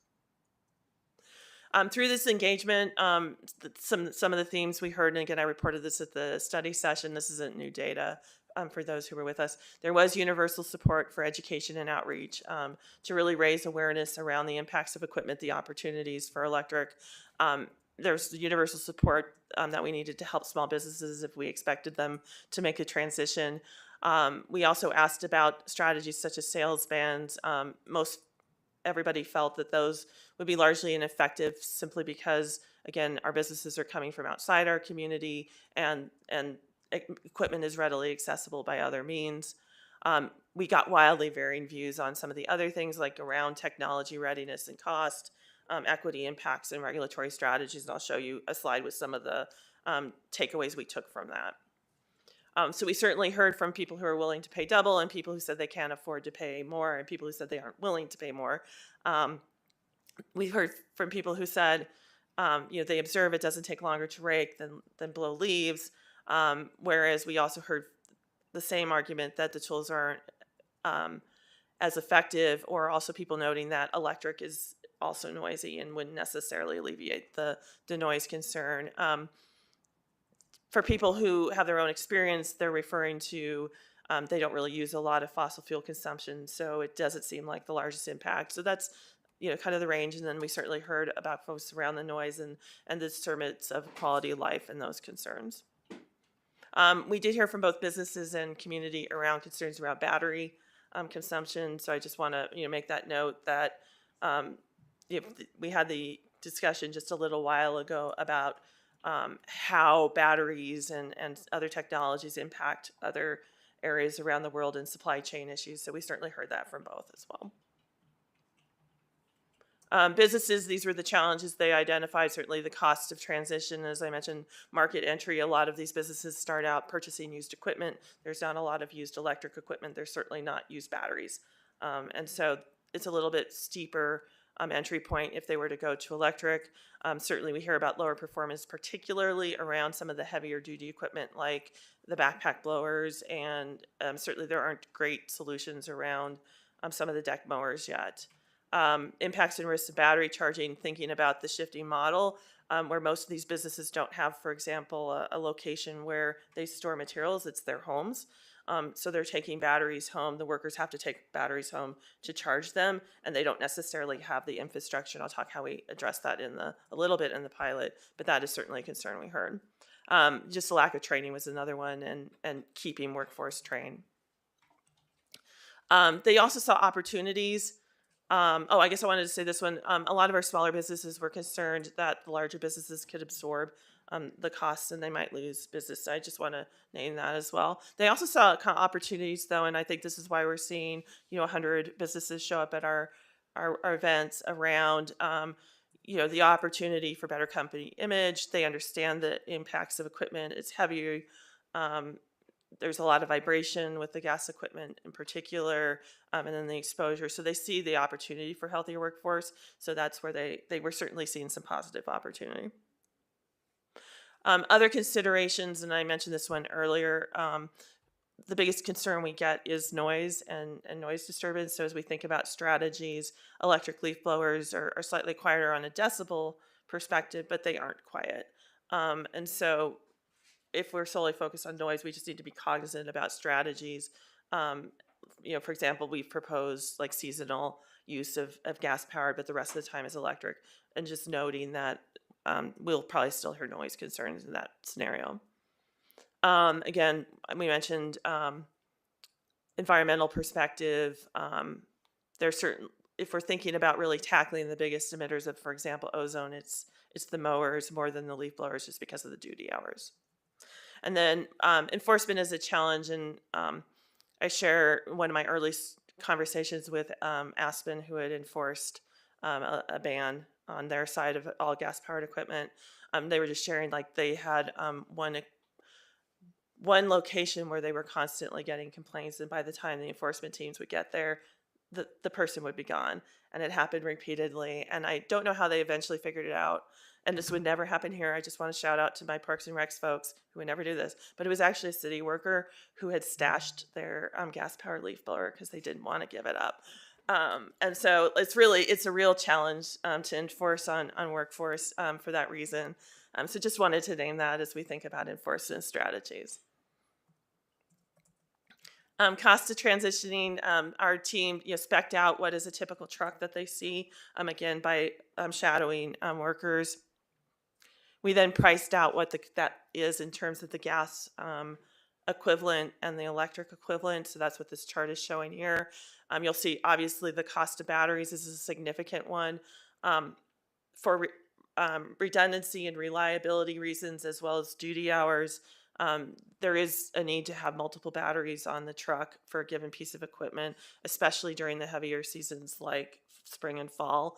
So you can see that an electric is more than 3 times the gas, and so that's how we use that to set our voucher as the 80% buy down to try and make them a little bit more equivalent. Again, from an implementation, I mentioned today, we've been hosting workshops, seminars. We did the pilot program for participants who joined the pilot, and we gave them a free charging hub to manage some of that safety concern I spoke to around battery charging, so that they don't have an overcharge on, or overload on their circuits. We also gave them fire blankets and fire extinguishers for safety. We also provided them an online certification course through AGSA so that they could actually be certified in equipment and get familiar with it. I mentioned in the memo, actually before I go to this one, I mentioned in the memo, because we had the startup of the pilot and had to get all the contracts in place, we did have good interest in participation, but limited experience with the equipment. So most of them didn't have very many hours of operation. So we did work to extend the pilot into 2024 and expect to get a lot more information this year. Finally, I want to just name this. One of the challenges our businesses cite is just really customer satisfaction and what any kind of change in their ability to deliver service could mean in terms of customer expectations. And we certainly asked them, do you get callbacks if there's a few leaves left on the lawn? They said absolutely yes. So we also need to do our work on community perceptions and understanding about better and more holistic landscaping practices. We still have a large proportion of folks who really focus on the hyper manicured landscaping solution, the pristine lawns. So our nature-based solutions team is certainly doing a lot more education around things like pollinator gardens, pathways, different landscaping practices. That's a priority for us in really creating that later vision. I think it's where we need to go to really shore up the success rate if we want to take actions that require certain outcomes of our businesses. The other thing I was going to report back on, this was an action council gave me at the study session, is really tracking state policy. The Air Quality Control Commission did adopt their Rule 29. This is to address the amongst the many rules they're adopting to try and address the non-attainment issues around our ozone, front range ozone. This one tackles landscaping equipment. The commission considered a broader portfolio of regulation to include regulations that would ban the sale of equipment in the front range, as well as require limitations on commercial businesses and homeowners as well. They chose to just focus on public entities concerned about the cost that I shared with you, as well as the supply chain availability. Like if you're going to impose those requirements, are you going to be able to get the equipment? Certainly California's seen some struggle with that with their regulation. So this will go into effect of June next year. It'll affect the municipal governments. Certainly our team has been, they've been well ahead of the curve on this for some time and been leaders in our community. As I spoke at the last study session, we already largely converted most of our used equipment to electric. Next steps. I won't go through all of these. These were the strategies I presented in the first study session. I'll just touch on them. I think we all collectively agreed that at least education and outreach and trying to work towards that better vision of holistic landscaping practices is necessary. So we rolled out a business as usual kind of strategy of ignoring it. We're certainly going to continue to pursue policy actions, whether that be tax credits or additional policy changes that have broader effect than just locally.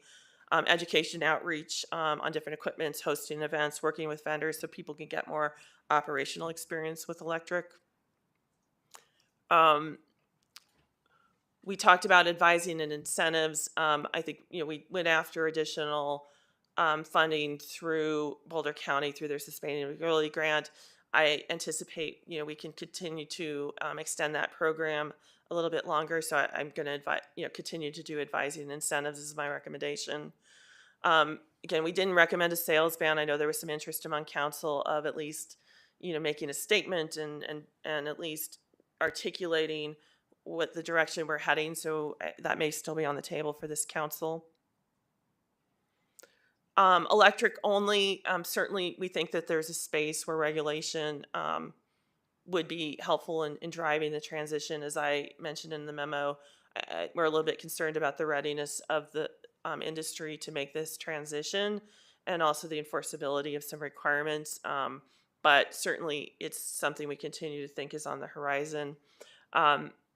Leaf blowers is the principal issue of concern amongst the community based on feedback. There are some tools which could just be focused on them. We are a little concerned about the heavy debris seasons of spring and fall. And so when we were here for the study session, we talked about a seasonal allowance where we could define certain weeks in the spring and the fall where gas equipment could be used. Just noting that to people who are annoyed by noise, it's a little bit hard to distinguish. And so we might get a lot of complaints even if the equipment isn't used, and that the whole enforceability issue needs to factor in. It also would likely require that we have businesses keeping both pieces of equipment on the truck. That can create some additional cost for them and confusion. So just want to name some of the risks with that. That's the seasonal equipment allowance we talked to there. We could ban all leaf blowers, which would address the noise issue. Again, that's going to reduce productivity, while certainly breaking one lawn doesn't take longer than blowing one lawn.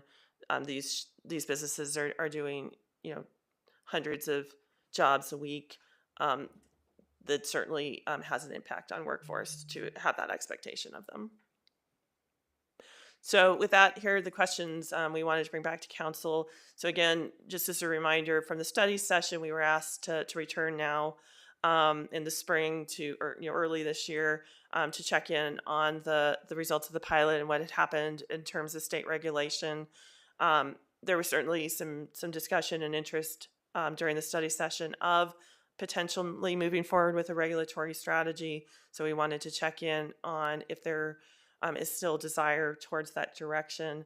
And then if so, just, discuss, what that could look like in terms of timelines and resource needs.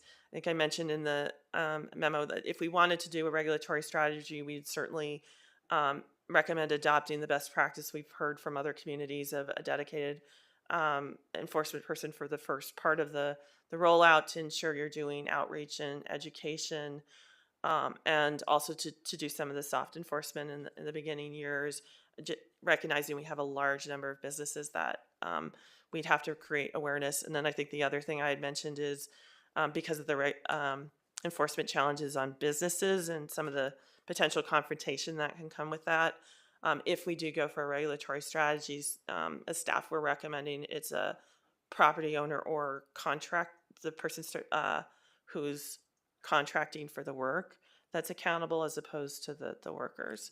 So with that, I will stop and answer any questions, and then we can support any discussion. Thanks for that, Carolyn. They're really putting you to work this evening. It is. This, like 2 super complicated presentations in one night. Questions for staff? I got Tina. Lauren. Yeah. Do we currently have restrictions on which hours you can use landscaping? It's the same in construction, or? Yeah, it's the same as construction. Basically, it's an exemption in the noise ordinance during those hours that allows for landscaping equipment use. Okay. And can you tell just by the noise whether a leaf blower is electric or gas? Or do you have to observe it? I can. It was ironic. I was finishing up the memo when the landscaping crew that does the green space behind my house was doing theirs. I would describe an electric as a higher pitched sound. So people who have that ability to distinguish that audible range can likely tell the difference. Although the farther away from it, what we find is for electric they're using 2, and that starts to make it a little bit more challenging. Like, so for one gas powered equipment, they might be using 2 to try and get the same outcome. So I wouldn't guarantee you could tell the difference, but if you're up close, yeah, you can. And they're just using 1, you can. It's complicated. That's all I got. Lauren, then Ryan. You mentioned, the recommendation being to have 1 full-time person sort of working on this.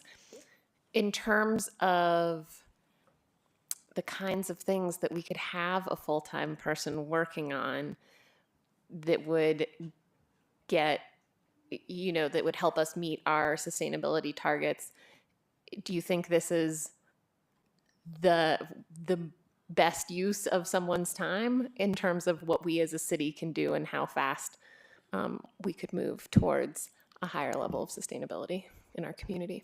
Yeah, certainly for the focused on sustainability, emissions reduction, greenhouse gas. I think, as I mentioned in the memo, it's a relatively small footprint comparatively. So certainly from a sustainability investment, I think we'd be recommending away from that allocation. I just want to acknowledge the noise component is certainly the concern. So outside of our climate specific role, just acknowledging that our first enforcement team could take that on. Long term, I think our enforcement team would take that on. So we would at least look just to resource for the first few years if council wanted to pursue that. But again, I think we'd certainly not recommend leaving it to our enforcement team from the get-go, because it is going to take a lift. And we did a similar thing, for example, if you'll recall, when we adopted like smart regs, we had a full-time person to manage that early works because it's a pretty big lift. Do you mind if I add on to that? In the analysis of whether it's worth it from a sustainability perspective, I didn't hear you mention ozone and particulate emissions that would be avoided. Yes. So I think certainly we know that they are ozone contributors. We also know that, comparatively, if we're just addressing Boulder's footprint, they're not the biggest contributor of what we're causing in terms of ozone. Transportation is a far greater one. So it would certainly contribute to a reduction. I think if we don't bring along surrounding communities and they aren't ready to move with us, I'd be a little bit more concerned about how consequential our impact is. I do think we want to be signaling and continue to have the conversation that it's a direction we're heading, and collaborate with our surrounding communities to drive that way. And I do think that the AQCC at some point is going to tackle this issue more broadly. I'm interested to see what outcomes we get from the current rule. Appreciate that. Did you have more, Lauren? Ryan? We received a technical comment from Brady Seals, a different comment than she sent on the Energy Code. And she discussed that there's the medical and health research shows that worker exposure to essentially gasoline, internal combustion powered equipment like this is very unhealthy. Exposure to benzene, ultrafine particles, and other particles leads to bad health outcomes. And in the same note, then, that 80% of Boulder's landscaping workforce is Hispanic, and as we've discussed the business issues around, I'm curious if we've given much thought to the equity health impacts in this, and I'm just curious if we've given that much thought, if that would seem included in the equity analysis we've done, or is that separate? Thanks. Yeah, no, and I appreciate that, and I saw that message as well, and realized I hadn't really carried forward some of the conversation from the previous council conversation around that. It's very correct that our workers are exposed to pollutants, VOCs in particular. So totally agree with that research. I think the concern, and certainly what we heard from workers when we had that conversation with them, is, first, I think their comment was, I can be responsible for my own health decisions. If you do this, I may lose my job and have worse consequences. So I think we just need to be thoughtful about how much we take on in that regard. And so that's why I think for sure education and trying to provide better solutions for them is important, but I'm not sure we're guaranteed the health benefit outcome would be achieved necessarily. So that was the concern that we heard. Okay, so I'm hearing you've considered it, you didn't write it down, but it's okay. Thanks. Yes. No. Any other questions? All right. Well, then why don't we tackle the questions for us? We've got two basic ones. The first one, let's start with the first one. Does council wish to pursue a regulatory strategy at this time? So some kind of regulation on some or all of this equipment. I want to get council's temperature on this. I got Taisha to start us out. I am interested in some kind of regulatory strategy. I am in favor of a phased approach in light of all the considerations. I also am eager to, it's very funny to be irritated by the sound of your own voice when it's in your ear. I hope it's not as irritating for you as it is for me. You sound great. Alas. So I'm a yes on this. I am also curious on the same conversation around regulation. I'm excited for a conversation around turf. I'm excited for a conversation around lawns, which have a much more significant impact around in our efforts to meet sustainability goals than changing this particular piece. So this feels like a leaf on a much larger forest, and I'm excited to get there, but I recognize that these are the iterative steps that are needed. And I also have kind of a question around this, because most of those companies are not Boulder-based. City of Boulder-based. I'm also very mindful of the regional components. I saw on the advocacy slide that we were advocating at the state level, right? And I was just curious if there were any efforts, sorry to put a question in here, if there was any efforts or considerations to also advocate at the federal level. I would love to see us do a little bit more advocacy at the federal level. I would like us to advocate to the people that have money as opposed to the ones that don't. And so to the question, yes, thank you. Other thoughts? I got Nicole. Yeah, I think for this one, I think yes, to the degree that you are recommending here. And I'm just going to make my comments now because it applies to the second one too. So, but yeah, anyway, and no to the second, just so I don't have to speak again. I think, it's pretty clear that this is going to disproportionately hurt a lot of the Latino businesses. And, I think that even when those of us who are not part of a community that we are trying to solve for have a different view, in my mind, we really show equity when we're recognizing that the communities have asked us not to kind of head in this direction and really listen and not try to do things for people, but listen to what they're saying about what they would like. So the other thing, I'm thinking about, Taisha, what you said earlier, just about moving to electric, right? The batteries come from somewhere. All that comes from somewhere. And it's, we're either creating some climate issues here, or we're destroying land and health elsewhere so that our air is a little bit cleaner and our neighborhoods are a little very less noisy. A couple times a month, that doesn't feel really great to me. So I'm not interested in moving forward with this super quickly. But I do, appreciate the recommendations around pushing for policy, around education outreach, around advising and incentives, as long as it's not going to take too much time from staff to do that, because I do think there are more impactful ways that you all can use your time. And I think that, what you mentioned about signaling that we're still moving in this direction, I think is important. So anyway, thank you for all this work. I know we asked you to do a lot of it, but I'm a loose yes and then no. Thank you. Yeah, and just as a clarification, I just wanted to offer, I don't know that staff is recommending a regulatory strategy at this time. I think it's a strategy that's still a viable one to keep on the table and discuss. And so I just wanted to be clear that to the earlier comment, we're a bit concerned about the resource impact. And Yep. yeah. Okay. Then I think that I'm probably a no, but not kind of write it off for forever sort of thing. Does that give you enough? Yeah. Yeah. I don't know that this is where I would prefer to be devoting a lot of your time right now. Okay. Ryan, and then Mark. So I'm a general yes and a general no on two, but I'd like to say a few things and then I'll specify a little more. So I was originally tepid on this whole thing because of the reasons that Caroline said, that this is a rounding error on the pie chart of our greenhouse gas emissions. But now I think we should rise to the moment, and I don't think we should be equivocating on electrification, especially in light of what we just passed on the previous agenda item.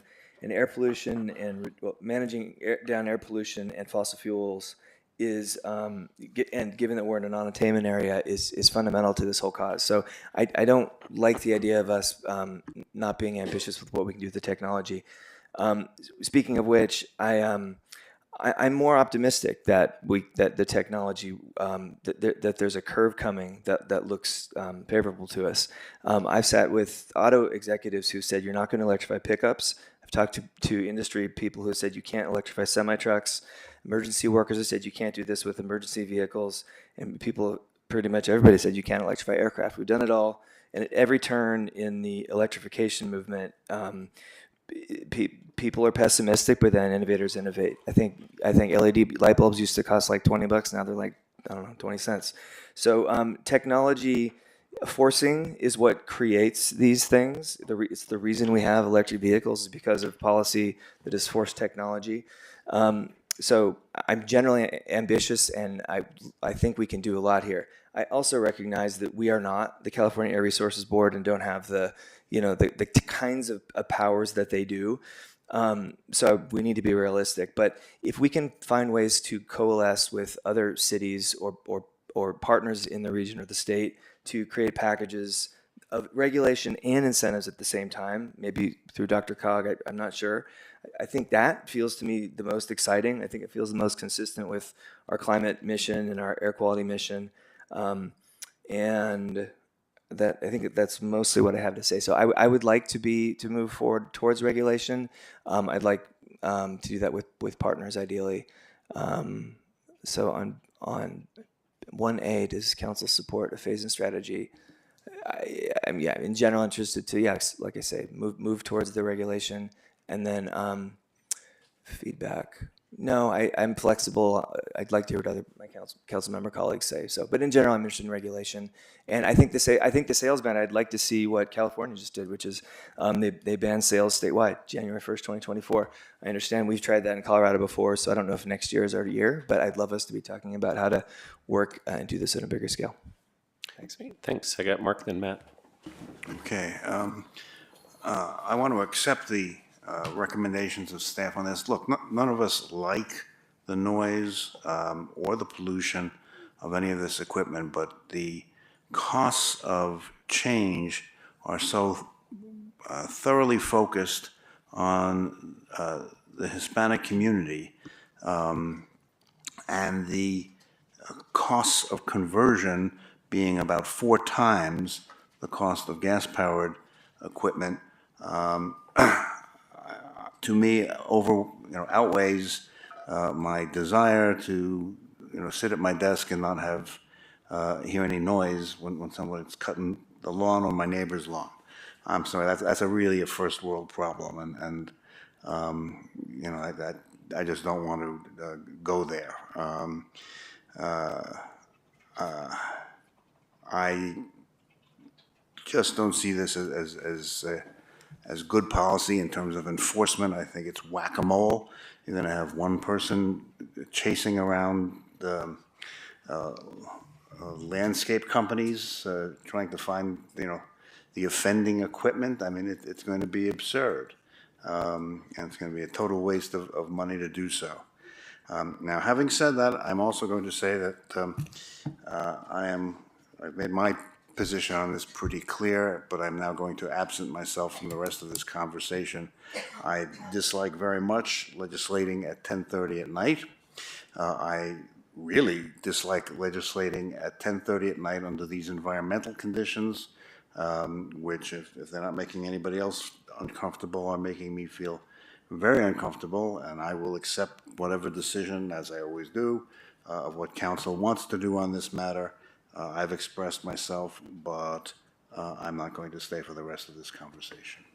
Okay, totally feel fair. Mark, get some rest, and your comments are duly noted and will be incorporated into the eventual outcome. Yes. I got Tara in the north. Oh, Matt, I missed Matt.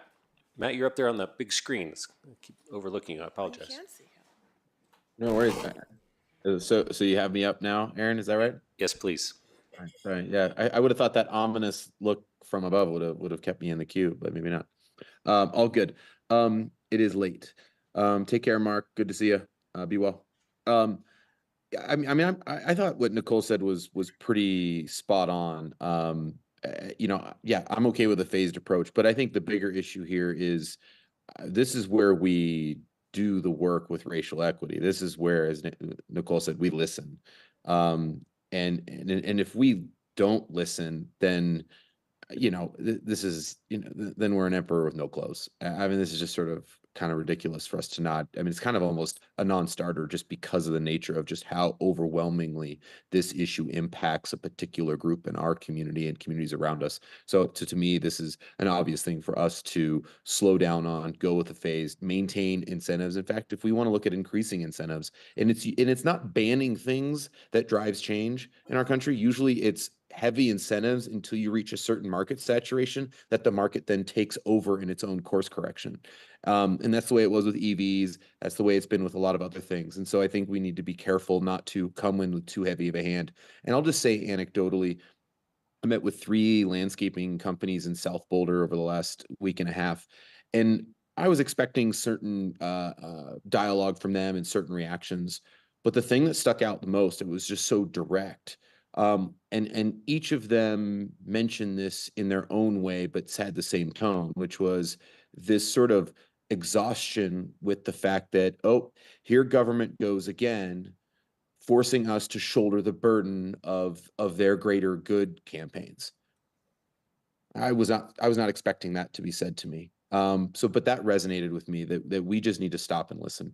And I think this is an opportunity for us to do that, but be able to provide those incentives and move forward. And in terms of a ban, I think I mentioned that I'm not interested in a ban until we have better market conditions, better interest rates for people to be able to take loans to cover that stuff, and our incentives are in a better place. So I think it's a yes to phase approach and no to sales ban, not for quite some time. And I just want to thank staff for doing the work and doing the outreach and doing the observations, because I think it was really good to help us slow down and really get a good sense of what's right in front of us and how we can be thoughtful in our approach going forward. Thanks, Matt. Tara? And Lauren? I just can't do that. I can't do that to the businesses, the small businesses. We talk about small businesses all the time, and I just feel like we need to support them. And so I'm just going to say that whatever staff's, how you decide it is, I agree with you. And whoever agreed, I'm already confused who agreed with staff, but also I would say I think Ms. you Nicole. Yeah. Lauren? Thanks. I strongly support the education and outreach aspects of this, and also look forward to maybe some of this thinking coming into our landscaping requirements, both maybe requirements and also recommendations, and how we try to move towards landscape that maybe doesn't require or suggest as much maintenance like this. I also would be really interested in not going this alone. I do think that sort of the biggest impact we can have is in trying to move sort of the industry as a whole. And that doesn't, what we do individually as a city isn't going to make a huge impact. I also think that doing something quickly doesn't necessarily make that impact. So I'd be more interested in a phased approach that is pretty long-term and that tries to bring in as many other partners as possible. But this, like, I want the most impact we can have with the staff time that we have. So if this isn't that, I'm also open to this taking a backseat to other items on our agenda. And so does that include a potential interest in some regulatory approach, but as they have time on a slow scale? Yeah, I mean, if we can make that regulatory thing have impact that is larger than just the impact on our community, you know, I'm open to it, but I'm not like, let's do that this year. So. Got it. Tina, then I'll call myself. Yeah, I agree with much of what's been said by Matt, Nicole, and Lauren. And I do want to just appreciate the staff's work on coming up with alternative landscaping schemes and their lawn replacement programs and all that. I think that's great. And I think there's a lot of interest in the community. So I think the incentive approach is best. Also, you mentioned the piece when we're going to not be doing some of this work between June 1st and August 31st. Maybe we can lean into that a little bit and make that more of something that the broader community can get engaged with and understand why those actions were taken, and use that as some kind of thing. But at this point, I'm very sensitive to the noise, and I'm sorry that it is disruptive and it is difficult when you're out with your friends and there are blowers. But hopefully, we can also incentivize the blowers that have a lower decibel output in the community and just make sure that, but again, they're not being bought in Boulder. So it's very tough to do. So, but I just want to express how sympathetic I am to the noise issue. All right, well, I'll go last. I'll try to be quick here. I'm interested in some potential regulation, and for me, much of it is the air quality issues. I mean, we're seeing deteriorating air quality year after year, and we're in a severe ozone non-attainment area. The wildfires are only going to get worse. And while these devices by themselves are not going to fix our air quality problems, when in the graph that you put together in the memo, they're actually a noticeable percentage of the contribution to ozone and particulates. So I think if our region moves away from these devices, we will see an improvement in air quality, and I think we need to look for things like that, as well as, you know, for the other sustainability aspects. I just want to chime in with what Lauren said about changing landscaping standards and approaches, because, and particularly with your nature-based climate solutions, that moving towards a landscaping approach that does not require you to use leaf blowers for many hours and does not require the use of trimmers, et cetera, et cetera. So I'd really like to see our education efforts move forward and also look at some potential ways we can change our own regulations to help move us in that direction. I'm very sensitive to the equity considerations here. So anything that we do, we have to make sure that the impacts do not land on the backs of minority-owned businesses. So I love the incentives that you all are doing, the voucher programs. We should keep that up. But I also think that we need to keep in mind that 80% of the workers are Hispanic. And so we're having really well manicured lawns in town, but at a health cost to our Latinx workforce, right? Through the fumes and the noise and the vibrations and the pollution and such. So I think the equity argument is one that we have to keep very much in front of things, but look at that in an overall balanced.